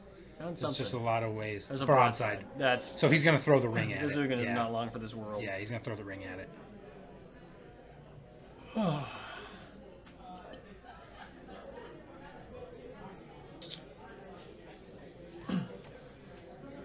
this had been lethal, so if he went for the other line, he's swinging 6, 8. Yeah, so this would have been lethal, even if. Oh yeah. Even Is if it you just went for lethal? the double moon 2, 3, effect, 4, the broadside would 5, have been. 6, 7, 8, 9. Yeah. Yeah, this is going to be lethal damage here. Yeah. Okay, We're so it scooping didn't them up. matter. So we can take a look at Tron's options in the sideboard here. You can see the whole Urza's package. That's so sick. Yeah, I mean, Argenta Masticore gets rid of moon effects and other hate pieces that you just don't want in play, right? I wonder what he planned for his Tron sideboard. These Stompy decks, the ones we featured, Yeah. these have felt pretty well pre-boarded. What do you Chalice seems like it's awful. What do you bring in? Fiery Confluence? That's the only one that's jumping out at me. Disruptor Flute, I think, wants to come in by turning activated abilities off. This particular list really needs activated abilities to get there in the form of the One Ring and also the Planeswalkers that the Disruptor Flute can get and the those. Karn. Yep. So I think that one probably wants to come in. Yep. Okay. In here. Let's see if Wilson can get there. And I think it's good. I think he did miss that line, but I think even if he did take that line, it wouldn't have mattered because I think he would have gotten lethaled anyways. Well, wait, because he would have taken the Magus, right? Which would have been close to lethal at that point. I'm not sure. But he at least would have been able to kill the Ugin, which would have put him in position where it was pretty much. Yeah, so he was at. Oh, I can't quite remember. I think he was at 12. I think it would have been Xaxes. Because the broadside is 8, and then the 2 shaman tokens. Yep, it still would have been lethal, you're right. Yeah, so it didn't matter. I think it was basically Xaxes. Would have been sweet, though. Best try, I think. I don't think you can exile the ring, because the Ugin only cares about colored permanents. I think he's talking the Wayscape Battle Mage. Oh, yeah, you're talking about the Wayscape. Because I think Wayscape can get it because it's that exile. that makes a lot more sense. Sorry. It's just clunky needing the C and the G, or the blue. Mm-hmm. I don't know what he wants to take out here. It doesn't seem like there's a lot he wants to cut in this deck. I think he wants to keep it pretty close to. And the only way he makes these kickers in this particular build is like Mox Opal, which is a one of. He's got three Lotus Petals, at least, but then also the Planar Nexus can fix your mana. Yeah. With the one, so right, he can do some but with under that. a Blood Moon. Under 8, I think there's 8, there's right? not much, and Alan's, and there's not quite 8.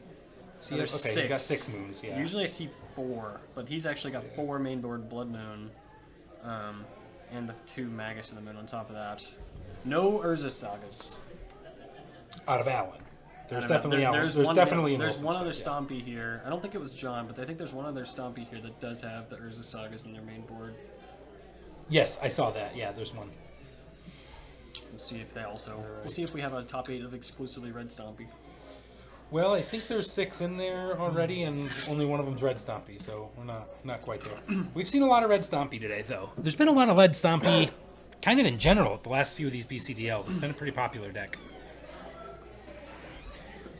This draw, actually, so tournament math is not something I'm super great at, but if Alan wins this, does that give him? It depends on what his breakers were before. Other breakers, yeah, and he was pretty high.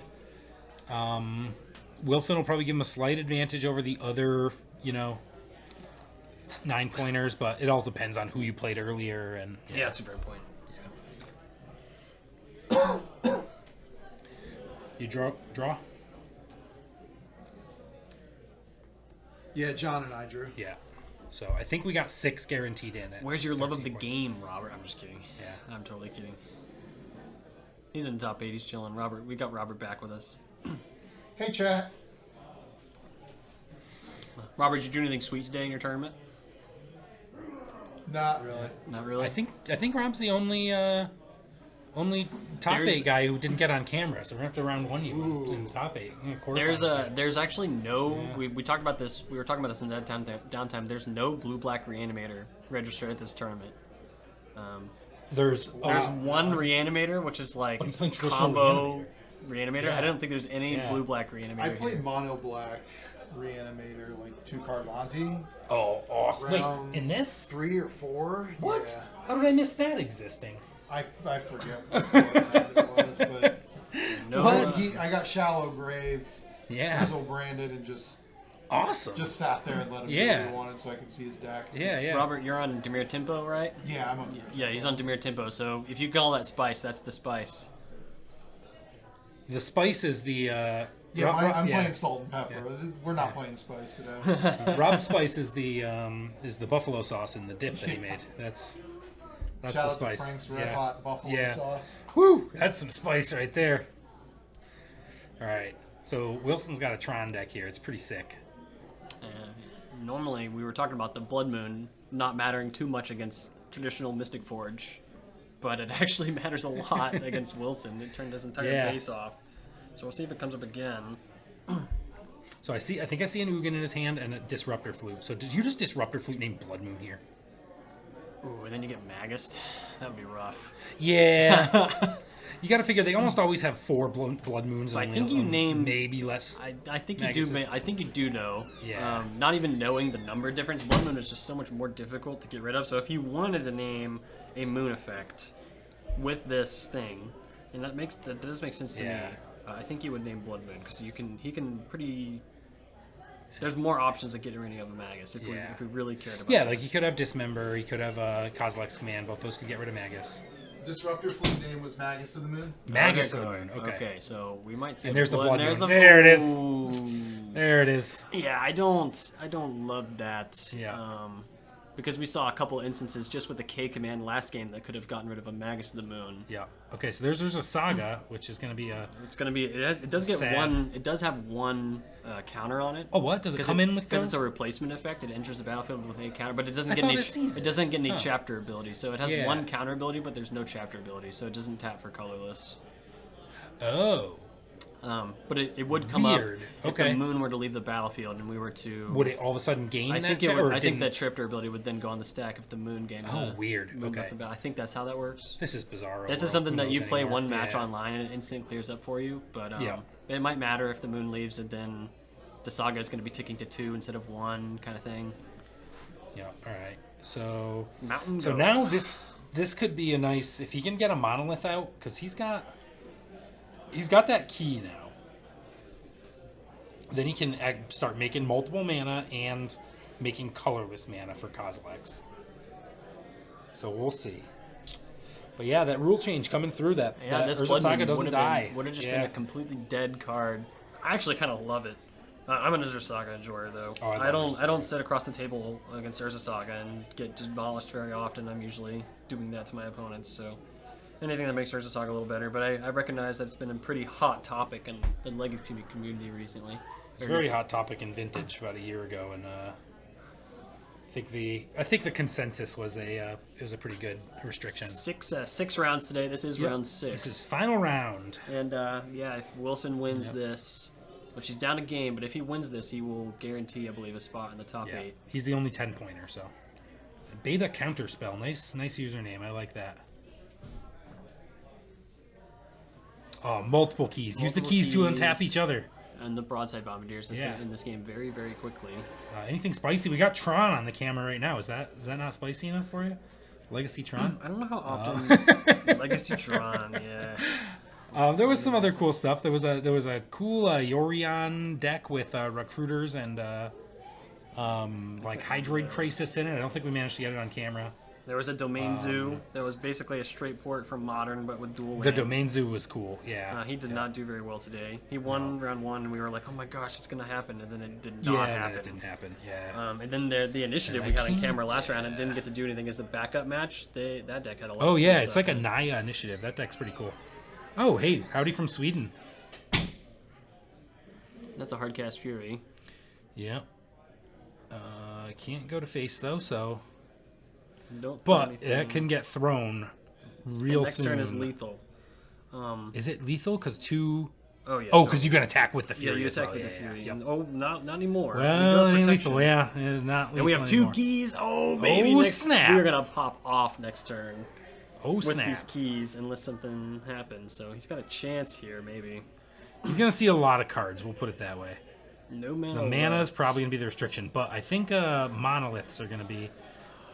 If he can find a monolith, he has an Ugin in hand, so he could do some nice Ugin work, especially with keys and monoliths and, you know, all that jazz. Second So one. a second moon, yep. Alan's saying you are definitely not using that planar Mexis tower you have. Wilson taking one. It's the second time. I hope Wilson doesn't feel too bad about that flute. That's unfortunate, but Yeah. the flute on Magus the Moon. You gotta not guess. Looking, not Yeah. looking so great. Oh, hey, we got Scotland on too. Jeez. All right, we're about to draw. Welcome Scotland as well. We're about to draw a lot of cards, but how does it even matter? It seems like we need like a Grim Monolith, and we need like another One Ring. You know what he needs? Yeah, I was gonna say that's what he needs, is another One Ring. Which you untap this One Ring and draw 3 cards. I mean,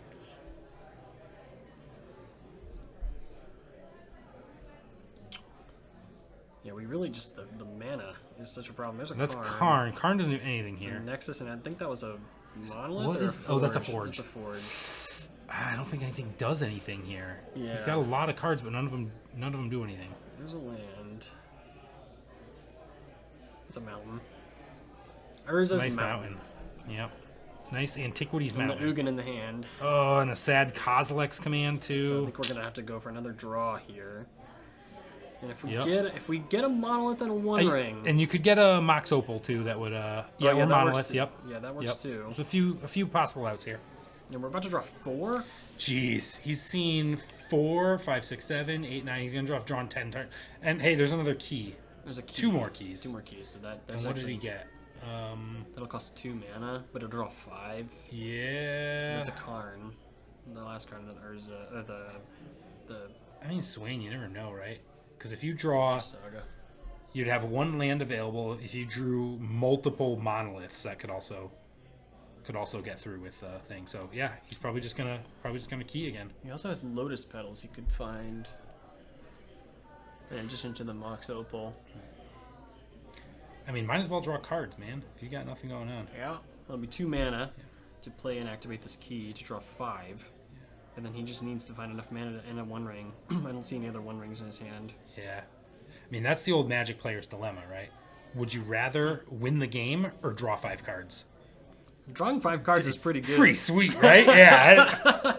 I don't winning know. the game is. I do like winning the boring, game, yeah. But drawing but- 5 yeah. cards could do Right. anything. It 'Cause could even win me a game. Good, yeah. Then you'd get to win the game and draw 5 cards. It's tough call. Tough call. I learned that lesson when Yeah. I was playing Limited one time because I had a lethal attack on board and I did something that basically caused me to, or I had like a creature I could develop in my hand and I was like I could discard this and draw 2 other cards. Yeah. But if I just played the creature, it would have given me a lethal attack, and then I discarded it, drew 2 random. There were 2 lands, and I ended up losing the Yeah. game.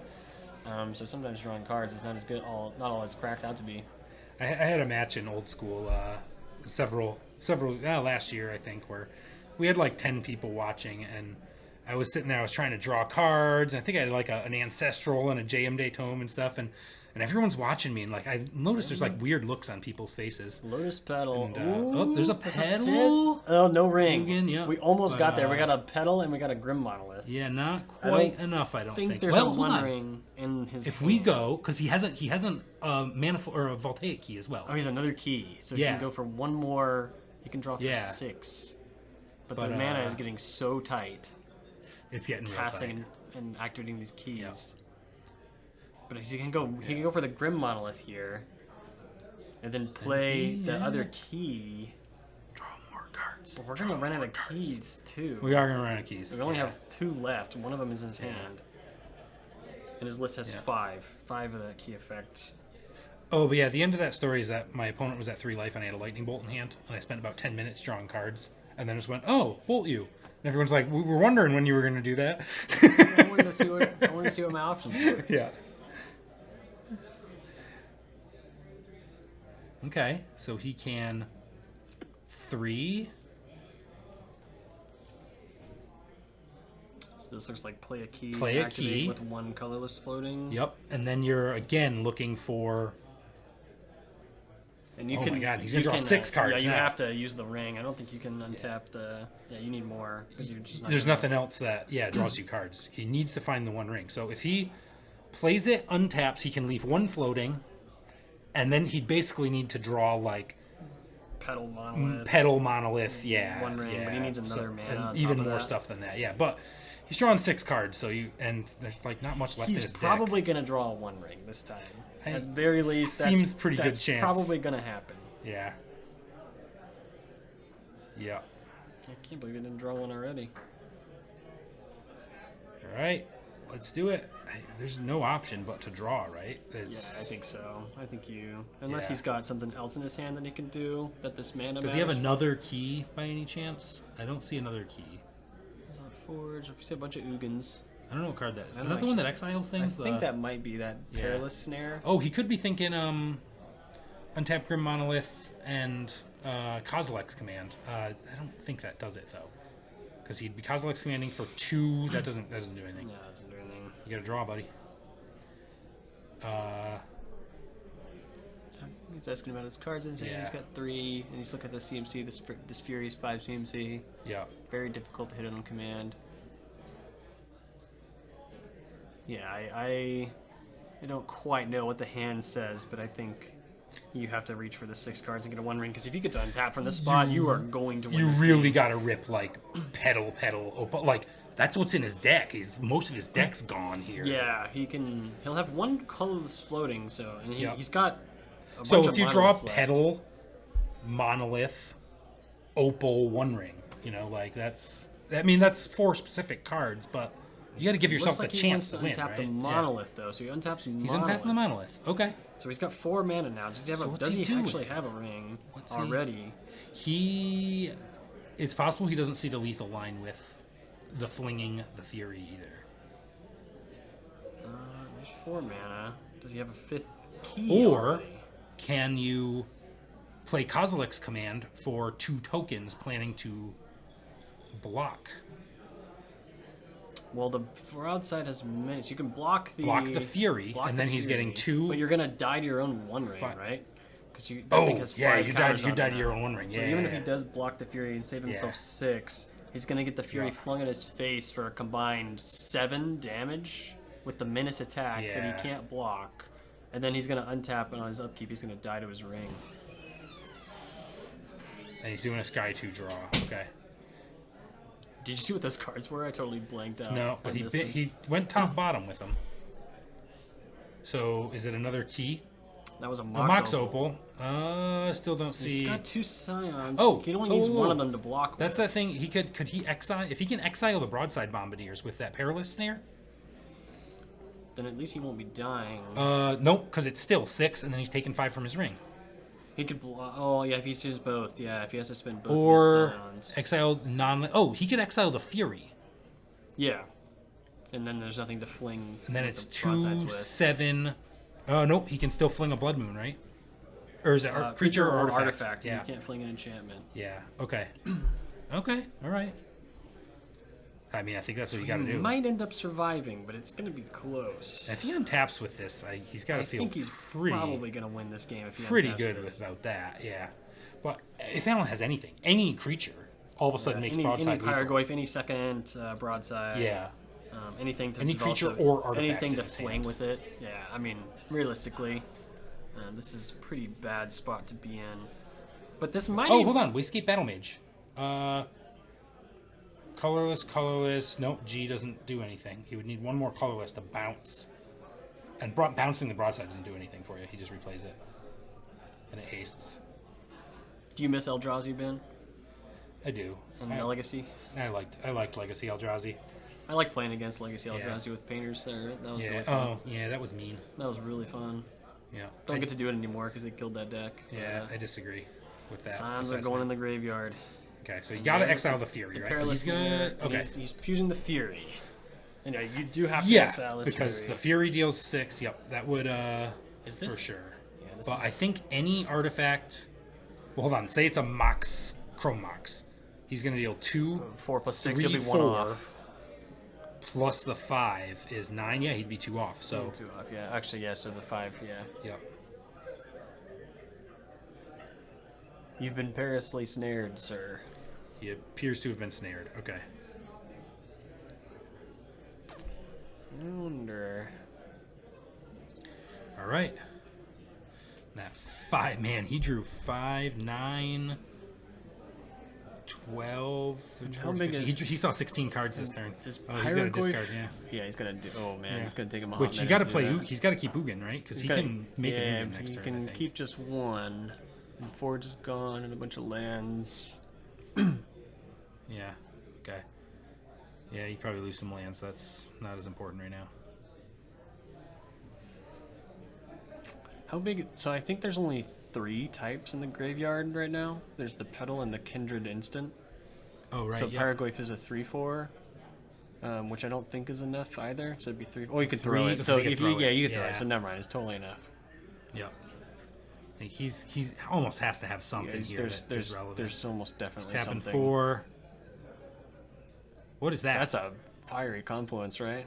Oh, so is he gonna just dome him for 6? I think this game's over 7, now 8, because yeah, unless even if you don't dome, you could just kill all these artifacts, and the things are still on the moon, and the One Ring is going to kill you. Yeah. And it kills the Perilous Snare too, which gives the Fury. That's oh, it. That's a fling, and that's the game. rip. Yep. That is so bad for Wilson. Yep. You had to figure Allen had something, but you got to give your opponent a chance to have nothing in hand. So. Oh yeah, it's like destroy target artifact, right? I thought it was like destroy. I thought you could just Yeah. kill all of them. My bad.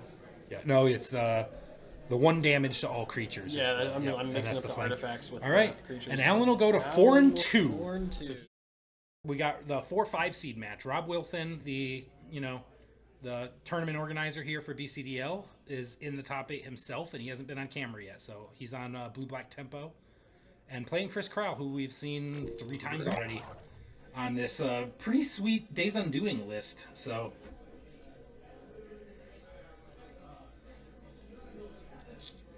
And Rob is going to be on the play. But yeah, other top 8 competitors. Jock Keener is our first BCDL Houston champion. Yep. Coming in at the 1 seed, undefeated. He's 4 name was on the 2. trophy. Yep. And John Lay was in a finals match, he right? lost, But I think he yeah. lost. And I think Alan Beltran was in a Still finals got the here dual before land, too. though. Yeah. If you get to that So- finals, you get that sweet dual Oh, you land. still got a duel. Yeah. So this time it's a Mox Diamond, I think, right? I can't actually. Oh, is that what remember- it is? I Okay, can't actually I'm not remember what sure. the prize is. I have to All double right. check So Rob's starting us off with a. Thanks. Thank you. Thanks. Absolutely. I appreciate that. Okay, are we back up? It's gonna come back up, maybe. No. No? Huh. Not yet. I think Looks like it on our end. should I got be an up. ad. Yeah, I don't know. And we're back. Thanks, Keith. Yeah, our OBS is Yep. fighting us today, but we are trying. It is. We And are of course, fighting it back. works pretty much all day, and then finally gets crashes in the. So we'll see. I think. Yeah, this let's full screen this I think for me. this was maybe what did it. I don't think that makes any sense, but Yep. it happened right after I did it. Okay. If it happens again, then we won't do got it again. action. So, all right.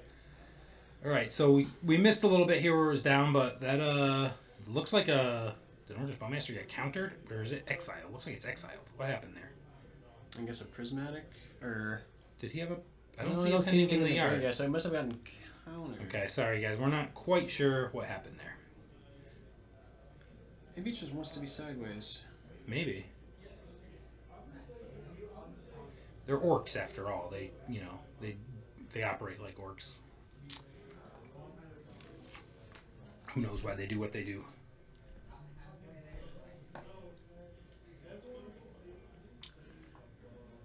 This is a control player's Tron right here. Oh, we're dazing into Fairy. Daze. With a nice foil daze as Ooh. well. Pick off that Teferi. That's yep. And I really do like I've never been a fan of picking up surveillance. Like I think in this matchup it probably would have mattered. Yeah. But usually it's the format the games are so fast like you need to do something like picking up a tap land is actually like pretty big liability. Yeah. So we didn't go for it. But I think in Yep. this particular match you might have liked the additional selection. Yeah, I usually value a surveil as like half a draw. So it's Yeah, there's been a couple but yeah, times. it's half a draw, but also a come into play tapped, right? It's a little. It's close. When I play, I play combo, painter, and when I play, and somebody dazes and they pick up their surveillance, I actually love that It feels so good because Yeah, I just you get a know little that tempo their there. development is so stifled, and I don't have to. There's no pressure coming at me for the next couple turns. Yeah. But this is obviously different. This is the control deck, so he probably. Yeah, so Rob really needs to get some pressure here. If There's a Chris big one. Chris clearly has the inevitability in this matchup. He's got Uro and the Days Undoing and all that. And Rob's the tempo player, so when you're the beatdown and you're not beating down, it's a little uncomfortable. Tap to Mystic Sanctuary, go. Okay, so that's probably the last land in his hand. And there's Cameo. Okay, well, it's pressure in a different way, I guess. And this can. Oh, there's There's a the sword swords, slashers. We don't have the flip. We do not have a flip at instant speed. So the other, the Bowmasters did get exiled somehow, but I don't quite see. I'm not sure. Yeah, I didn't see. card that The did pending that. might be just like underneath something. We couldn't quite see. yeah. Yeah. I think it was a pending. Yeah. Yeah, Robert likes his foils, man. And then we'll see a fetch. Brainstorm, I'm gonna fetch in response. This probably looks like a Bowmasters. Yeah, this is screaming Bowmaster. Oh, on the freaking Guru Island. Woo! Look at that. Yeah, Robert likes magic. Don't we all? We're gonna cut, and I believe this is gonna be a Bowmasters. It's a wonderful game. And And there's as the a Bowman. Bowmasters, do we have a response to this Let's see. Bowmasters? Now we can let the Bowmasters resolve and have one ping, and then use something like a sword to take rid of it. But it looks like we don't have any of No. that, So we're gonna get a 4/4 heavily Bowmaster. punished. 4/4 Orc. Yeah, we're gonna take some damage here, and then also have to And deal with down this to Orc 15. army. Yep. Amassing Orcs. I think if you get pinged in the face by Bowmasters, you shouldn't have to put your cards back. Can we change Rob's name to Sauron over there on the left side? He's amassing Orcs at a tremendous rate. He's at least Saruman. We'll call him Saruman. If he wins, we'll call him Saruman. Yeah, and coming in for 5 Coming in more, for 5. and We've got endurance! So what do we got? He's got a fetch, so if he has a fatal push, he can take care of the endurance. He was missing the double green before this, but he was able to get that trop. So he's got the double green. So, and Endurance is endurance can almost take out the Bowmaster, but it would die to the army, so I mean, not that that's the worst thing in the world to... Yeah, I don't think you care at all about this army, but this Bowmaster is a problem. Is he shuffling his graveyard? Yeah, the endurance resolved. Oh, endurance resolved. Okay. So I was like, what's he doing? Okay. So we'll see if he's got a... The way he's fetching makes me think he has a fatal push here. Fatal push so good right now. Yeah. Beargoyf being the premier threat, I think, and basically all the top decks are playing either Beargoyf or something that you want to fatal push, and fatal push has been so good recently. We'll see if it calms down. Fatal push is just a great card. It was kind of embarrassing for Black for years having like bad removal in Legacy until Fatal Push got printed. And There's the that looks push. that looks like a fatal Yep. push. There's the push. Robert's So, well, how many cards does Chris have in hand? Just one? no, I think he's got a little pile there, or maybe it is. one. Ooh, that's one. That's Fluster. One. Can he pay it? Yeah, they're thinking about it right now. I think he He can pay it. can, but it'll be the rest of his turn. That's fine. It's a free card. That sounds fine Looks to like me. He's gonna he's gonna brainstorm in response. So now he won't be able to pay for it. Yeah. Right? Okay. So maybe we miscounted the. Because we went endurance and then we went reserves, which all we went push. So storm I was thought 2. endurance push. And so we would have had 3 of these on the Flusters. stack. I and thought he we had would've 3 been able to- We would have been able copies. to pay for 3. Yeah. I think. Unless I'm missing it. I think And it looks like he's thinking about something. I'm not sure. Rob just got up. Robert's coming over here. He's telling us to shut the heck up. Yeah. No. He's.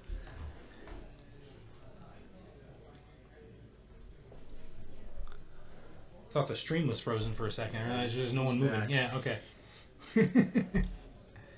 All right. So what do we got? So he has a Brazen Borrower in hand. Is his plan just to bounce the endurance? You gotta think that the Flusterstorm was a better plan than that. If he's got a daze there too, he could just pay and daze. I don't know why you wouldn't just pay. I'm not sure. I don't know. I guess he's thinking about just letting this resolve and then petty thefting the endurance, but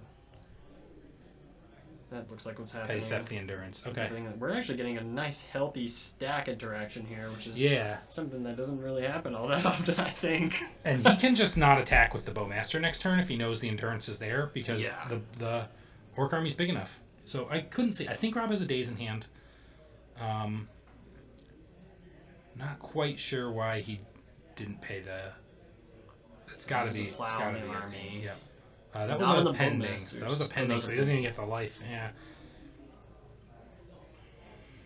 So notably, okay, and I think Rob's gonna lose his graveyard again. That endurance has reach, so it can, if he plays the brazen borrower, he can block it. So what's that card? I see a swamp, a brainstorm. There's that brainstorm. I don't know what that last card was. But nothing really. Probably wasn't anything good. Yeah. This Bowmaster's not going to do very much in this spot. There's a Thought Seize. That's pretty bad right here. Another brainstorm and a fetch. So I'm guessing he's going to put back that Thought Seize and shuffle it away and brainstorm again. Yeah. Okay, he's gonna wait. And Chris is off the top here, but he's not under any pressure at all. So we're looking for like a Baragoi for something, and this also, but the reach from the endurance. The so reach is this really is just, powerful. We're just here. spending our mana, Yeah. and probably maybe a surveil here. Does he have another surveil land, or is he just No, getting I don't underground think sea? There's so. underground sea. Okay. We're just thinning a little bit. He's probably just gonna cast the brazen borrower. I think that's what he did. It looked like he cast the did brazen cast borrower. it. But yeah, it can't attack into that endurance, unless maybe you have an Orcish Bowmaster in hand, then knowing you can ping. But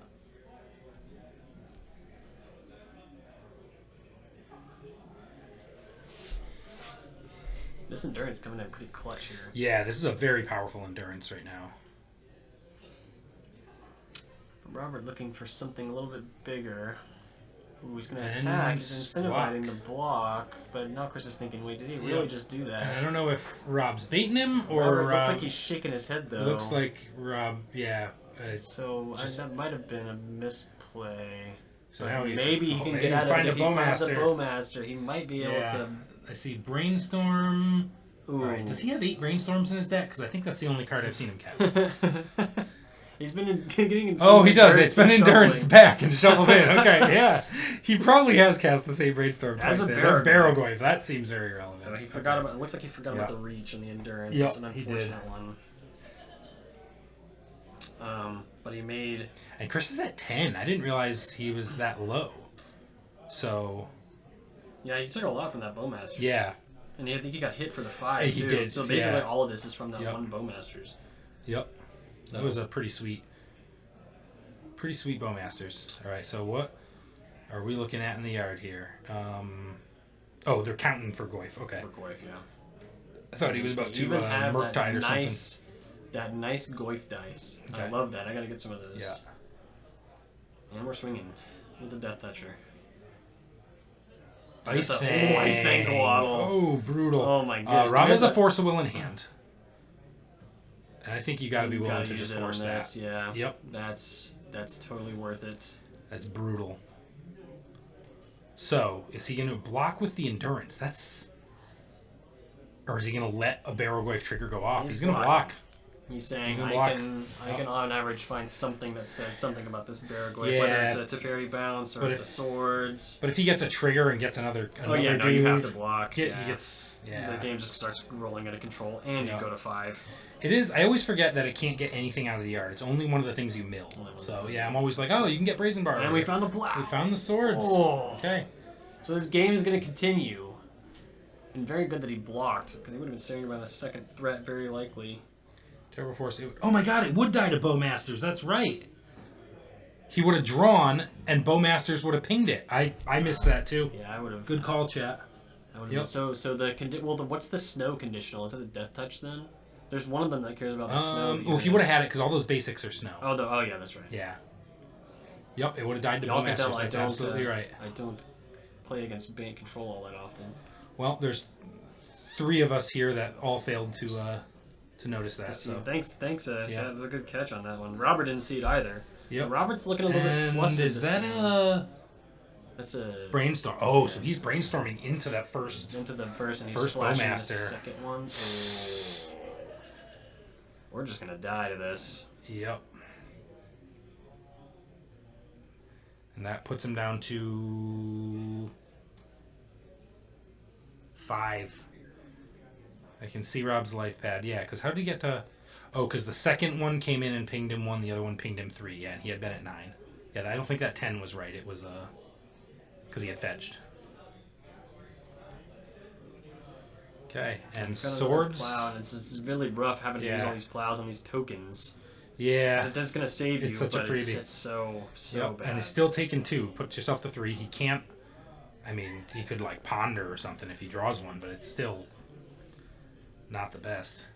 And I think... I can't tell what Rob has of it. Looks... Is it a Force and a Daze? I think you just pulled that up, right? Nobody plays Ice Banquettle anymore, man. There's a Oh, Nethergoyf. Nethergoyf. Okay, all right. Yeah, not Barrelgoyf. Yeah, and he's All right, dead. and Chris is picking him up. All right, we will have Rob's deck in a sec. See what Chris Chris is thinking about for the Bant tempo, or the Bant tempo, the Dimir tempo. I'm sure he's got a strategy here. I think that... So we can see what Robert's got cooked up here. Yeah. Rob's got one of my favorite cards in Legacy right now, Kaido Bane of Nightmares. I love that. You hope Bowmaster. I don't think Bowmaster will get banned, but some stuff. as a he did opt for as the a former graveyard. Elves That's a player, I would not cage, mind. right? So Looks like Rob is bringing in the Robert cage. saw value in the cage against the Uro plan. It does makes a lot of sense, but I just think this Uro? cage is going to end up almost certainly is going to end up getting removed. I'm not loving the cage. Before it's I don't. Yeah. I do see it, but also just I think this cage is not going to end up doing anything. But we'll see. And the only thing it does hit is that Uro, and Uro is not even like a 4 of. I think he's only played 2 of them. But Bowmaster so far has been an all-star. Bowmaster has been very difficult amazing for Chris to deal with. Yeah, He's for been Rob. forced to use his plows on the armies that have been created because these resolve brainstorms and not the actual Bowmasters itself. And that always feels pretty bad when you're plowing the creature they got for free. And this looks like a prismatic ending, so I assume it's going to be pointed at Bowmaster. I believe Cage is going to stop Uro from coming back because you attempt to escape it, but you can't cast spells from the graveyard. So it will cast, Yeah, so you can't. It doesn't matter that it can't enter from the graveyard, but you can't cast spells from your graveyard.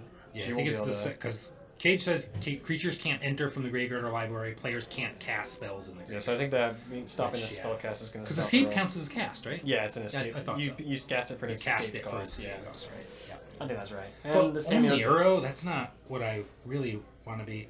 And did Chris miss a land drop there? That was wasted. That was what I saw him waste it, but I couldn't tell if that was the same turn. Oh no! If Chris missed a land drop, Rob's got to be smelling blood here. Yeah, and this cage really is not going to matter. yeah. Well, we can say the cage don't matter at that point. Need 3 lands to deploy an Uro, and now you're... And ouch! Yeah, he's digging for land. Not like ouch. this. Not like this. Getting in for 2 and Thankfully, plus 0. Thankfully, it's only 2. Could be And Rob worse. can start making some clues. But we're gonna get some clues. Yeah. And that's a basic forest, right? So, not even anything. Yeah, he can't. Good. Yeah, he can't. I was gonna say he can't brainstorm, but I don't know if he wants to brainstorm anyway. I mean, I think if you had brainstorm, you throw it right into this Bowmaster trying to find that land. You're just totally screwed. Yeah. Without it. So Rob's looking for business cards. I see some land in that hand. I don't think lands his bottleneck here, so I'm gonna say he's probably gonna put some lands back and shuffle these away. And do a ponder.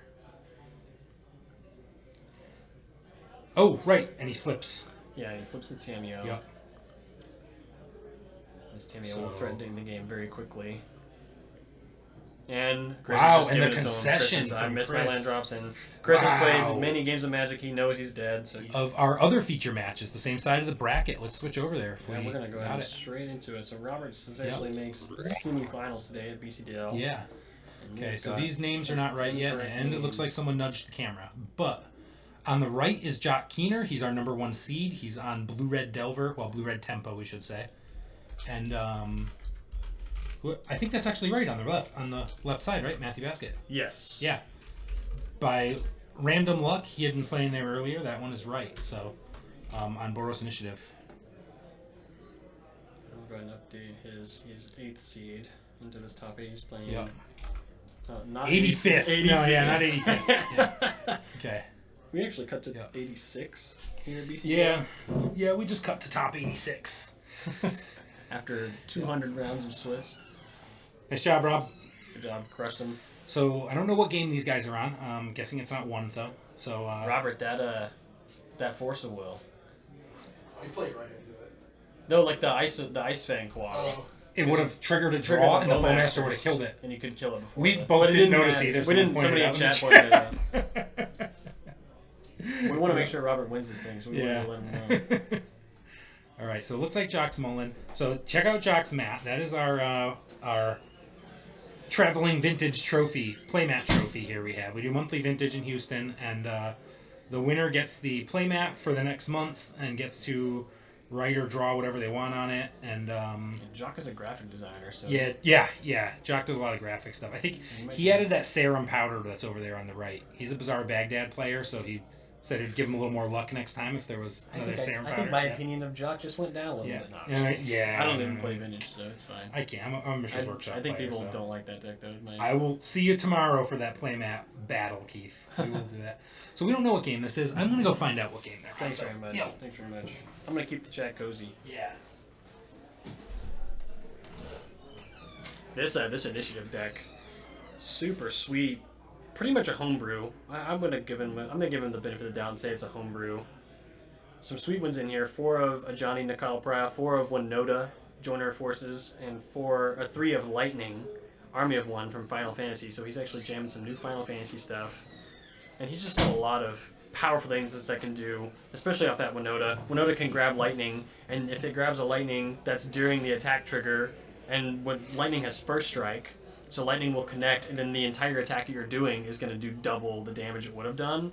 That will just end the game on the spot. Once you start multiplying too much, yeah, you... But anyway, this is game 3, and Jock's on the play, obviously, so... Yeah, the Boros deck is sweet. It was pretty impressive. Anyone who knows me knows that I just basically look to get spice on camera as much as possible. Yeah. So. And we tried to get it there, and then his deck didn't do anything, and he died. Yeah. But now he won a game, so his deck had to have done something. Hey, he's in the top 8. And he's in the top 8, so he's been yeah. doing it. He told me he hit somebody for 37 earlier in the tournament. Did he? Yeah, he did. He attacked him for 37 over lethal or whatever it was. So. Yeah. He has been killing people, but also just incidentally 8 initiative creatures. I believe in his deck, so very, very powerful effect. Yeah, that's enough to get you the title of initiative. Yeah. Plus, we get to keep the spice hidden. Because you're expecting the usual suspects, and then you see an Ajani, and you're like, oh no, there's something else happening. This is game 3, Keith. Game 3. Yeah.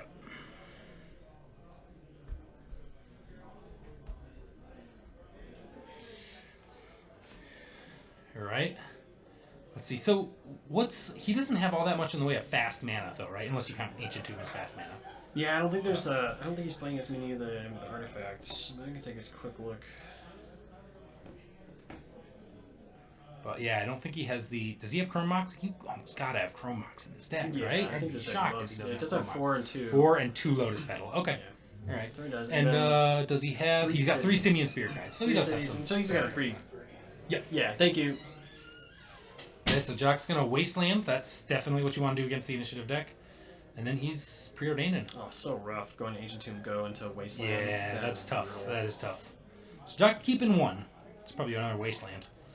And there's a Fable and a City. That's- So I guess yep. he wanted to. He just didn't want to play the City Yeah. on turn 1. That's tough with the city, though. If you. Yeah, and then City is like you don't really want to waste a City. So I think he's gonna lay a city. Yeah. Yeah, I think in that spot I would. That's his, and that's the Chrome Mox. Okay, that's. But this is where, like, if you run into a daze, you're feeling pretty.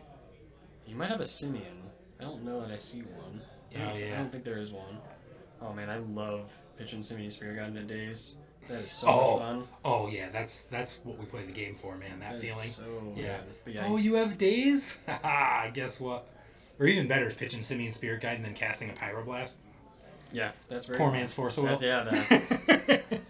He's gonna put Winoda under the Winota. Chrome Okay, Mox. so that's a red-white Chrome Mox. Makes a lot of Yeah. sense. And he's gonna label it for us. Thank you very much. Yeah, he's got these pre-cut out labels, which I appreciate very much. So, Matthew, if you watch this, thank you for the labels. Let's put him in the sleeve and everything. Yeah. What a gentleman. Yeah. He's going for a 3-mana play, and it's got to be a Fable. Fable. Yeah, Fable's pretty good And here. There's a Hydroblast in the hand, but there's no But daze. no- So this resolves. Yeah. But at the very least, we can Hydroblast this token, which I don't hate at all. Yeah. This token is gonna. Yeah, that can hit the mana. The 4-mana breakpoint is pretty important for this initiative deck. I guess it would be 5 mana next turn, but if you can't hit the city, but man, you gotta try, right? You gotta try here. Hmm. So I think did I see a Brazen Borrower in Jock's hand? I can't quite. Yeah, there's a Brazen Borrower. Yeah, does so he have a land? That's a land that he drew, right? Yeah. So he does have 2 mana to Brazen Borrower the token, much So cleaner. he's gotta answer. think. Yeah. I don't know. He could Hydroblast that token. It's tough. It's tough. He doesn't know what's in Matthew's hand. We don't really know what's in Matthew's hand either. I do like. He's also going to loot 2 next turn. He so. definitely wants to. If he's gonna Hydroblast anything with this Brazen Bar, it'll be the Fable itself, or he'll hold on to and hit the next thing. It's a lot of powerful red spells in Matthew's deck. Yeah, I guess that's fair. Yeah, you can let him do the token and try and take out the. Okay, so I think he's gonna let it go off. Looks like he's gonna. Okay, so it's draw, Yeah, we're gonna and get then some draw selection 2 here. more. Well, There's a Sekinzen, I think, is the draw for turn. So there's a red land. yeah, red land that loses you the city. I mean, you gotta do that eventually if you're Yeah. gonna try and play Magic, but it's not really what you love doing. So he's gonna ditching a Lotus Petal. Discard a So Lotus you got Petal, only draw 1 draw. one. Tells you he has some stuff. I couldn't quite see what that was. I think it was a Oh, I don't know what anything in his deck is. So that looks like a plateau. Oh, I love his plateau. like a crazy plateau. Yep. 2 floating, 4 mana.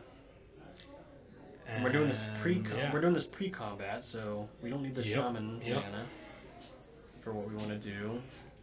I think that's a. Yeah, actually going for Fable. Another Fable. Ouch. So if this I actually like. This is a pretty nice play, and it actually lines up pretty well against what Jacques has got. So he's representing Brazen Bar and Hydroblast, but he can't do both. Does he have a bolt there at the end? So maybe his plan I is saw a to cutter, but I Okay. didn't see. Yeah, so he's going to Okay, brainstorm so and brainstorm, respond. So yeah. he's locked into basically only Hydroblast unless he can find a counter, and he can't. And this Fable was played around Days, so that wouldn't have been good enough. I think those are 2 cutters. So he's trying to cut her. That's got to be just his plan is, hey, I got to go over the top with prowess creatures. But I actually really like the sequencing from Matthew doing this pre-combat, because now we get the shaman and with this Hydroblast we still are going to make mana and have a lot to say about next turn Yeah. despite the loss of the city, whereas we Yep. might have had the shaman bounce pre-combat if we didn't play a relevant spell. Yeah. And maybe we get a second Fable and have to do it again, but this is just faster, I think. And we're going to get the shaman's going to stick around. We're going to have potentially 2 of them if Jacques doesn't want to counter this. So I think I like this.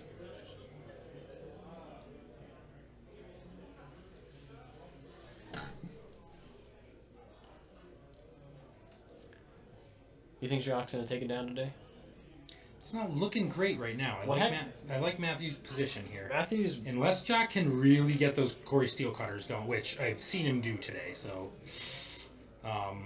but Jock's a good player, and he's gonna make the got most the of 1 the cards seed. So if he's got a yeah, Murktide. that's yes. Jock will make the most of the cards he's got. He always does.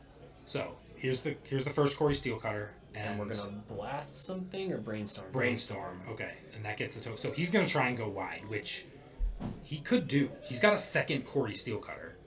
So if he gets one of those, they start going wide quick. And you might get to the position where Matthew draws initiative creatures but can't play them because Jock will steal the initiative back so easily. Yeah, with this And go wide that's- plan of the cutters. Yeah. Yeah, once you get on that back foot, it's really hard to get off it as the initiative deck. So, it's easy to say that when you're sitting here looking at, hey, Jock has a 1/1 in play, you know, so who knows? We're looking at Days, Cutter, and Murktide. And the 'Cause- cards left over that we have to Oh, win is that this what it game was? with. I think so, yeah. I thought I saw a DRC. Did he put that back? I think he put a DRC. He Okay. drew a DRC at Days. Yeah, and I guess he could draw it too. Because you want that 1-drop so that you can. It looks like he's thinking can about his hit. ordering, and his opponent's letting him Yeah. double check. So he's gonna. And he's redrawn the Darcy and the land. Because this land is a fetch land, so he's trying to figure out. I would think you want to go. Oh, because the fetch, you might be able to Murktide next And turn too. and I think he has. So he put the Darcy back, but he wouldn't have been able to double spell next turn because his only options were Cutter and Murktide. So he has to keep either the land or the Darcy if he wants to guarantee a double he spell wants the trigger. Yeah. next turn. Yeah. So that's why he's thinking more about this brainstorm. I mean, remember, one of them he puts back, he's going to draw, right? Because he's not, unless he fetches in between, which he Yeah. doesn't have the land drops to do. So, yeah. Yeah. So he just has to make sure he's gonna Yeah. get something Okay. there. And I think Now, does he have any interaction? He has a daze? he does have a daze. And the city's gone now. The city's gone, yeah. Yeah. So this daze might be able to find something. might be good. The other Fable, I guess that one got blasted. That got blasted, Yeah, okay. I missed that detail. It's an important one. It was. Okay. So we got a game. Jack looked like he was on the back foot a minute ago, but yeah. I think he's going to really maximize these Corey Steel Cutters, and we're going to see some... we're going to see him go wide. He's thinking about whether or not to attack, it looks like. Why wouldn't you attack? The I guess it's a 2-1. You could trade... That could keep him off mana. Because Corey Steel Cutter gives +1/+0, right? 1/1. It's a 2/2. Okay, all right. It gives so 1/1 either way. trample and haste. It gives whatever it's equipped to gets everything, every mechanic in the game. 1/1 trample. Oh my god, what a Yeah. card. Okay. So, yeah, so Standard he players can... love that one. He can keep Matthew off attacking. Unless Matthew's willing to trade that for a Lotus Petal, which is... Trading a 2/2 for a Lotus Pretty- Petal seems pretty reasonable. Yeah. Yeah. Pretty worth, but he's got something else maybe. There's a broadside. Oh, That is broadside. bad. We have a treasure too, I think, Yeah. left over, and he's been playing around So the he stage. can swing with both. Oh, this is so bad. Fling the treasure at Fling the extra treasure at the monk with prowess, and he's gonna hit him for 4, and he's threatening and make another token. He's threatening yeah. basically a lethal attack next turn, and there's no removal at all in Jacques' hand. So even if he Yeah. plays this Murktide and he's like, "Oh, I'm big and nasty," Jacques is gonna be big and dead with the reflection activation on the broadside with 2 menacing attackers, Right. and then you get to throw the reflection and the broadside for 10 damage, and Well- 4 unblockable, so 14. So, and the ability triggers as soon as he attacks, right? So if he plays Murktide DRC, he can attack with the broadside, fling a token, and write on the Pyro Blast. I didn't see that one. He's got a daze for it though. No, okay, That was okay. the last treasure. Okay. That was But a that makes fortunate, the and we get second, the yep. double spell. Yeah. That was a very timely. So if he attacks, I did not like that Pyroblast. he He's can been playing fling around- something Ooh, I did not to like make that. it so that the Murktide can't block the broadside, right? Well, it has a So Yeah. So he needs to get rid of one. Because so he can fling it before Jock declares blocks, leaving Jock with one creature, Right, so he one can't block creature, it. yeah. Right. So it's not quite enough reach to just get a straight up kill with just menace Yeah. and burn damage. We're seeing What does he two. have? He has a Darcy and a Cutter. I really did not like that blast. No? There was no It's reason. an 8/8 Murktide. Yeah, but it's not doing anything right now, right? You just untap and Yeah. blast it. There's no benefit to countering Oh, yeah. it, right? Yeah. So I think I would have much preferred untapping, blasting the thing if you wanted to blast it. Yeah. And that also forces Jock wouldn't get the second trigger on his turn for he casting would have it, had yeah. to develop more mana. I really did not like that Yep. blast. So can he play the DRC, say second main here to get so it doesn't have to attack, and then he'd have 3 creatures. So then he could force a favorable block against the broadside. Does he buffers. have? So he's got land, artifact, instant, no delirium. Oh, okay. Yeah. He exiled a sorcery, which he had to, and the daze was cast after the. So he just pumped all of his instants and sorceries into the no thoughts for delirium, which I think is reasonable.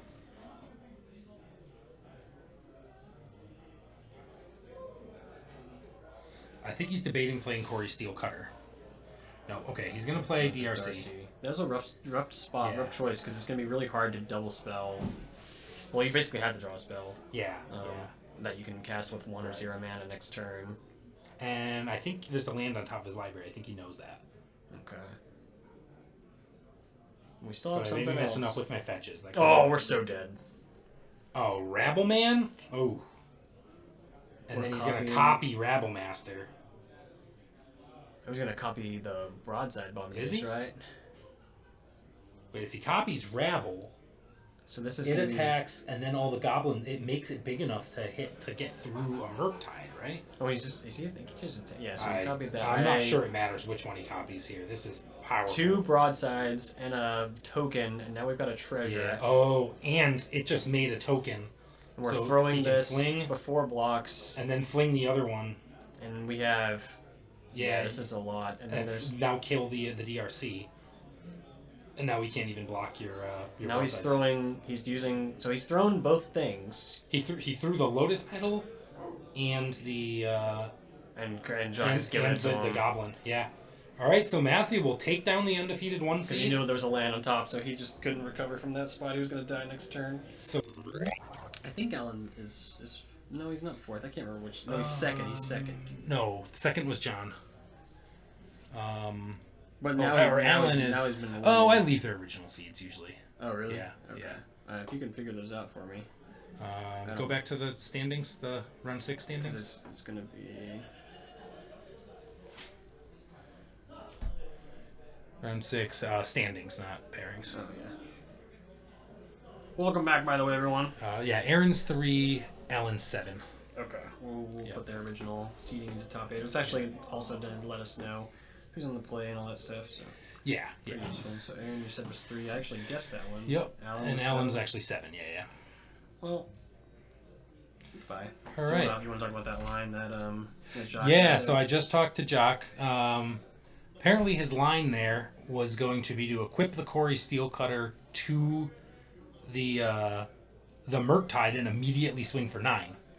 And then next turn he could have played DRC, equipped the Quarry Steel Cutter, and swung for a lethal. But the Pyroblast messed it up because then he had to defend the Murktide. Days, yeah. Yeah, which I guess the timing on that Pyroblast wouldn't have mattered. As soon as he equipped, he could have Pyroblasted it as well. But, yeah. Interesting. Fun line. Yeah, fun line. I wasn't even thinking about that because I forget you can actually even equip things with I know, Quarry right? Steel Cutter. It has Yeah, equip yeah. 2 on it, but it doesn't come up all that often. I don't think. I Yeah. don't watch very much Standard. It probably came up way more in that format. Right. Yeah, I'm doing that. So, right, we got Aaron. We've seen Aaron on camera before and also against Red Stompy. That was John Lee, I who's believe it dead was. now. Yeah. And this is Alan's So turn. we'll see.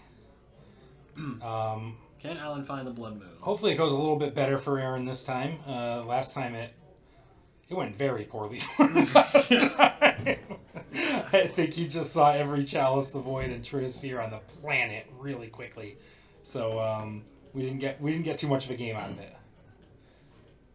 Not so much easier to put this up when they're already here. Oh, I know, right? So nice. So we'll see. Aaron's probably just thinking, I just need to swing on turn 1 because I expect 6 pieces of hate to come down. And he's swinging. We're going. He's swinging. Red- We got, that's a good thing about- double LED. I think we're probably just gonna go in for an Echo here, unless he's got. I mean, yeah, Echo with what would be 4 mana floating. That would seem perfectly okay to me.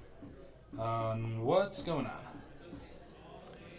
I don't know what just happened. I think he is. Did he gambling. gamble? I think he's gambling, but the gamble's not on the table. Oh, okay. He's gonna.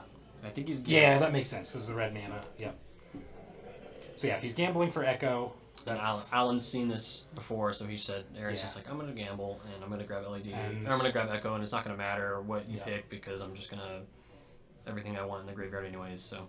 yeah, it's all going anyway. We do need to make sure we see that gamble, though, which doesn't Oh yeah, actually hit the you gotta table show, yet. gotta show him the gamble. I would say he can't know that you didn't gamble for gamble. So- but If That wouldn't something matter weird if he happens goes with in, this, we'll Yeah. correct it. yeah, there's supposed to be a gamble in the graveyard. So if he doesn't immediately go for an Echo here, then we'll fix it. But I'm pretty sure he's going to go for an Echo, and there's the gamble. There's the gamble. They messed up a little there, but it did not matter because he did not care if that was in the graveyard or not. Yeah, So I assume he's getting what, 3 blue and 3 black? looks like red. Oh, red, probably red. Yeah. He's going to spend 2 blue and a red. Oh, that's how he's doing the Echo. mana is little. Yeah, I thought he these was going to tokens. put dice Yeah, on these those tokens. cards. Yeah. I actually need to start doing this. I don't play any combo decks like this, but I've always annotated my tokens and mana and stuff with dice. Yeah. But it actually bump them. it actually makes it so much easier to have physical things. Yeah. Even though there's a lot of things, and these are tiny, so I imagine it's much easier. Yeah. But managing your resources when you have so many, I think, with individual physical things like this actually helps a lot. Agreed. Yeah, and everyone's bumped a die during the storm thing and gone, wait, that was an 8. Or right? like, what does this dice Yeah. represent again? Right, or right. whatever. Yeah, and you're constantly Yeah. like fiddling with your dice when he can just like spend this red mana by picking up those tokens and like putting them Yeah. back in his pile and stuff. Like if you get used to it, I think it helps a lot. When I play Storm, I usually use a notebook and just write down like black, blue, red, and I just write 3 and then scribble it out and write 2, and yeah. They'll echo. We're gonna see if it does anything. I played against Aaron twice. I played against him last week, and I whooped him. And I played against him the week before, and he whooped me. And it was on the back of what the echo did. His echo missed twice, but this one so far hasn't missed. He's got red mana for another gamble. I would not call Echo a fair card, but it's a perfectly legacy power level. Yeah, card. I think this is a pretty good But addition to the legacy. Fair is not. Yeah, no, not not not the word I would No. use. Because LED's not fair, I think, right? Like Yeah, I would nobody's not ever call done LED no. nobody's ever done anything No one's- fair with LED. I think. No one's done that.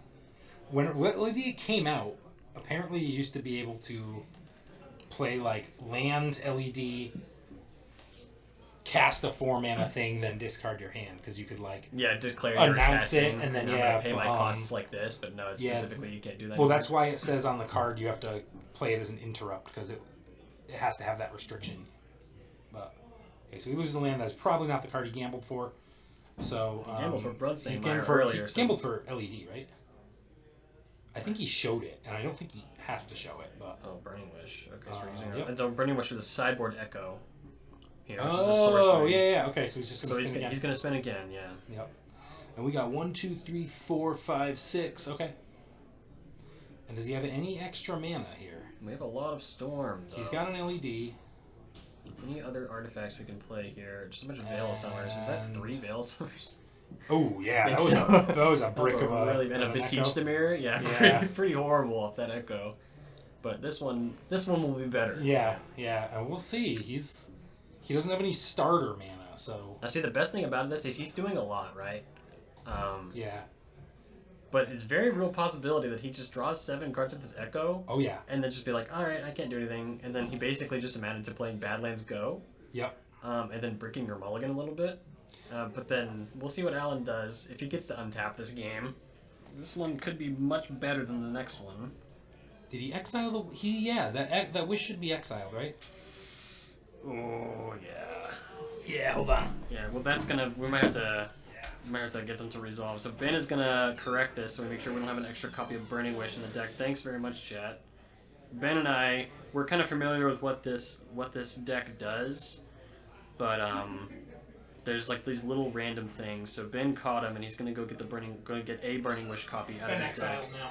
and he's gonna go get that exiled, and probably he's gonna reshuffle. Yeah. And nothing significant happened in the game. He didn't look at his cards yet. in or anything, between. so, I think yeah. he did, but we're just gonna resolve. Oh yeah, I guess it wouldn't have mattered if he. Yeah, he we're didn't- just gonna he didn't do re-resolve this, so anything, yeah. I think that's pretty clean. Thanks very Thank, much. thank you, chat. Yeah.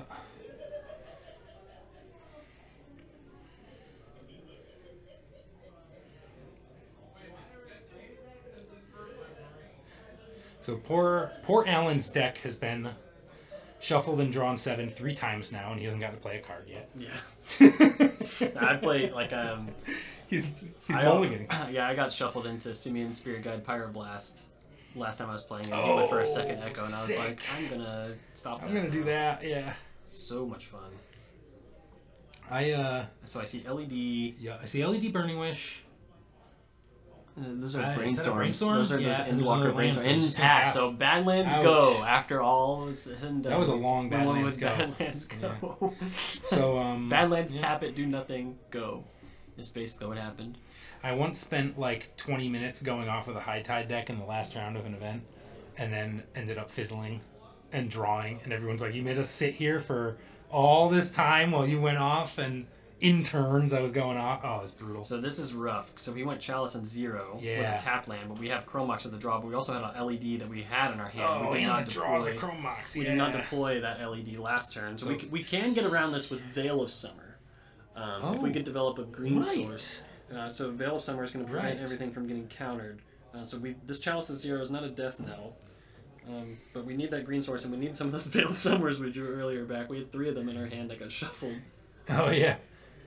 Yeah, where's those Veil Summers when you need them? All right, so we're gonna get Undercity Sewers. Veil. Oh, He bend it. oh, he Ooh, didn't have. He doesn't have green mana. Yeah, he needs the green mana better. Yeah. Okay, so that's Yeah, rough. that's an ancient tomb.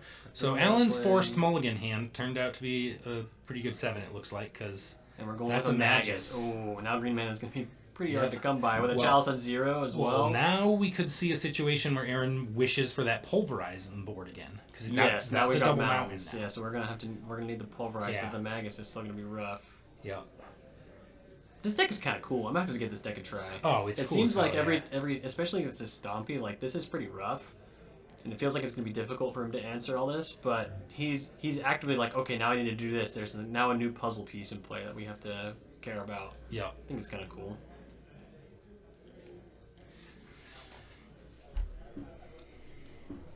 Yeah, binning that Veil Summer ends up being, I think, You couldn't correct here. cast 'Cause- it, yeah. So now we would have kept that Veil, and then we would have seen this Magus come down, and our Yeah. dreams of making green mana would have been promptly crushed. We Yeah. would've If needed he had a Pulverize fetch anyways. land, that changes things obviously. But and that looks like a Also, Thoughtseize. Thoughtseize off the top. He just Thoughtseize here.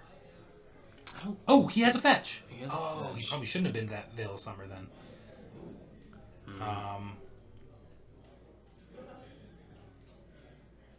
Oh, he can still cast Brainstorms and stuff. So, is he gonna wish?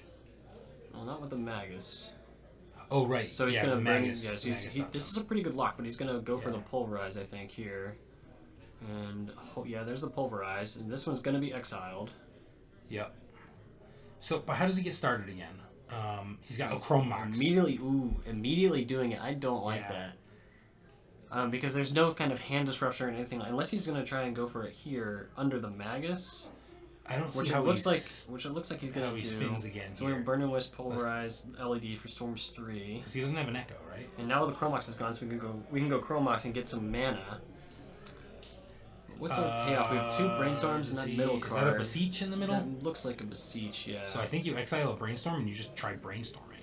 That's got to be, we need his plan we need here. a Dark Ritual yeah. to get us somewhere.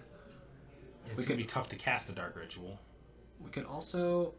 Yeah, no. It's another Beseech. Beseech? What is that? Is that a Mox Opal? I think so, yeah. That's the Double Masters one. So 2 Ooh, Beseeches. Mox Opal is relevant. Beseech and Thoughtseize. Okay, so Going is he going to back. just play Mox Opal and Thoughtseize and then try to... What's he trying to do? I don't see a way to get that mana out of the LED without... Yeah, we're gonna lose something. Yeah. Would have been actually hilarious if he happened to crack that LED with the Brainstorm on this deck, because he actually would have found Yeah. the Beseech at the top, which Yeah. I don't think is something you ever do unless you're basically dead. No, yeah. But it would have worked out there. Fury, So we can see Fury. Double Fury and lands, but we actually can So- take these lands if we want to. Oh, yeah. Which, I mean... I think that's a Simian Spirit Guide. Do you take Simian Spirit Guide just because it's the beat right now? So we have. He can't cast a Fury. He can just play Simian Spirit Guide and start hitting for He actually 2. could cast. He could Which hard sounds cast. pathetic. He but- could if he takes one of these Furies. He's actually going to get Fury hard casted against him next turn. Right. With yeah. land and Simian. Yeah, I think Simian's the right call. Yeah, I think so. Yeah. And it looks like Aaron sees it too, so he's going to go with the Simian. And he's going to get a couple more turns in this game. Well, the Magus actually, my bad. The Magus is going to turn off the Ancient Tomb, so we wouldn't have had to deal with the hard cast. Would have been a quite couple yet. turns though. Would Two have been, turns. Would have been ago, 2 yeah. turns. Which, given Aaron knows what the top of his deck is, he knows he can't. And that was a can't win on moon? I think that was a moon. 3 mana. If it's a moon, we're gonna see it. We're going to combat. We're hitting for 2. And passing the turn. Aaron might be able to do something here. He's got 3 mana. If he gets a 4th mana source, we can bargain this LED. Yeah. And would we just pass 4 mana, 1 ring? Oh, That is going to be a problem. that's trouble. It's trouble, and this looks a lot like that game we saw Aaron in before. So Aaron does not like Red Stompy. I don't. Yeah, this is really bad. I'm gonna guess. We're I'm gonna getting guess a his low opinion life of Red total. Stompy is low right now. So we don't have there's not like a lethal attack. We're not pressured to go for it here, and, Yeah. and Aaron does pass the turn back. So he was Brainstorm locked. He didn't crack. He's had he got the Magus. That's He important. needs Dark detail. Ritual. If he draws Dark Ritual, because the Chrome Mox can get it. But Alan's gonna draw 2 more cards, 3 more cards total this turn. With the ring, like there's a pretty good chance he gets a Something that's gonna yeah, wrap this game something. up. Yeah, but Another if, 8 piece. if we get a Dark Ritual, do we have a? Yeah, we have the Mox Opal for that Dark Ritual, which is the draw that we really need if we're the Epic Storm to win this game. Dark Ritual, I think, just wins in the game though. Yeah. Unless Alan deploys another One Ring here, which will turn off the Tendrils of Agony, the protection. What's the line? If he gets a Dark Ritual, he beseeches. Looks like Hardcast Fury. Probably like beseech for a Gaia's Will for a beseech tendrils or something No, like we that. can't. Oh yeah, yeah. Yeah. So yeah, we could do that. There's gamble. There's gamble. So we could gamble for. Do we have the mana? Do you gamble for Dark Ritual? We can't because the Mox Opal is the source and it taps for both. No, we no, have a he can tap. Chromax. He We can have a tap. Chromax. He can tap the land for red. Red. It's a Oh mountain. yeah, that's right. Gamble. Yeah. All right, so we're gonna make black Oh mana wait, first. black. He's so only got 2 black. Oh wait, no, yeah, he's got 2 black. Y'all can tell I don't play this deck very often, but we're gonna Ooh. gamble for something. So he's looking for, I guess, an Echo here. Oh yeah, that's what he does. He's got just echo here. This is. Yeah. So one of those Echoes was from the sideboard. He still has 2 left in the deck. And there's one of them. Yeah. And he says, "Hey, make your Hey, relevant which one do you decision." want? They're both Yeah. going in the graveyard. I'm gonna LED them. Yep. And he's got a hit. Now I wonder. We had 2 beseeches in our hand, and we had the red mana. I think it might have been better to gamble for that Dark Ritual. But if you discard the Dark Would Ritual, have you been- instantly lose. Yes, that's Which is a the problem. difference. But Yep. we had a lot of buffer. We had 2 beseeches, so we were pretty safe there. The only bad one is the Dark Ritual. But I think in that hand, if we had gone for the Dark Ritual, we might have been able to open up a beseech line. I don't know if it would have been good enough. Yeah, I didn't count him out. I think I trust Aaron a little bit more than me Yeah. to know if it would have been good enough there. But that's an interesting one. Decides not to go for it though, and he's gonna spin. Let's spin that wheel, baby. And we've been slowly losing copies of Echoes and a couple of Burning Only Wishes. one left. So Yeah. it's pretty difficult to string together a 7 that does something. It really just has to be Beseech at this point, unless he finds another Because LED Echo. beseech into a Gaia's Will would be the line. Or what's that Song of Creation card there or something? Yeah. Yeah. We really could go good for too. that instead. Yeah. All right, so let's see what Aaron's 7 is.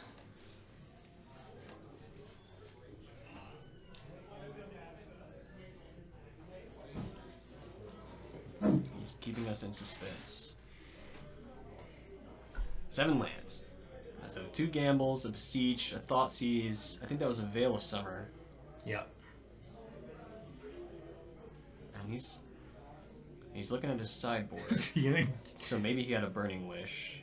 Oh, maybe. Maybe it was Gamble Burning Wish. No, I think those are all our gambles, yeah, too. And then a Burning Wish, yeah.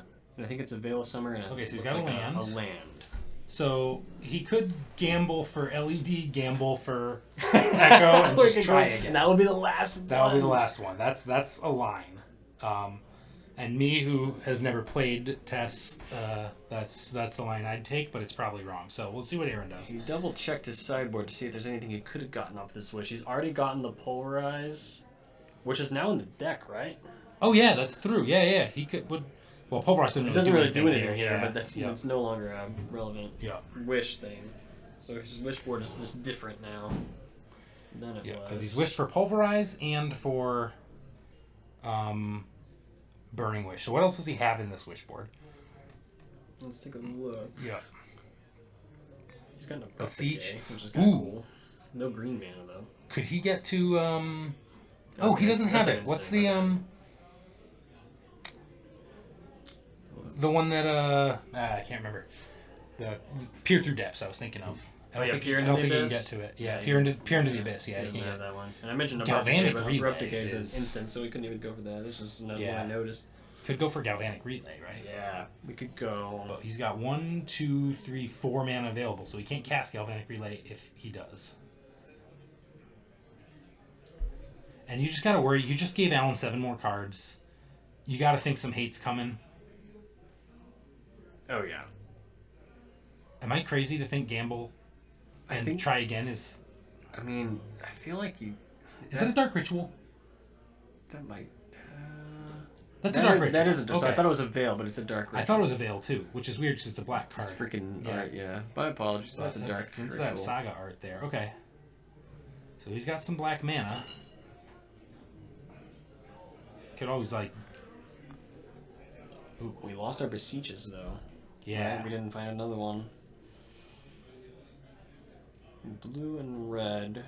This looks like a burning wish. Burning wish for what? Wish with the black mana. Empty the floating. Warrens? Well, what's Stompy's life? He's at 17. 6, 8, 10. So Oh he- no, gambled for beseech. Oh right, because he's got 4. Okay. Where did this? So what's the line? I gotta count his storms. Storms at 6, 7, 8, and 9, and the Stompy deck's at 17. So he's got to get to 9. Oh yeah, the side. Because he did have beseech in the 6. sideboard. Okay, that's that. So if he gets beseech again, that goes to 6. That goes to 7. I think Beseech again into tendrils is, I'm counting it as 1 short. but he's only at 17. He only needs 9 storm. Yeah, I'm counting it as 1 short, unless I... He's doing it though. Oh, maybe he'd already sacked 1? And there's tendrils. 3. He must have already sacked... Seven. Oh, those are the Mox Opal, too. Yeah. So 3 beseeches is right. Beseech targeting you, and Yup, you're dead. yup. And Wow. He got there at the Stompy. He found the line. Nice Yep. job, Aaron Schaefer. With the sideboard. And that's just game 1. beseech the mirror. Woo! All right. Wow. But I think you definitely want Beseiju. That's the one thing in the board that I think has to come in. You can't wish for it, right? And I don't know. Do you want a Thought Seize? Probably not. Yeah. So I want to see a Song of Creation game. We've been talking about it, and we haven't seen it yet. Hey, just in case you aren't familiar with Red Stompy, that's what Red Yep. Stompy's playing today. Seen Ellen's list several times. We've seen a lot of Red Stompy today, which is not the first time we've seen a lot of Red Stompy at these events. But he's got comboed off. Well, because the other issue with Reverend Silence is it can get rid of Blood Moon, but you need a Forest in play to cast it for free, so, like, you never have a Forest in play when Blood Moon's out, so... Oh yeah. Oh, wow. So we got Chalice on 0, Magus of the Moon right out the gate. That's a good start by Alan. About the best you can And, probably hope okay. for. Aaron's got... Oh, I was going to say Mox Opal gets some mana, but he can't Nope. play it. Yeah. He's counting though. This He's doesn't- counting. Yep. So we have a land. We have a mountain. Is he going to try another Burning Wish Pulverized line? That's probably what's going to happen, because that's a mountain. go. And he's got a fetch. There's an LED. I don't know what his line is. So, okay, there's another... There's some very expensive mountains he's playing over there. That was such a great hand that he didn't even mulligan or anything, did he? 'Cause Yeah. he just double pitched. And yeah, he can't get to green mana because of the Blood Moon. But we do have LED Echo, I think. But he can't play LED. Oh yeah, the Chalice is 0. Yeah. Oh. He needs to Burning Wish for Pulverize again. And so he's just looking for Pulverize. And we For can't. Burning And Wish. we can't make the black mana either Yeah. to hardcast this. Oh, But now we Seiju's the other can. thing that... No, we nope. can't. No, we. No, I we keep can't. forgetting about it. I'm so used to Chalice Yeah. on 1 being a problem, Trigger. and Yeah. he's Chalice checking him. Yeah, you gotta check. I always forget if you're allowed to do that anymore. I don't know. I think can't, it changes. honestly, I can't Yeah. remember. This particular event, there's no judge, Yeah. and the Chalice check happened, and he saw it, so we're not going to go and say anything. Well, but- geez, if this keeps up, he's gonna Burning Wish, and he's just gonna hard cast the Pulverize and keep his lanes. Yeah. But I think if he gets... Yeah, what is he looking for Yeah, he here? really needed... Man, if that Chromox had resolved, that would have been so Um, good. No green mana, there's a Veil of Summer in hand, but nothing to do anything with it. And now we've got a Disruptor Flute, too. Well, it actually doesn't change the Burning Wish Pulverize line. So, maybe name Gamble? Well, that doesn't You change could just anything. name Burning Wish Yeah. with this to make it cost Yeah. 5. But Oh, does it increase by 2 or 3? 3. 3. Okay, so that's relevant. Yeah. I thought it was 2. But we only need 1 land. If he does this, he's gonna Yeah. label it for us. I'm not gonna be able to read that probably. Yeah. It looks like he's writing Burning Wish. Yeah, I think that's pretty safe. It says 3 words on it. I don't know. But okay, there's another Oh, fetch. it's Beseech the Mirror. is what it Beseech the says. Mirror. So Okay. now we have 7 mana Beseech the Mirror in our deck. Not ideal.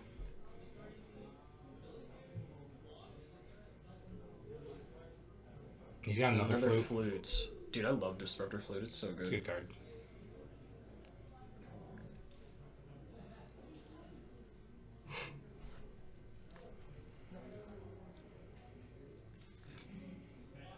This may just be a game where this Magus gets there all by its lonesome. Obviously, Chalice Yeah. helping out, a big deal. I can't even remember. Yeah, how we'll much say the Chalice is. I can't even remember how much the Chalice is helping Yeah. half the time, but Chalice helped because I mean, if he didn't have the Magus, he'd just be able to Veil of Summer and then just go off. yeah, totally. So he needs both. So he's naming both of them, and there's like, oh, that's a rough. Gaia's Will, which it So he doesn't- passed the discarded to hand size and put the Guy's Will in the graveyard. And can we get? Is there 2, anything at 6. all? Burning Wish. Burning Wish is the only thing Yeah. for that pulverize to get rid of all of these artifacts. That's an Echo of Aeons. Oh, I thought it was a Hydroblast for a second, but I guess that wouldn't matter either because he can't cast anything. Discarding an Echo to I mean, hand yeah, that size seems good. is pretty decent, but I don't know if it's going to matter. We have 3 Yeah. turns left. Alan hasn't been able to produce any other pressure, but it looks like it doesn't matter just yet. Yeah, it doesn't Let's matter. say that, though. This- There's 2 mana. There's a Chalice, it looks like on 1 Chalice this on time. 1. And Aaron says, oh, goodness gracious. Hey, that He picks up could the have cards. Burning Wish Pulverize was still alive, unless I don't know what he named with.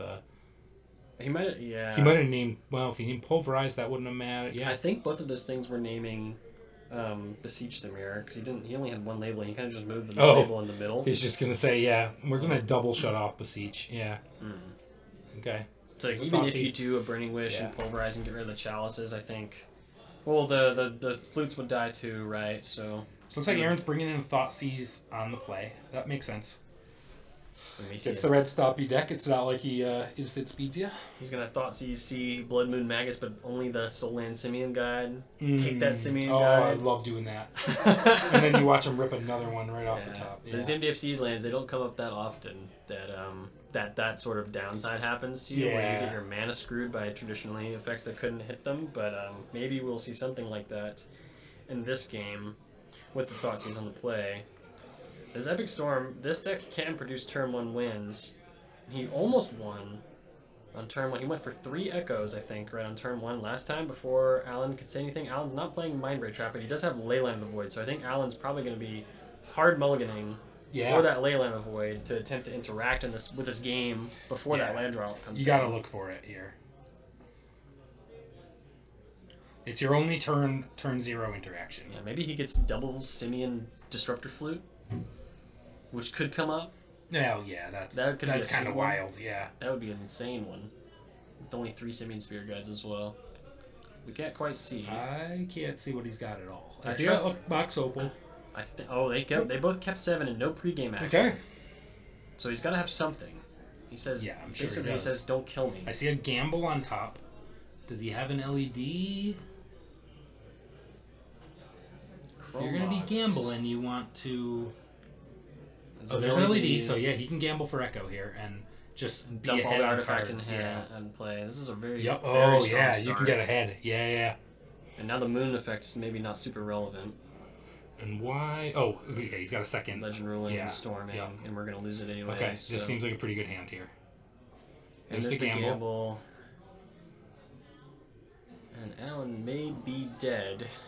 We'll see. He's drawn 7. He can draw 7 lands and pass the turn. You know, Oh yeah, totally. it's a gamble. Both the love gamble. how the and- Echo of I like how Aeons the gamble isn't a gamble, But the Echo Echo is. is a gamble. Yeah.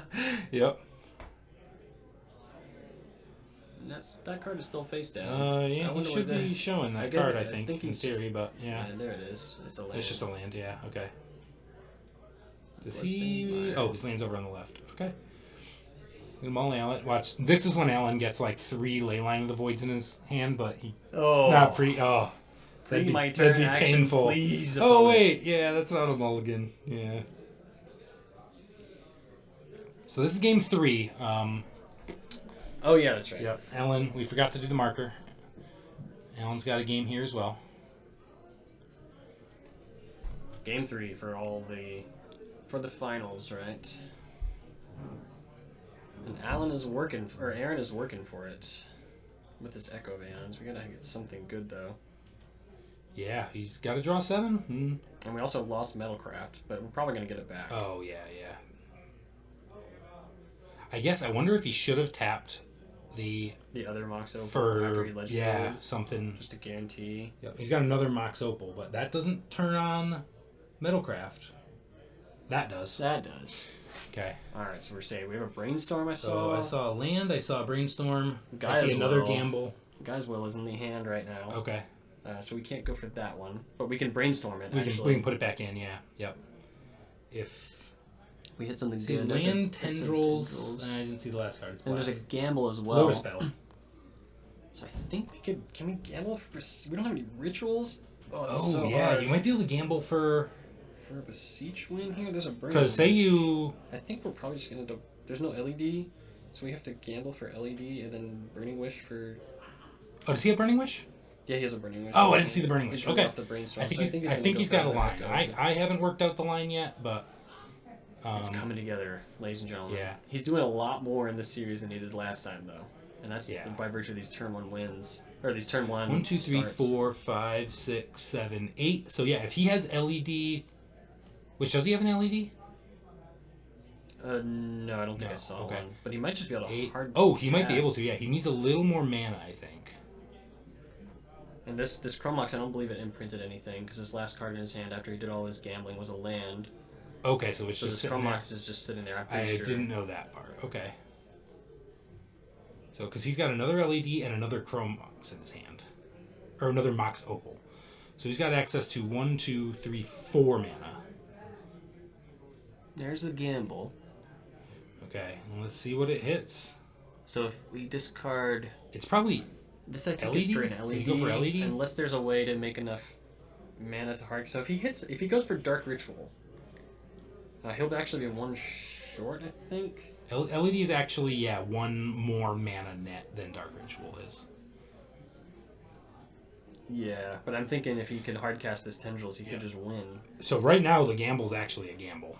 Yeah, I think this one has to give him Although, the card back. say he loses LED. Yeah, to whatever the he gets, he gamble. has to keep whatever he gets. So I think his options Yeah. here that he wants are LED or Dark Ritual. I think would have been what, based on what I could see in his hand. But there might have been another option. So yeah, this is a big die roll here for... So I think he needs to keep the Burning Wish and what Yeah, he gambled for. because it almost Both seems of he's them. got a 2 and 3 chance to 5. Both of them. 5 is gone. Is That's a all they- land. That's probably the best that's result for very Aaron. bad for Yeah. Alan. Yep. We kept So the we're going to Burning see Wish, LED, and it looks like that. and that's enough Storm. There's another Lotus Petal. Yep. So we have and Mox Opal. Mox Opal, and that's 1, 2, 3, 4, 5, 6, 7 There's with the a LED, and I LED. think we got Wish for Tendrils right here. Oh yeah, Unless- Burning Wish cracked it. Yeah. Yeah, Yeah. I forgot the sideboard The tendrils. only thing- The sideboard tendrils we get. That's a Yeah. turn 1 win. He's cracked it for black. And this is going to be a Prestige. I do not believe Red Prison has Trap in the No sideboard. traps. Yeah. Traps has been largely phased Yeah, we out. looked. So I don't think of he has these anything. decks. And there's That's- the sideboard tendrils. Ooh, fancy anime Tendrils. And no response. But Alan from says, Alan, nope, I'm a and stoppy deck. I dead. can't do anything. Yeah, So no Aaron Library Schaefer, traps. the Epic Storm. Moving on to our finals. And they're in game 3. We can go. Yep. And that is, the names are not right there. Matthew's right. That is Matthew. That is Rob Wilson on the right, though. He is our 4 seed. And I will go find out what game they're in. Yeah, thanks very much. Yeah.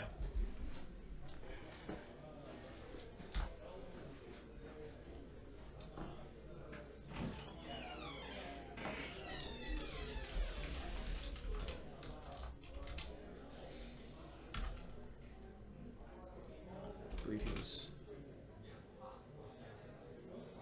4th.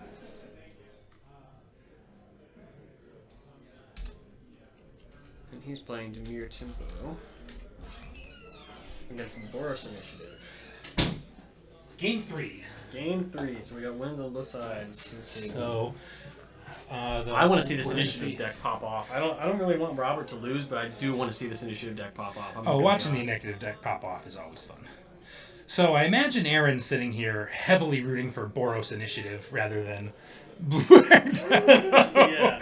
That seems like one is a bad matchup and the other's the dream matchup for him. So Yeah, totally. we will see what happens. And with Alan dying, all of our previous finalists and winners, I think, have been Yeah, eliminated. yeah. So we're gonna get a new name. Previous on the trophy. Houston ones, anyway. I don't know if Rob's ever won a one of the Ohio Yeah, ones. this deck There's is been a lot super of them. sweet. So. 4 Ajani. We've talked about it a couple times. 4 Winota. But he's also playing 8 initiative creatures, so that's why he gets the name to be initiative.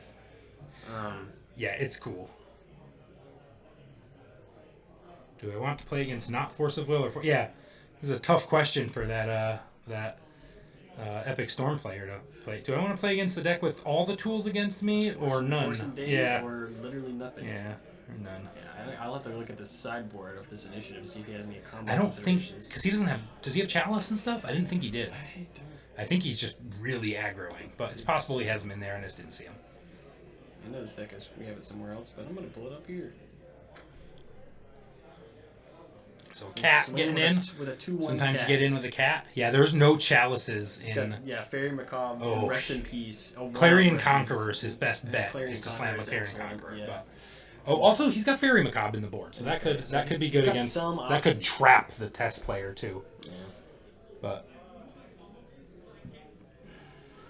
And a mainboard unlicensed Hearst as well. A one of.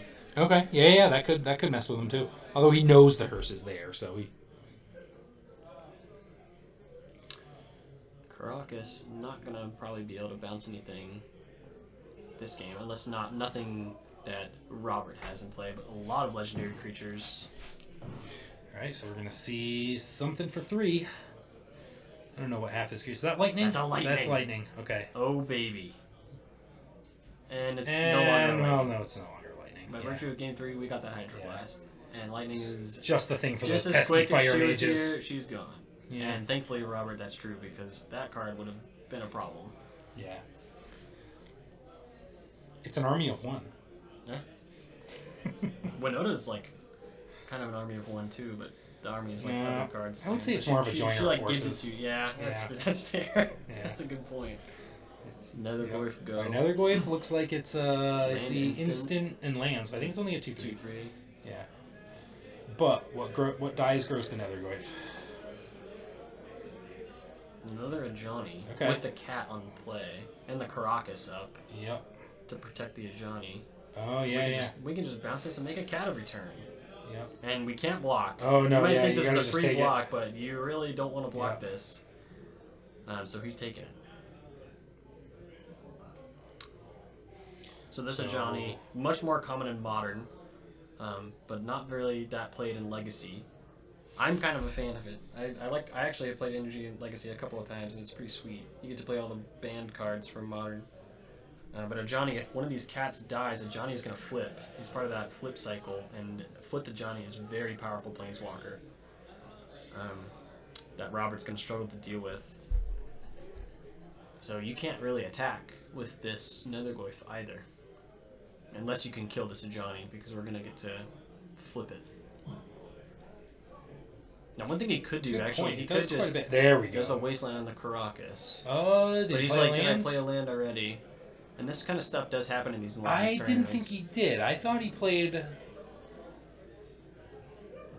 I thought he had the Surveil land in play. Robert's the higher seed. He was Last on the play, turn, I and then he think, used I think the he, survey- Yeah, I don't think he's and played a this turn. land because there's 3 on the other side. He did not. Okay. Yep. All right. And looks like they agree. Yeah, I agree. I think Robert I was was on pretty the sure play, that's so what we had Robert's too. going to be on the play in game 3. Yeah. And that was land on Not 4. necessarily. You might have been on the draw. In game 3, he has to be on the play. If he lost game 1 and won game 2. He has to be. He's on the. draw. Yeah. Oh, Yeah. well, yeah, I guess so. Yeah, if I both get the it. draw players won already. Yeah, my bad. Yep. I just assumed Okay. the person on the So play he's wins. attacking. He's baiting Matthew here. Does he have removal in hand? Actually, if he has He's- removal in his hand, I really like killing a cat. Because the Ajani flip is a May ability, actually, so you don't have to flip it. But Okay. you could flip it and then attack it. If it becomes a Planeswalker. But I think it's a May, so... If he had removal that in wouldn't hand, I would happen. have just killed the stupid Ajani. I wouldn't mess with it too much. Yeah. You don't get... No reason to get too cute with it. Yeah, that's For definitely sure. getting too cute. But, I mean, you attack to see if you can bait him into blocking with the cat and then blowing up the Ajani, but that's very reasonable. Yeah.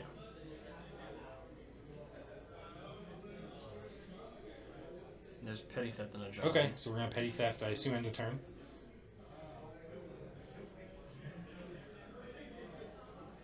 We're just making a bunch of cats. Yeah. This is gonna be really bad if a Winota shows up later. By the way, these cats are gonna cause problems.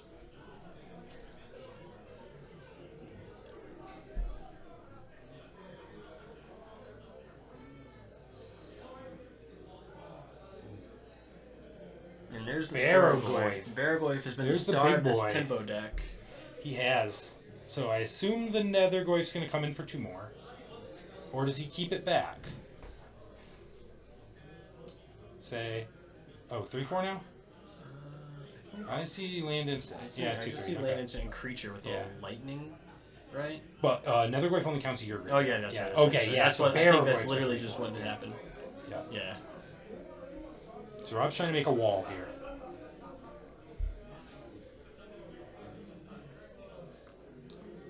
So I think we saw a bit of Johnny. I think it's another lightning, a Chromox, and a Sundering Eruption. I think are the cards.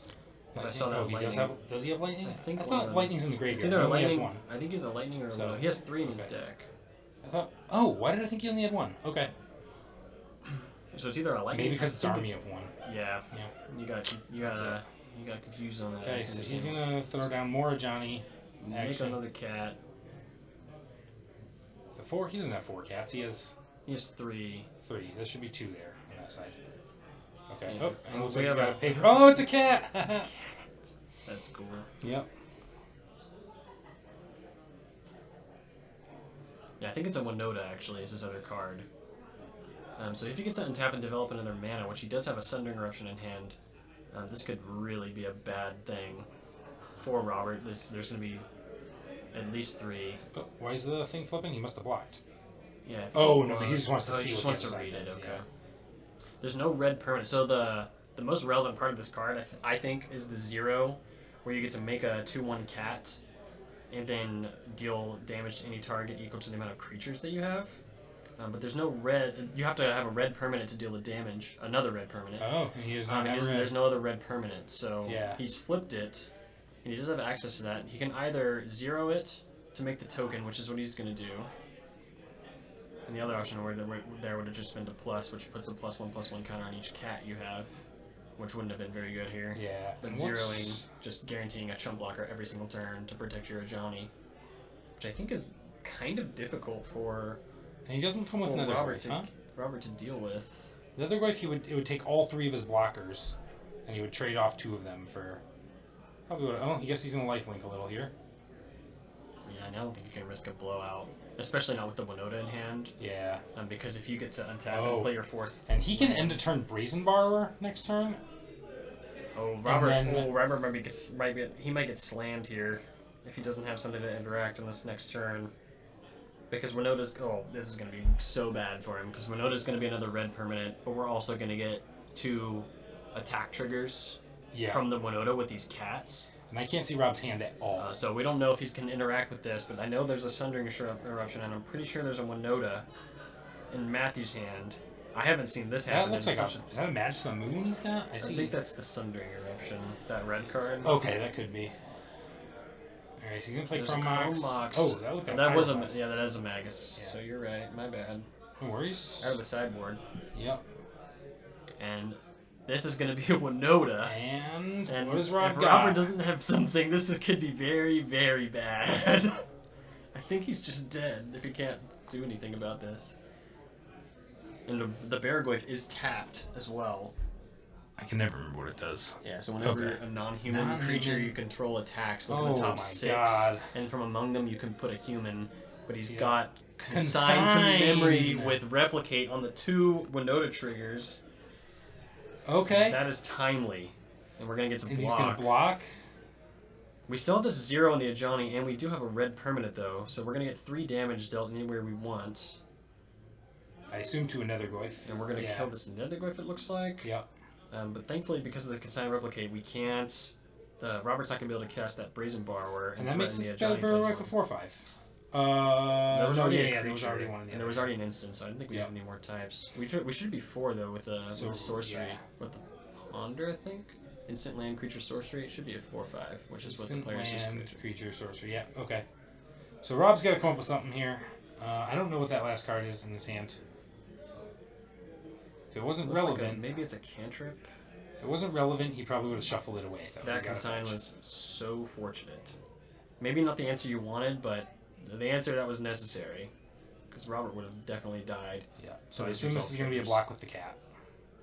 It just depends on what it's attacking. I'd attack though. Attack the planeswalker here. The game is still going to be You get very the long. Trigger. I don't think you get a trigger unless you hit. Nice Oh point, yeah, I anyways. don't know. I don't know if you do either. I don't think so. But taking the planeswalker off the board, I feel like is the big. Yeah, it's just making chump blockers every single turn. Yeah. But it looks like he. And you gotta make him do it. Common damage to a player. Okay, so Yeah, it so wasn't, we- yeah. So. So we don't know who he attacks, but it looks like there's a chump But anyway. it looks like there's a chump anyway. This is going to limit the power of the Winota next turn unless we can find something that hastes. And that would have been potentially another reason to not block. Pondering. We have a Robert. Thankfully, he's got that polluted delta Yeah. still in play, so we could revolt the Yep. fatal push to take away some of this power. And Brazen Borrower is not going to be able to block anything without flying, so we're not going to have any options there. Found something. How big is Winota? Is that 4/4. Oh, 4/4. It's a oh 4 my mana God. 4/4, yeah. That's a good card. Jeez. Yeah, it got banned in a lot of places. Yeah. There's some very good humans. Lightning, I think, is the best one that he could cheat in. What else has he got? He's got Witch Enchanter, and all the initiative creatures are humans. Yeah. Oh yeah. If you rip an initiative dude off that. Oh, That's looks a like he fatal push. looks like he has Oh no, that's something. a bitter Bitter triumph. Yeah, that's Yep. Bitter Triumph. Destroy target creature or planeswalker, pay 3 to life. Yep. So he found the answer, but he's only got 1 card left. The Baragor's still in play though. Yep. And Baraglyph lifelinks. That was the red permanent as well. Yep. So I think we're just gonna be chumping this Baragorf until the end of Well, time. so I assume next turn he's going to try and lay Blazing Borrower at the end step. So he And get to rid of the protect it Ajani. from removal and then try and get rid of He's the got a. Ajani, yeah. I think But that's a I think that's a blast. I at think the that's a end. blast, yeah.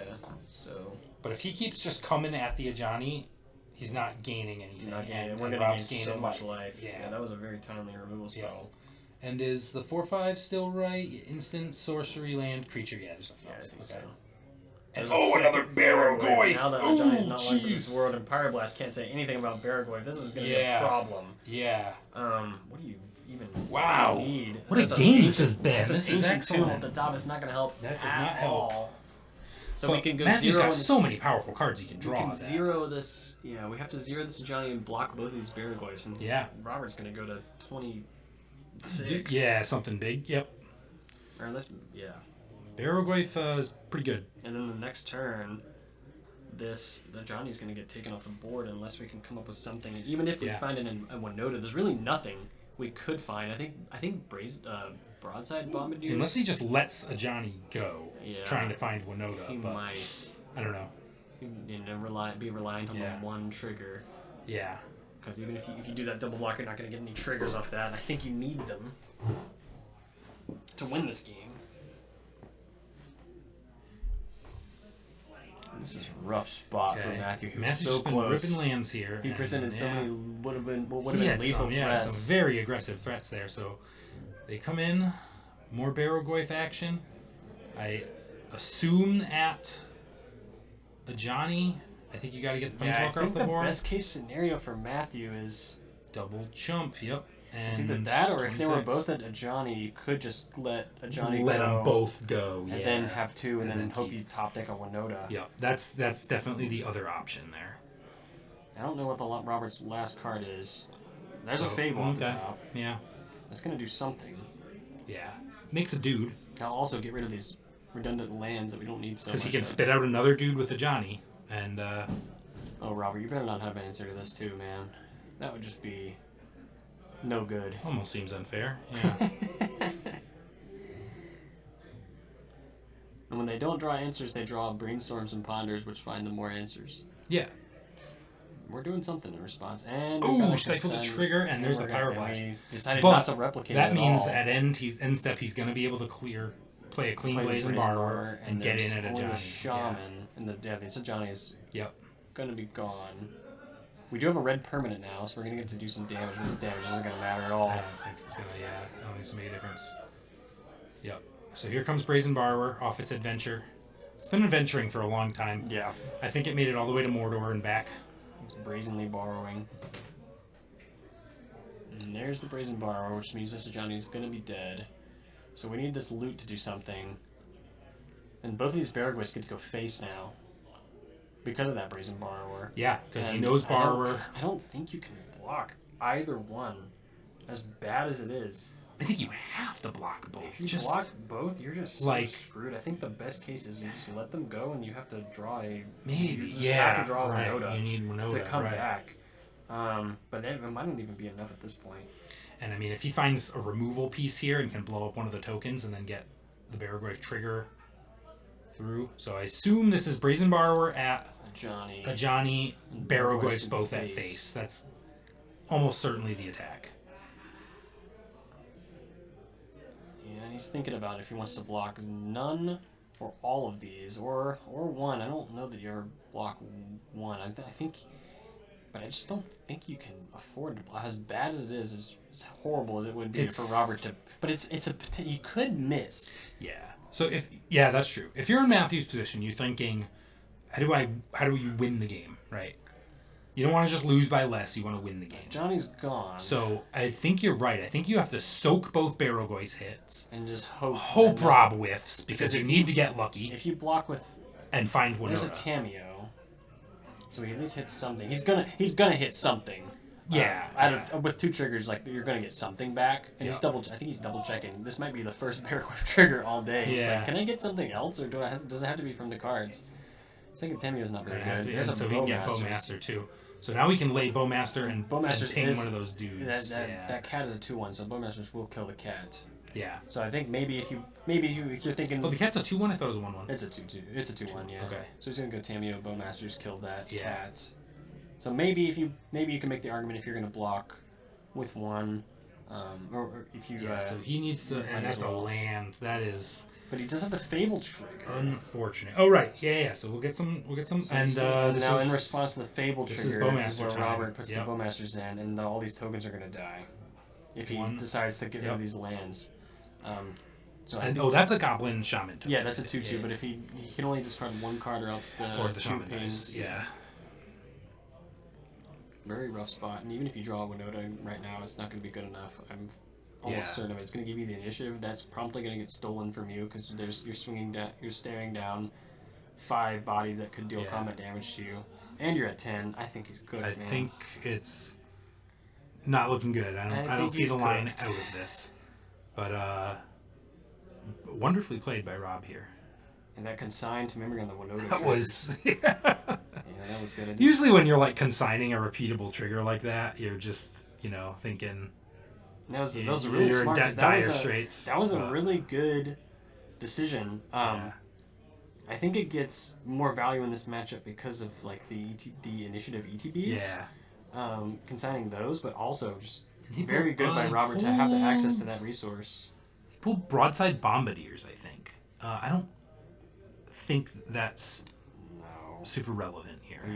you're gonna be forced to block. What are you're throwing one of your dudes. I don't. No, I think see there's it. nothing. It's a little too late on the broadside. No, there's nothing. You're gonna be forced to block with it. Yeah. We've seen Broadside Bombardiers win a lot of games today. I'm It pretty certain has. it's not gonna win this one. Broadside's been putting on a show today for us. I think Robert's You know what else has though is Baragwife. Baragwife has been winning a lot of games. Yeah. Baragwife is, I think, the card I lose to most in my particular deck. I really can't kill it, Mhm. and I can't develop enough things to block it. It's been a problem for me. But I don't play Okay, enough. so he's swinging. I He's mean, gonna throw the shamans. He's gonna make a treasure and throw that somewhere. I need to play Broadside more, man. Rob's had enough life where he just takes the two. Yeah, on you the just don't broadside. have to care about any of this. And these Baragos aren't going to be leaving the battlefield anytime soon. Yeah. And this is the first time today where it was like, hey, I have like 1,000 creatures. I'm actually going to block your thing. Oh yeah. And we pass And him the then blocks. he can throw Oh, that's not a legal play. Hopefully somebody knows that. artifact and creature. Robert's Rob's reading okay. it right now, and he's like, no, you can't throw that. That's an enchantment.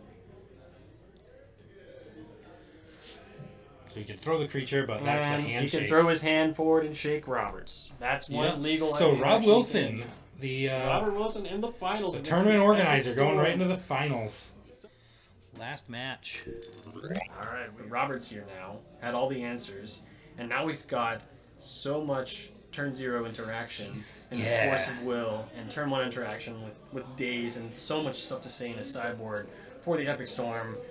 We thought Mono Red Stompy was going to be bad because of the hate pieces just invalidating your ability to get the strategy going. And it showed up the first time Aaron played it on camera earlier today, but the second time he was able to pull through. Now we're going to see if he's able to string something together against Force of Will. Now he does have Veil of Summer, which was almost relevant in the Stompy matchup against the Chalice, but now Veil of Summer is probably going to be the key card for this one. That has to be the key card in the matchup for Aaron, right? Especially because he can, almost trap Rob into countering something and then get a draw and counter back. Yeah. It's the blowout play that he's going to need. Tamio, go. This is probably going to be a Surveil at the end step. Yeah, that's probably Surveil. Undercity or Commercial District. I think there's 3, actually. Maybe only 2. That's the wrong deck list. Hello. I was literally on it already. You got Yeah, just Undercity the and a 2. Commercial District. Okay. Just the 2. Commercial District's red-black? Red-green. Red-green, okay. And he goes to Raucous Undercity. Theater. I can't say that word. Raucous is Raucous. red-black, Yeah, yeah. it's red-black, okay. Raucous. Yeah, I don't know how to say that. Then looked at me. Yeah. And he was like, don't do that again. Yeah, you really get the throat into it. Yeah. And we're going to resolve this Surveil. Now, we mentioned it earlier, there's a couple of cards you really don't want to see on the top of your deck. Specifically when you're playing the Epic Storm. There's things like Gaia's Will and Tendrils of Agony. Cards that you don't want to draw and you don't want in your quick graveyard. bin. Okay, that's a quick bin of a land. So we passed the Surveil check. And draw was a draw second another land. land anyway. Draw another Scalding Tarn. So what does he have? He's got a Burning Wish. And he's about to have an Is he just gonna wish? I can't imagine. He has an LED in hand, so he could try and do an echo here. This feels like you're plowing into days. Yeah. I didn't get a quite good look at the grip that Robert's working with here. Yeah, Rob keeps his cards very north-south there, so I can never see what's in his hand. Doesn't care at all about this Cameo, though. Which is nice to not have to care about that. Yeah. That Cameo can run away with so many games, but this probably is not going to be one of them. Well, those clues can be really nice because he can, thought seize you, but you can, hide a Force of Will on top of the library while holding a clue up. Yeah, and there's the Daze. So right on that one. And there goes Burning Wish. So we're going to need some more ammo. I think he's got a second one. And Nihil Spellbomb's nice, so that cuts off. The one of Nihil Spellbomb with no cantrips. Yep. Robert just has it. And that's a clue token he made there. Okay. And that's the clue token Yep. of the attack. And there's a Burning Wish off the Another top. Burning Wish. Hopefully they can't hear us. Yeah, so we got Burning Wish. Is he gonna try a Goblin's line here? No, you can't Well, do. he just No, gets you forced can't out. do an Empty Warren's line into Interesting. Cameo. He forced that. Would you force that? I think so. I mean, What is he gonna get? He's gonna get a sorcery, and you could force that instead. The only thing you worry about is Echo, but you have the. yeah, I think. I don't know that I'd force. If you that. don't know what all is in the board, what all the options are, Yeah. maybe there's no reason to allow it. You could get got by something you weren't expecting. Yeah. I don't know. I think he probably would have been able to parry anything, as you said, with that Force of Will.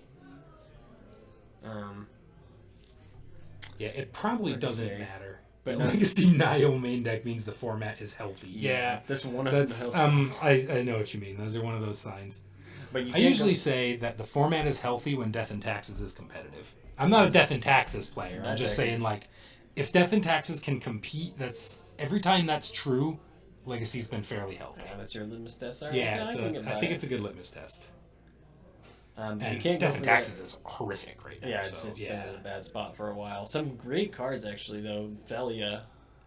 Yeah. In that archetype, Velia. Bowmaster can just run away, and Bowmaster, yeah, destroys all of them, your yeah. traditional pieces. Yeah. They just hate playing against Orcish Bowmasters. You mentioned the empty. You can't go for the empty lines into the Tameo, because if this Tameo flips and pluses, you're not going to be able to push any damage at all. So hopefully brutal. Aaron doesn't decide to go for to empty. go. The Tameo will Oh, have I to- got 112 goblins. Well, they're all 0 All right, we ones. see LED Sorry, and we buddy. see some Yeah. storm tokens entering the battlefield, Yeah. so it looks like we're going for something. This is going to Here's be a a gamble gamble. for Echo. We force the Burning Wish. Is it going to be for Echo? Echo's kind of bad here, right?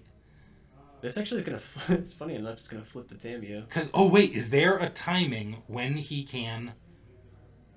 No, Aaron gets priority. Yeah, so he's going to gamble for Echo, and then even if it's discarded at the resolution of Echo, Yeah, there's no priority window where you can Nihil Spellbomb the Echo. yeah, that is true. So Okay. you can go through it with this, but you can't beseech through it. So good on Aaron recognizing this is Yeah. not actually stopping, assuming that's what he's going for. There's he did hit Echo. the Echo, and he's going immediately for Flashback Echo. And Robert says, "All right, at least those And- cards I don't want you to have," and that's pretty good, honestly, because he hit Tendrils in the main board. Oh, is there a Tendrils in there? Yeah, Okay. there's a Tendrils yeah. from the main board, that LED, There was a and then Burning two Wish as well, or yeah. three Burning Wishes. I think there were two. Okay. Oh, and So- Rob knows that now Spellbomb's getting shuffled back into the deck, too. Yeah, that's good. Yeah. So He might be able to pull it might again. come up again. So this deck, I think the deck that we're drawing from this Echo is significantly less potent than the deck we started drawing from at the beginning of this Yeah, game with that lose the Exile. So I think I LED, really yeah. like that Exile. He didn't even see the Tendrils from hand, I think, before he Oh. did it. Rob throwing cards in his lap. More signs that he rigged this. Oh, yeah. Yeah. Yeah. Good old cards in the lap, Robert. Nobody calls him that. We don't call him that. We don't. We don't might call start him calling him that after this, that. though. Yeah, I will. If he wins, I'm going to just accuse him of palming cards. It's just vicious accusations. Yeah. The fifth Tameo. No one Yeah. expects the fifth Tameo. Yeah. Yeah. I would say when he casts his fifth Force of Will, we'll know, but And he we could remember- cast 5 Force Wills in this game. 'cause We he did just got remember to shuffled, flip the so, yeah. Tameo off the Echo. Oh, right. Tameo That's flips. like, I Yeah. think that's the first time I've seen a Yeah. Tameo flip like that. Yeah, From a that's... spell you cast. I don't think on I would your ever turn. notice it. Yeah. All right. So Could what did Ancestral Aaron Recall you pull? flip your He's Tameo? tapped out and has made his land drop, right? So Yeah, I can't quite see, I These can't see cards. anyone's hand. but not enough. He's passing the turn. It appears to not be enough. We'll see what Robert found. I think if he didn't find the Nihil Spellbomb, assuming we can actually do stuff with our hand, this is a pretty good result. But I Yeah, can't he quite might see. just have like some brainstorms and stuff, and it's just So I see. is I waiting think for a I see a fight. lot of Yeah. lands. because he knows Aaron has to go because he has a clock now. It's LED a on the few top. turns, but it's a clock. He's actually doing a great job of letting us see it, but I just can't see. I can't tell what any of those Yeah. cards are. Did he On the just right. So he bent an Echo. Been an LED. Or yeah, LED, yeah. He has another one in his hand, I think. That's interesting. Okay, so he must have access to mana, but not. No payoff. Yeah, so if you're Rob, you got to be thinking you're not worried about any mana spells right now. You're worried about the business cards. I mean, when he has 4 lands in play, you're probably already thinking that, but Yeah. that really confirms it And this being is that LED. so interesting because we flipped this Tameo, and it actually will threaten to Oh, take over there's this Orcish game. Bowmasters. Because if he gets to ult this Tameo, he's gonna have all the counter magic and anything. Yeah, if so, he ults Tameo, he wins. So Yeah, so there's- that'll be rough. Even if you have the Veil somewhere at that point, we're gonna have something to say about the Veil and the follow up. So Yeah. on average, we will at least. Okay, so now he's got 2 different types of clock. I think those are Lotus petals. I think those are those. Or those Okay, are yeah, I some see 2 Lotus Petals and I see a Veil of Summer, And then we too. do have the Veil Summer. Okay, that's So good. Rob's gonna need multiple pieces of interaction here. Remember, he has that clue too, so he can hold up and draw another card. So maybe that's why he's Ooh, Wasteland. Okay, yeah. But I don't know that we care too much about that. We have at least one other land. I mean, I think you gotta cut off the mana, right? Yeah, it definitely is going to help. I assume the Wasteland doesn't do anything for Rob. Does he have Or that? very little. Oh, unless he has... There's a brainstorm. Yeah, he's going to brainstorm, but that Wasteland lets him hold up 2 for the clue or something, you know?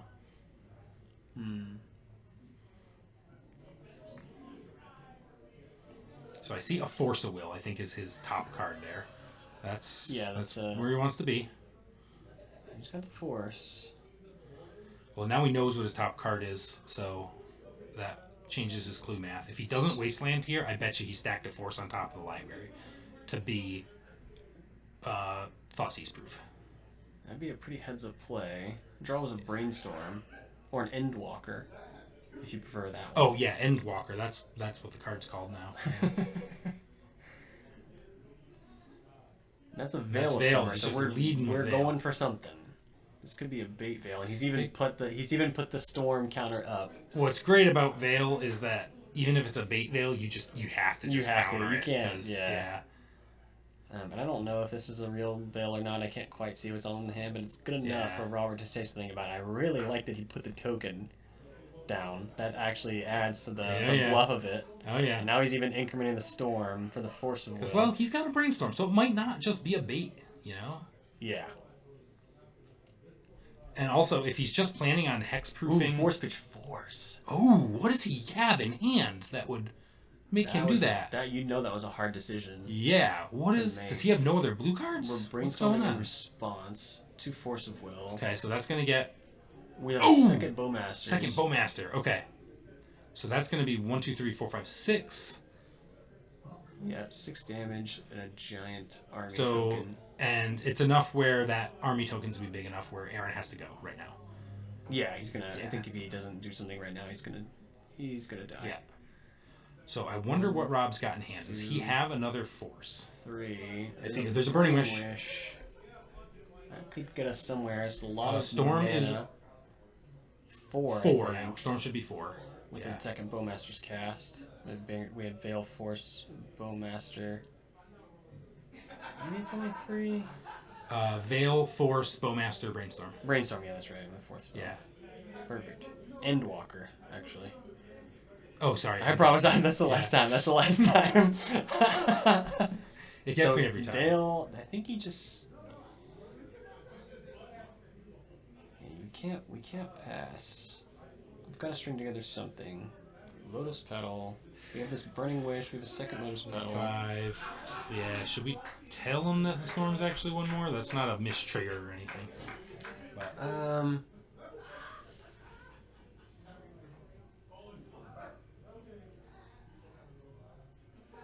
I'll let you call it. yeah, Ben. I feel like we should. It's not like a mistrigger by Rob. If so. he goes for like something that involves the Sorry guys, there's no judge at the table, so if we see something that affects the match, we kind of just have to. And there, Ben has told him that this missed the Storm for the Brainstorm, and I think they're gonna double check it here. And so they're gonna make sure we're right, and I'm pretty sure we're right. He resolved that Brainstorm pretty quickly and didn't put the counter on after that because we spent a little bit of time thinking about it and they verified the count, so it looks like we're sticking with the Storm count as is after we added the missing Storm from that Brainstorm. And what is that? I don't know what that card is. I have no idea what that is. It's something. What the hell? Well, this is game 1. Somebody. Oh, what's Was that? it was some sort of ritual? Some Yeah, sort of weird it must be a dark ritual. I've never Okay. seen. Looks like Cthulhu on there. Yeah, I've not seen that one. So, and I think he has Burning Wish in hand, right? Oh, is this going to be a hard cast? This is going to be a hard cast tendril with the... So if he Burning The Wishes here, LED. and does Rob have Force of Will is the question. Oh, now I wonder if he's got another blue card is Does he really the not have a question. second blue? Because he pitched a Force. Man, If he if he had another blue card. No, he had 2, so there's- he would need 2 other blue Yeah, cards in his hand. There's no way he pitched a Force when he had 2 other blue cards. Yeah, It's yeah. not. I will see. I don't know if we're going to That's get not a look at it. viable play. I think, oh man, he's going to be kicking Yeah. himself if he did, though. pitching Yeah. this force. It's possible he has like Daze, and he was like, well, Daze can be cast on its own type deal, but Daze is not. Yeah, Daze does not do it here. So he's going to show him the sideboard tendrils. He definitely has enough mana to cast it. Storm's definitely large enough for being an instant kill, and we had a Daze. That's what it was. And we had a Daze, Nihil Bowmaster Spellbomb. He did Spellbomb. find the Nihil Spellbomb after the shuffle, yeah. but didn't have enough blue cards. So Okay. even though he pitched that Force of Will to the Force of Will, it wouldn't have mattered in that particular spot because he would have pitched the Daze instead and had a Force but no other blue card. So yeah, pitching force is right there. And no, I assume no the mana to brain correct the form clue. found no other blue card. Otherwise, he would have kept both forces live. That was Okay. so close. Didn't quite get there. So Aaron will found take it. game Aaron one. will take game one, and Robert will be on the play, and he will very much appreciate being on the play. So he gets to Yeah. actually say something. So new. Rob's got quite a bit of board action here. I'm gonna get these deck lists Let's pull this up. We'll take We've a look seen at it. Aaron's a few times here already. It's take a mostly a wish board, so I don't think he's gonna be doing too much boarding. Yeah, Robert has so many things to say about this combo deck. Do you consign just to try and get the tendrils trigger? That's always a fun play. I think you gotta bring in a disruptor flute can just hit things. It's an interesting one. It's definitely a blowout if we get to do that. Obviously, 2-Force Negation. Obviously, Grafdigger's Cage. Obviously, no Rod. Right? That's a lot of action. Yeah, definitely no Rod. Yeah. But you could even, I wonder, you could even consider Hydroblast for these wishes. Yeah. That's Wishes- pretty narrow. That's I pretty think. narrow, I think, but It'll pitch the force it's enough. too. It just depends if there's enough dead stuff. I think the Fatal Push is just awful. Like if you're bringing out Fatal Push, I would rather have a no Hydroblast than a Fatal Push, obviously. But yeah, you're gonna cut I think Kaidos are your pretty Bitter Triumph. pretty bad. All the creature removal is also pretty bad. What about Endwalker? Do you take Endwalker out? Yeah. I keep thinking it's Poxwalker. I keep thinking it's something. Yeah. That's something that's Yeah. not amazing, like Brainstorm. Do you shave Barrogoyf just because it's slow? No, I think The Baragorn- lifelink could be Baragorn hits hard enough, and it also Yeah. kind of just invalidates any Empty the Warrens lines. You do have 3 Tamios, so you're pretty insulated from that. It's probably not going to come up, but how are you winning? Like if you don't have something like Baragorn? Yeah, you need Tamiyo's ticking up can get there. Well, I mean, you still need to win, but Nethergoyf, Bowmaster, Brazen Borrower. Is that enough? Yeah. Yeah, I think Baragorn's So yeah, I would shave the because your Fatal goal Pushes, the Bitter Triumph, and the Kaidos. That's 4, 5, 6, 7. 7. You're bringing in Consign, Flute, Force Negation, Cage, No Rod is 7. Yeah. Do you actually consider Harbinger of the Seas? I don't think so. It's different in the Stompy deck because you can deploy it on turn 1. Right, that's what I was thinking too. Yeah. But I don't think, and plus also blue mana is one of the colors, like I guess he's also It's playing one of red. the colors in one his of the deck, colors. yeah. Yeah, He can and, still and search. you can cantrip through it. Yeah. So maybe But it's not super important to take him I off don't think blue you either. do. But I think because it's so slow and doesn't end the game fast enough, Mhm. I don't know that it's correct to reach for that one. And Silent Gravestone is the one that they can't target cards in graveyards, right? Yes. So that doesn't really do anything for him here. Yes, let's take a quick So look at there's that. those. Cards in graveyards can't be the targets of spells or abilities, and you can pay 4 Oh, and you tap can it exile. to Yeah. exile all cards from all the graveyard to That's draw a a card. lot. So I That's don't a think the activated ability is going to be super relevant in this one, Yeah, I don't think so either. and I think so. that we're not targeting anything. Are we? No, I don't think so. I don't think so. I don't think he targets. Yeah, you in theory, if you that's like one of those cards that's like the last one in if you're gonna bring something in. But Yeah. yeah, if he wants to shave Barrogoyfs or something, you bring in like a Harbinger and a Silent Graves. I'd rather have Barrogoyfs. They hit hard. I don't. I mean, if you're thinking about engineered explosives, there's like some weird situations where you could deny You could deny a the LED yeah. mana if you're able. So if Aaron were to stumble and you did have access to engineered explosives, you could force him to sequence properly at the very least. But I don't think it's going to come up that we get to actually hit all these artifacts. I think he's going to go You everything can on get one turn. beseech lines with it. If he casts beseech and then you sack it and clear all his zeros, it can mess up his beseech lines. That's narrow though. That's pretty narrow, yeah. Yeah. So I don't know if it's going to be good enough. Yeah, We'll I see. don't. I think the I'd players leave have it. finished and they're drawing their 7, so we'll see. Aaron's taking a look at his. He's got Echo of Aeons, and I think there's a Burning Wish. No, that's just a land. Definitely seen Mox Opal though, and he's put it back. So nothing to enable that Echo. And Robert, I think, is going to keep a 7.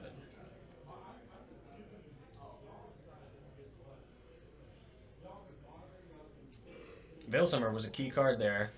Veil Summer is the key card in the match for Yeah, him. I think definitely. without Veil Summer, he's basically just without not. that. Yeah. So the Veil Summer ended up being, I'm pretty sure, did he win the same? I think he did. Yeah, he got the Force out and won immediately afterwards. Yeah. Yeah.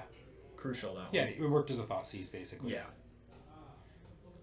Thought Seize take both of your Force Wills out of your hand. Pretty great. Call And therapy. It's really great when you can do it in response to Rob's Thought Seize and I think draw a Aaron- card and blank his Thought Seize. That's a very fun. Does Aaron direction. have? I thought I saw one, but no. It must have been a different deck. I thought I saw Alcohol Therapy somewhere, but I think it was a different deck list earlier. So Yeah, I don't so think no he doesn't have any therapy. creatures, so he doesn't have therapy. No. Yeah, that's a good ask. Well, like in theory, you can therapy and name Force of Will, but Yeah. Would be sick. yep. What's the battle at the big bridge? That is so our. It's fatal push. It's Fatal Push. We're loading the deck list through Moxfield, and for some reason, it's putting all the Final Fantasy card names in. Yeah, it might just be the So, players' yeah. like versions that they picked Yeah, it could be for their I'm deck not lists. Sure. But Battle at the Big Bridge, I think, is an FF5 or FF4. I can't remember. I played. don't know. Yeah. But the Yeah, cards there's a are scene sick. where you fight your way down a big long bridge. It's a memorable Final Fantasy one. Yeah, tell me which one it is. 5. It's FF5. Yeah. So, all right, Rob's starting with Thought Seize. That is a good start for him. And that's a good looking Thought Seize to start Yep. with, And too. we're gonna see Veil. So Gamble, Brainstorm. That's a brainstorm, a Veil. gamble, and a pedal. Do you just? I mean, it depends what Rob has in hand, but Veil's the thing I. Or do you just hit brainstorm, knowing that like. Well, you could gamble too. Is the tutor, It's right? a pretty hard decision. There's a lot Yeah. of insulation in his hand. Yeah, depends a lot on what Rob has in hand. I do think it's pretty safe to take the Veil. I don't know what Robert has, like you said. But this Veil is going to be relevant no matter what Yeah. Aaron goes for. It's going to be a problem to deal with. I think it's the safest one. If you have a And Force of Robert- Will in hand, you take the Veil. And I Robert, think, yeah. Robert agrees. So Yep. Veil's out of here. Veil Summer is going to make all of Aaron's spells uncounterable, which is the relevant part of that card. The blue-black part doesn't really matter, drawing a card. But uncounterable spells are pretty good against a deck with a bunch of Force Wills and Days and stuff like that. Really? I heard that. Yeah, Yeah. pretty decent. It's good. Good pro tips by Will. If you like uncounterable spells in your Storm deck against blue decks. Yeah, that's pretty decent. That's why you tune in for our our top tier analysis. Yeah. It's just funny though, because it doesn't. I don't know. I get got by Veil Summer every once in a while because I put my yeah. painter on blue, and then Veil Summer is like I have hexproof from blue now. Ooh, that's But relevant. you have to put it on blue because like you have a bunch That's of blasts fun. and stuff in your hand. So Yep. yeah, it comes up every once in a while. Oh man. So I put my painter on white instead when I'm thinking about it. If I take a break from the game, not thinking about it, and then I get got. I once let it resolve when I was playing High Tide. Because I was like, oh, I don't think there's anything of theirs I want to counter this turn. They're almost out of cards. And then I went to and because I got hexproof for blue, I'm like, oh right, that text is on the card too. I die. Backup Thought Seize. Okay, that's the other reason to take the Veil. You got the backup. The backup backup Thought Seize. Now Seize. he can't protect this with Veil. So this got to be either brainstorm or gamble. I don't think pedal's important enough here.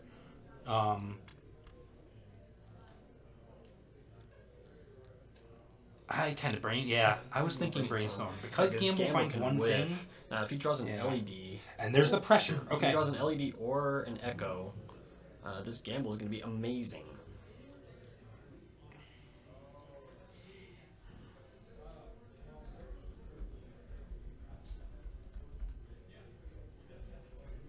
So I think that's what Aaron's looking for now. Either of those cards are going to be important in the short term. So this is a very strong start by Rob. 2 Thought Seizes and another Goyf is Yeah. exactly how you draw it up. Disruption I and think. pressure. It's the Tempo, tempo. even. Yeah.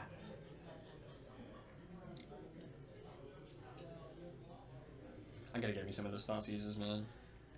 They're sweet. I don't play any decks that play Thought Seize, though. Oh yeah. It's Oh a those little bit of a problem. Yeah, those I love- Lorwyn. No, well, those are old boards. Those are are TSR yeah. foils. Yeah. I'm in a very small minority who prefers the Theros art.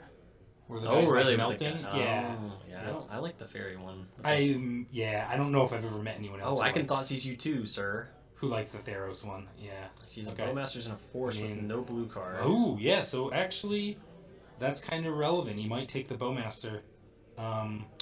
It's a slow game, though. I think you. Barrel Dwarf is going to grow regardless of what he takes, so he's staring down a pretty fast Yeah. clock, especially after this Thoughtseize resolves. Well, So he actually takes. It looks what like doesn't grow dies, and what dies grows the Netherglyph. So. Yep. Okay, so yeah, Rob's probably just gonna slam this and make a clock here. That does put Aaron in a position where like one good draw can put him back, and he's just laying his hand down. Yeah, Okay. I guess he's just like, you know all these cards Yeah, because you see okay. my hand twice, and I played a land that you hadn't seen, so Yep. that's my hand. So I assume he's gonna swing. Is it a 3/4? 3/4, yeah. And that's got Aaron to 14, I think. That Black Lotus die is kind of hard to read on stream, but it is awesome, so I'm not gonna complain about it. Yeah, it's a pretty sweet one. Okay. Yeah, 14. So Rob's gonna ping him to 13, and present 5. Oh, and another Netherglyph. Back up now, the Goyf is going to Okay. make this clock so much he's faster. clocking now. Yeah, and he's actually got the Bowmaster, so this is going to be a 2-turn clock. Yeah. So that's 6, 6 plus 7, 8, 9. So yeah. Yeah, he's got him in 2 turns with the board he's representing here. And that leaves him to, depending on what he draws, untap with, he can't surveil land here, so because he's going to lay the Bowmaster.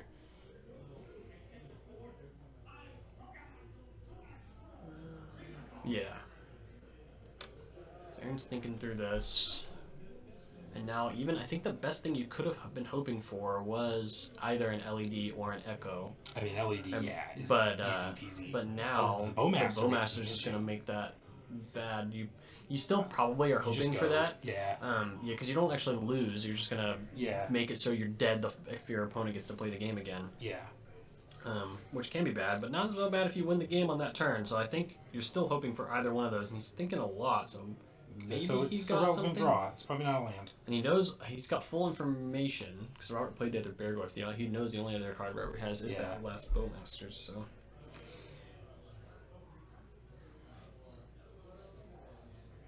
But I think What's the best draw for Aaron here? Is it LED? I think either LED or Echo. Yeah. Yeah. Well, LED's Yeah, a little better because you uh, can play it out. Yeah. knowing- Yeah. LED's better. Yeah. So Definitely. 1.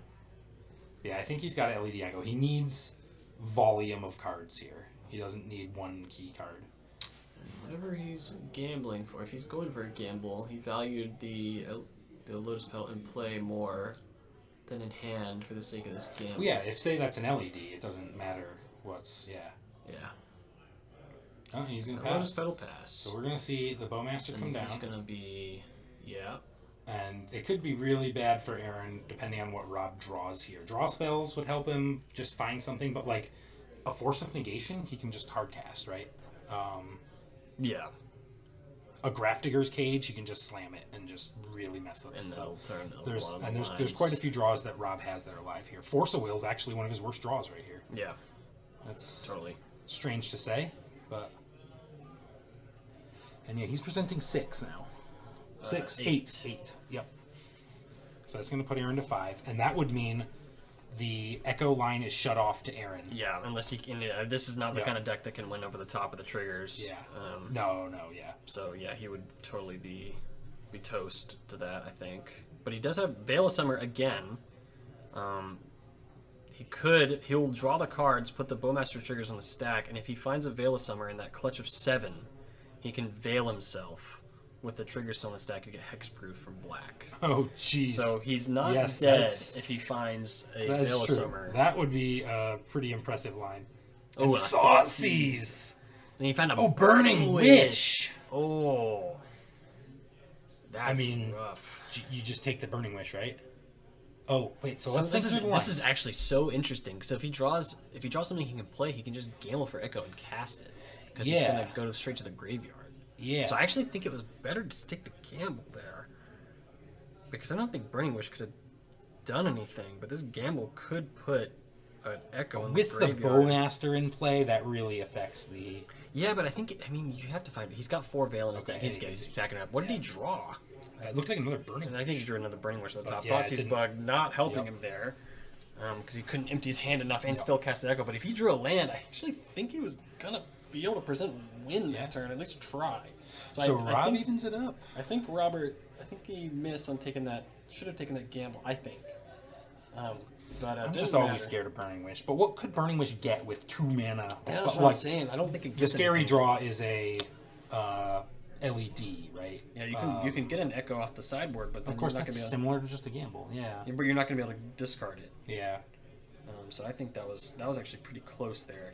If Aaron found something he could develop and then get that last card, Yeah. that last Echo, he might have been able to have a chance there, but didn't happen. And then we're going to game 3. All right, so we even it up. We've had a lot of games today. We've had 6 full rounds, 2 more rounds of quarterfinals, and now we are into 1 game for the Epic title of Storm is BCDL on- 22 Epic champion. Storm is on the play, Epic Storm man. on the play. Who do you like here with... Because I think we both agree that the blue-black deck should be favored in the matchup. Epic Storm on the play is notably important, though. Yeah, terrifying.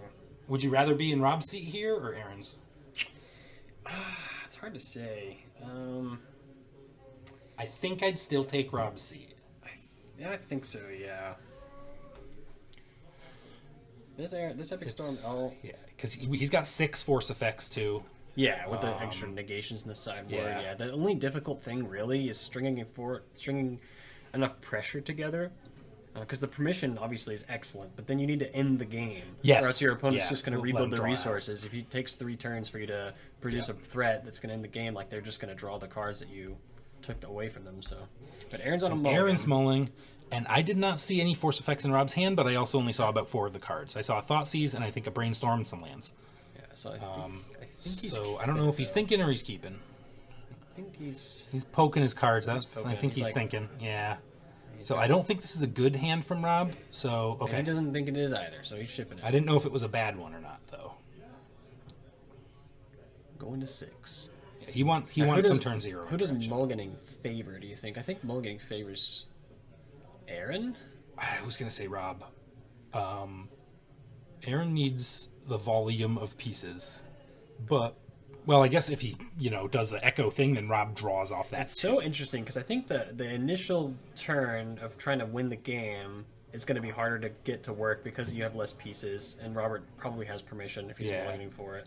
But then the subsequent attempts, and there's not going to be very much pressure coming from Robert. He has to Right, get rid of his right. hand. So then you're really thinking about the next draws. I guess what I usually think of in this, and maybe I don't know if it's the right thought experiment. You tell me. Is imagine they both started with no hand.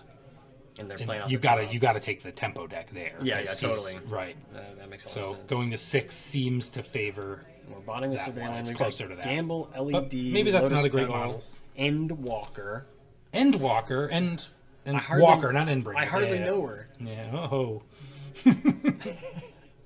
Right. So I see an LED in Aaron's hand. I see a brainstorm. Brainstorm, a Lotus Petal. I think I saw. Is that a Burning Wish? I don't know. It looks a little red to me, but I'm also colorblind, so Scalding that doesn't mean Tarn, too much.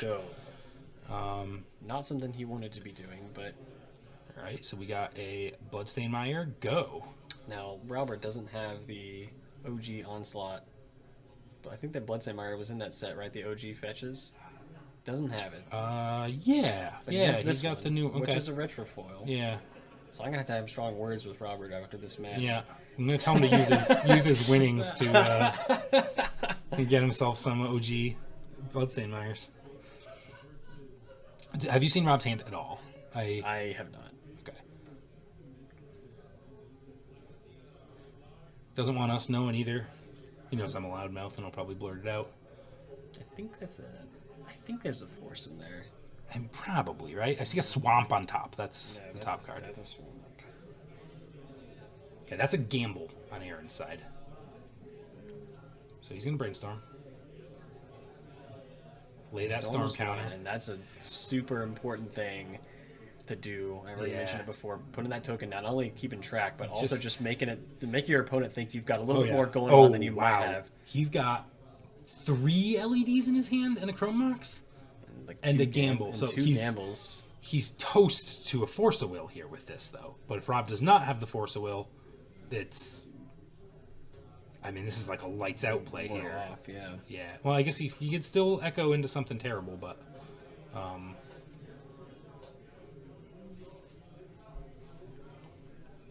And if he goes for it this turn, Daze is going to work out too. Assuming that's still around. Well, I mean, if he plays LED and Rob dazes it, then he just plays another LED and then another LED, right? Yeah, I guess. Oh, I was thinking more about the gamble at the end. Oh, yeah. Yeah, well, then he can just crack the LED and... Oh, yeah, well, if he had 3 LEDs, yeah, he could crack the LED knowing the gamble but card's going to... then- Well, yeah, the gamble you card's guys going to... have Oh, he got extra- 2 gambles. Yeah, Oh, so my he's God. got he has 2 gambles. This is so fun, We're okay. going for it, and it looks like we have a response from Robert. So we have Is a second gamble. We've got Yeah, we've got a bunch of LEDs, 3 LEDs. Assuming Rob forces this,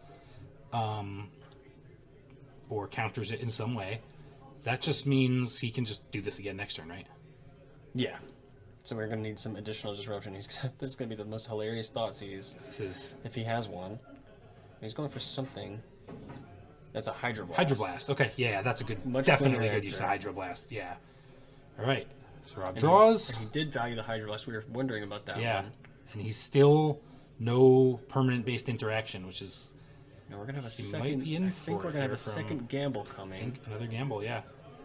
Let's see if Rob has a second. But this is kind of interesting. And what's that new card Aaron just drew? It's LED. Let's see, but he's gambling first. And I don't know No, what he's it gotta is. force And the he's going to losses. force the gamble. Okay, that This makes isn't sense. gonna It's a matter, two. but I don't know about that because he didn't have any LEDs actually in play. Yeah, And we're in post board already, so like I think there's a world and there's where Bowmaster. there's Okay. a world where we had some graveyard interaction there. I don't think there was actually anything, but I think I would have preferred an LED to be in play before that game went in the stack, but I don't know if it actually mattered. I'm not sure either. Okay, 2. And that's a Chrome Mox, which is fairly useless draw for Aaron. Rob's down to 2 cards in hand, though. Any business... And the Lotus Petal was that last draw that I couldn't tell what it was. All right, so Rob's going to get a Surveil. He's digging for any sort of interaction here. I guess I don't know what's in his hand. Could be, force, but... Now, so many times I've seen Epic Storm be in this spot, and they just rip a Beseech the Mirror or Oh, something. yeah. And They the can game is just over. Although, Beseech Mirror wouldn't be very good right here because he can't cast it, but... Yeah, he just doesn't have enough. Yeah. He has a Lotus Petal, and he needs a black card. He to needs, he needs an extra he black needs card. something to put under the... So he's 1 mana short. So I Rob think. making the heads-up play to counter those gambles. Yeah, saved him pretty much. And that's Tendrils. That's a Tendrils of Agony. That's a strange draw there. It doesn't do much, I don't think. Okay, he can go LED, Chrome Mox, Lotus Petal. He wouldn't be able to cast the Tendrils because he doesn't have 4 mana. But he's looking at 5 there. It's not enough Storm, though. He's pretty close. He's weirdly close, considering how clunky his hand is. Yeah. And we'll get a Ponder. And I'm trying to get a glimpse at Rob's hand, but I cannot see I it. can't see it. Because something like a Consign could just wreck Aaron there. And I think we figured he'd probably bring in the Consigns. But yeah, agreed. Now that I've thought of Hydroblast on Gamble, Hydroblast is probably worth it. It's got 8 targets, and all of them are very key. Oh, and look at Thoughtseize. He's going to see 3 LEDs. He's going to say, oh my god. What do you take here? Probably not an LED. I'm thinking the Lotus Petal. The Lotus That's Petal, I the think, is solid the mana most- he needs. Yeah. Yeah, the most relevant one, I think. You could Tendrils. take Chrome Mox because it could imprint on the Tendrils. He's taking the Tendrils. He is taking the Tendrils. Which okay. I actually don't hate. I don't hate that at all because like we said, he actually is pretty close to just Yeah. playing every single spell in his hand and then Tendrilsing Yeah. for what would be just a straight up kill, and especially with the thoughts he's resolving, just 1 less storm needed there. Yeah. For that one, it was very very close, but now we're gonna have a hard time doing that.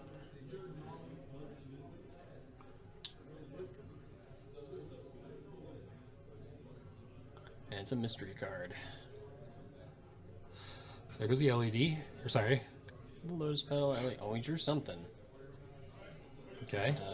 What was it? Does he have an Echo? I feel like this is a Burning Wish that we're going to see with an LED crack in 5. response.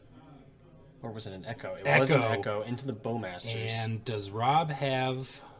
Does he have something to say about... And he's going to leave an LED out. That's interesting. In case he gets another Echo or something, he can do it. Now, what does Rob got? Response. Because this is going to deal him 7. And pump the... But you counter this if you have it, right? Yeah. That's so timely. Couldn't be prevented. Daze. Daze Force of Will. Force of Will pitching Daze on the Echo. Another reason to keep the other Echo around, or the other LED around. Yep. Ouch. Okay. So this is obviously bad. The clock is still not that fast. There's not much going on in this game. So there's 2 more. And Aaron has 5 turns to find an answer. Can he rip an Echo off the top? Brainstorm's very good right here. See a Brazen Borrower seems pretty relevant, actually. There's a consigned to memory. Oh, yeah, that's good. I think I can't quite make up that last card.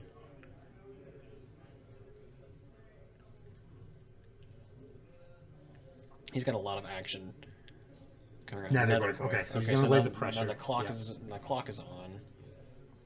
And this is instant sorcery. I think it's in land. I see instant sorcery in land. Yeah. 3/4. So 3, 4, 5. He's got. I think this is going to be Aaron's last turn. Kraken. So if Rob stacked it right, he's got a consign in hand as some sort of protection. And that's... And doesn't have anything. The handshake? He says, I've got 2 and things congrats in to your life Rob. anyways, and I've got nothing. Dark Ritual and Chromox. And Robert Wilson. Well-earned run through the top 8 of his own tournament. He'll win that 5th Underground Siege. Yeah. Dimir Tempo. Rob's done a wonderful job with organizing these and putting them on, and a lot of appreciation to him for doing these. And I have just an absolute blast casting on these. All right, guys, we don't have the camera up here for us, but just here with Rob, who just won his first BCDL championship at BCDL 22 here. So congrats to him, and obviously thank you, Rob, for putting on these wonderful events. I have so much fun doing the cast here, and we all have so much fun playing. But anyway, the deck, I think you were the only blue-black tempo player in the room today? Yeah, I mean, first, thanks to everyone who supported online, came to the events, and really showed up for BCDL here and upcoming in Columbus. Like, you guys are the ones that really keep this alive. I'm just herding cats. I mean, like, I put these events on because I want to play Legacy as much as everyone else. So I really do appreciate you both doing coverage and everything. It only took me 18 tries to win one. So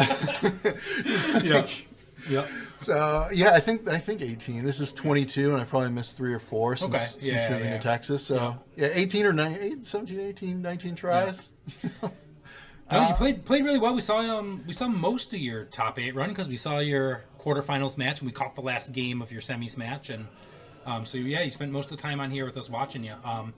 Some nice heads up play there against Aaron too. We were discussing a few of the boarding decisions and the countering decisions, and you always kind of came out ahead there. The Hydroblast, we were thinking not to bring them in, and that ended up being pivotal in that last game there, countering the gamble. I've played. It's like Brian Cook's a friend of mine, and I've played a lot of Epic Storm. I've played against it a lot. Yeah. So just knowing that, like, their key cards end up being like Gamble or Burning Wish, and that I have enough cards. Like I think I said I bought like 9 cards out just to be able to hit those pivotal cards. Like, what is this Fatal Push going to do? Right. You know, like, or the Kaitos or some of the slower, like, mid-range grind stuff.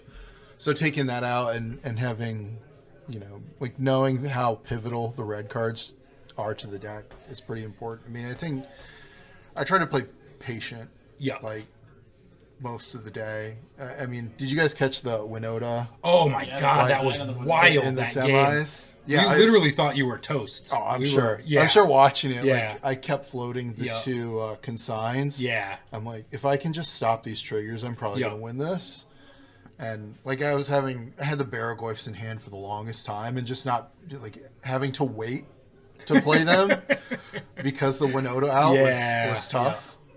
Instead of just like jamming to it and like, well, I'll kill whatever comes out of there. Like, no, I think the consigns really gave me the time to figure it out, and also I got to keep pressuring his life total. Yeah. And that bitter triumph, right? That's the thing that killed the Winota. Yeah, like finding Yes, that. it was a bitter triumph. Like, yeah.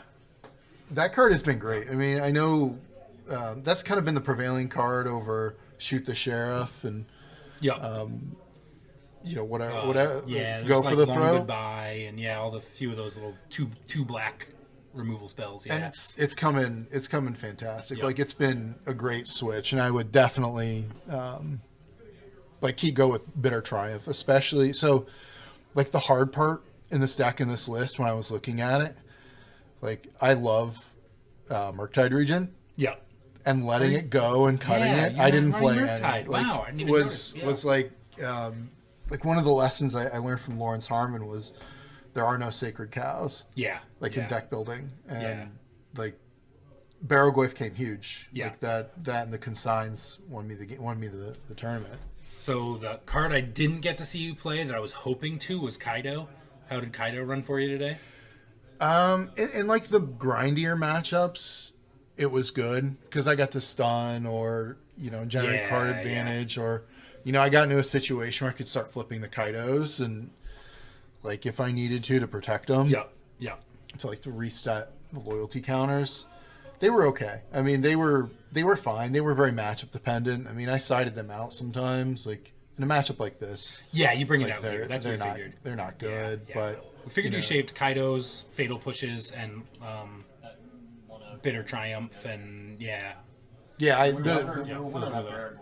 those were. I think I did shave the Barrowgoyf. I think I kept one in just because I only had so many cards to bring in. I think I had like 9. Yeah. I mean, which is a lot. We counted 7 for sure, and then a few maybes. So, yeah.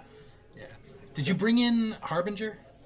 No. Okay. I didn't bring anything because they've got so much artifact mana. That's what I thought considered too. it.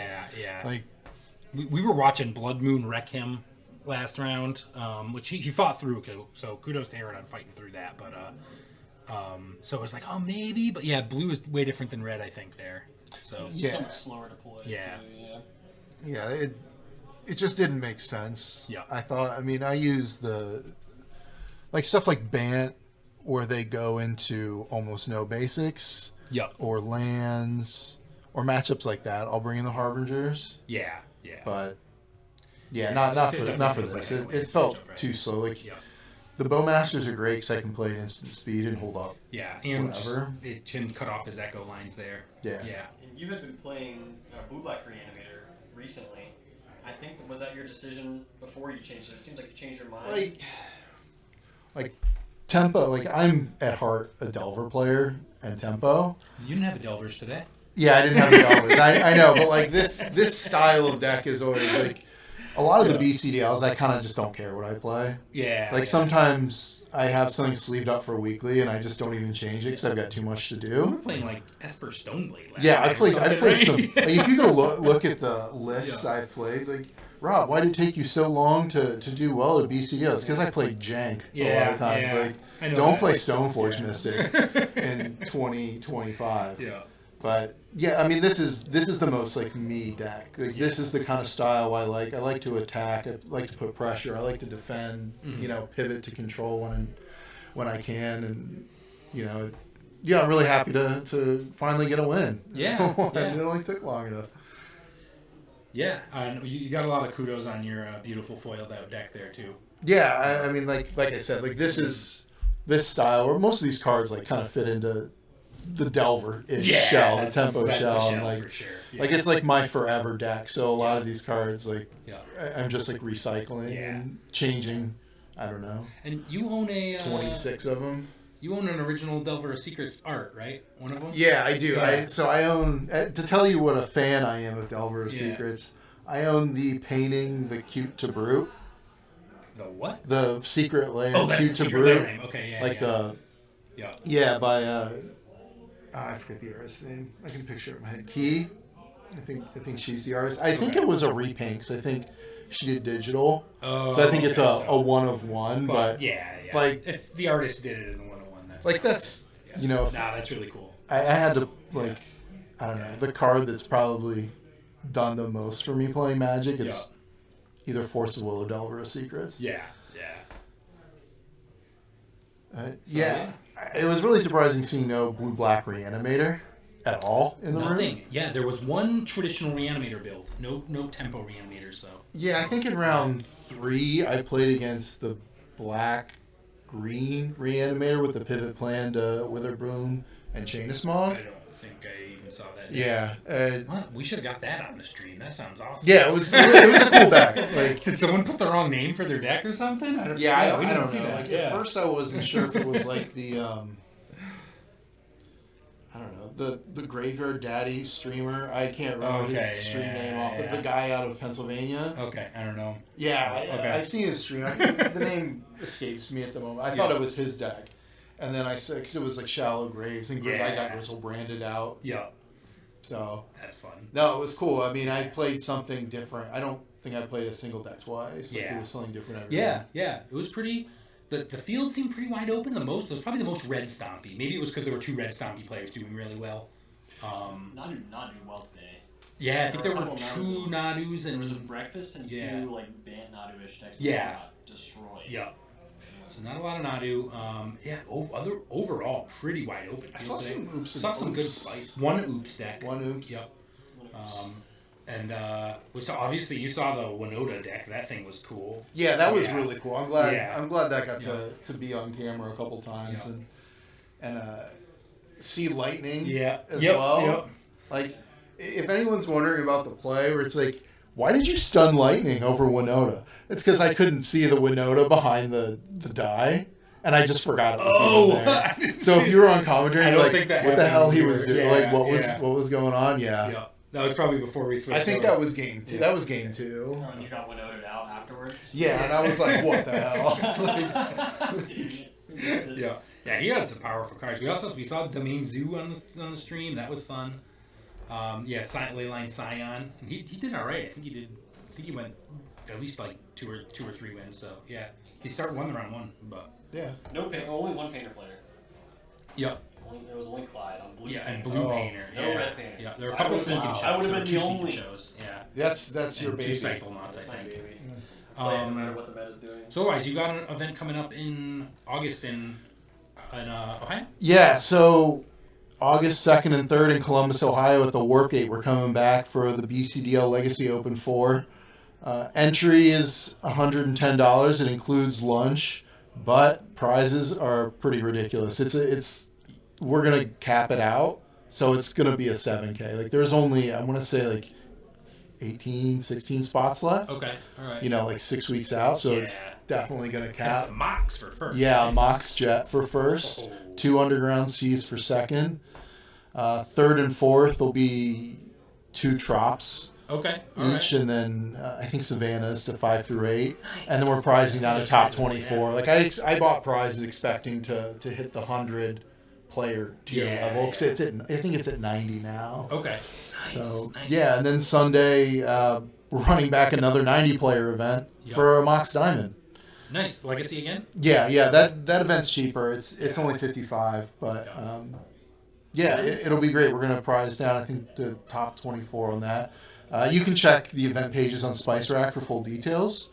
I'm hoping to make it to that. Yeah, I hope so. Sign up soon. And if anyone out there hears this and has 17 Force of Wills to sell me, hit me up, because those are the last of the prizes. Like, finding Underground Seas, Trops, no problem. Yeah. Finding 16 Ancient Tombs or 8 or however many, cool. I think 16, we got it. 24 Force of Wills? Yeah. Still looking for some. Yeah, a little tight. I sadly don't think I have any Force of Wills that can help you out. Alliances or? Yeah, I mean, at this, I need 17. It doesn't matter. Beggars aren't choosers. Okay. Yeah. So I hope to see everyone out. It's going to be an awesome time. It's really the coolest event of the year. Just, all your favorites will be there. Brian Koval from the Bosch and Roll YouTube page will be there. He's been kind enough to help us get the word out for the event. And, nice. There's always a smattering of great players and even better people. Yeah. So. Awesome. yeah, join us August 2nd and 3rd in Columbus, Ohio. And, once again, thank you to you both. Thank you Yeah, to you're welcome. Thanks for the time. Dragon's Lair for having us. Thank you to everyone who showed up and came and played and supports BCDL. And we'll see you in August. Awesome.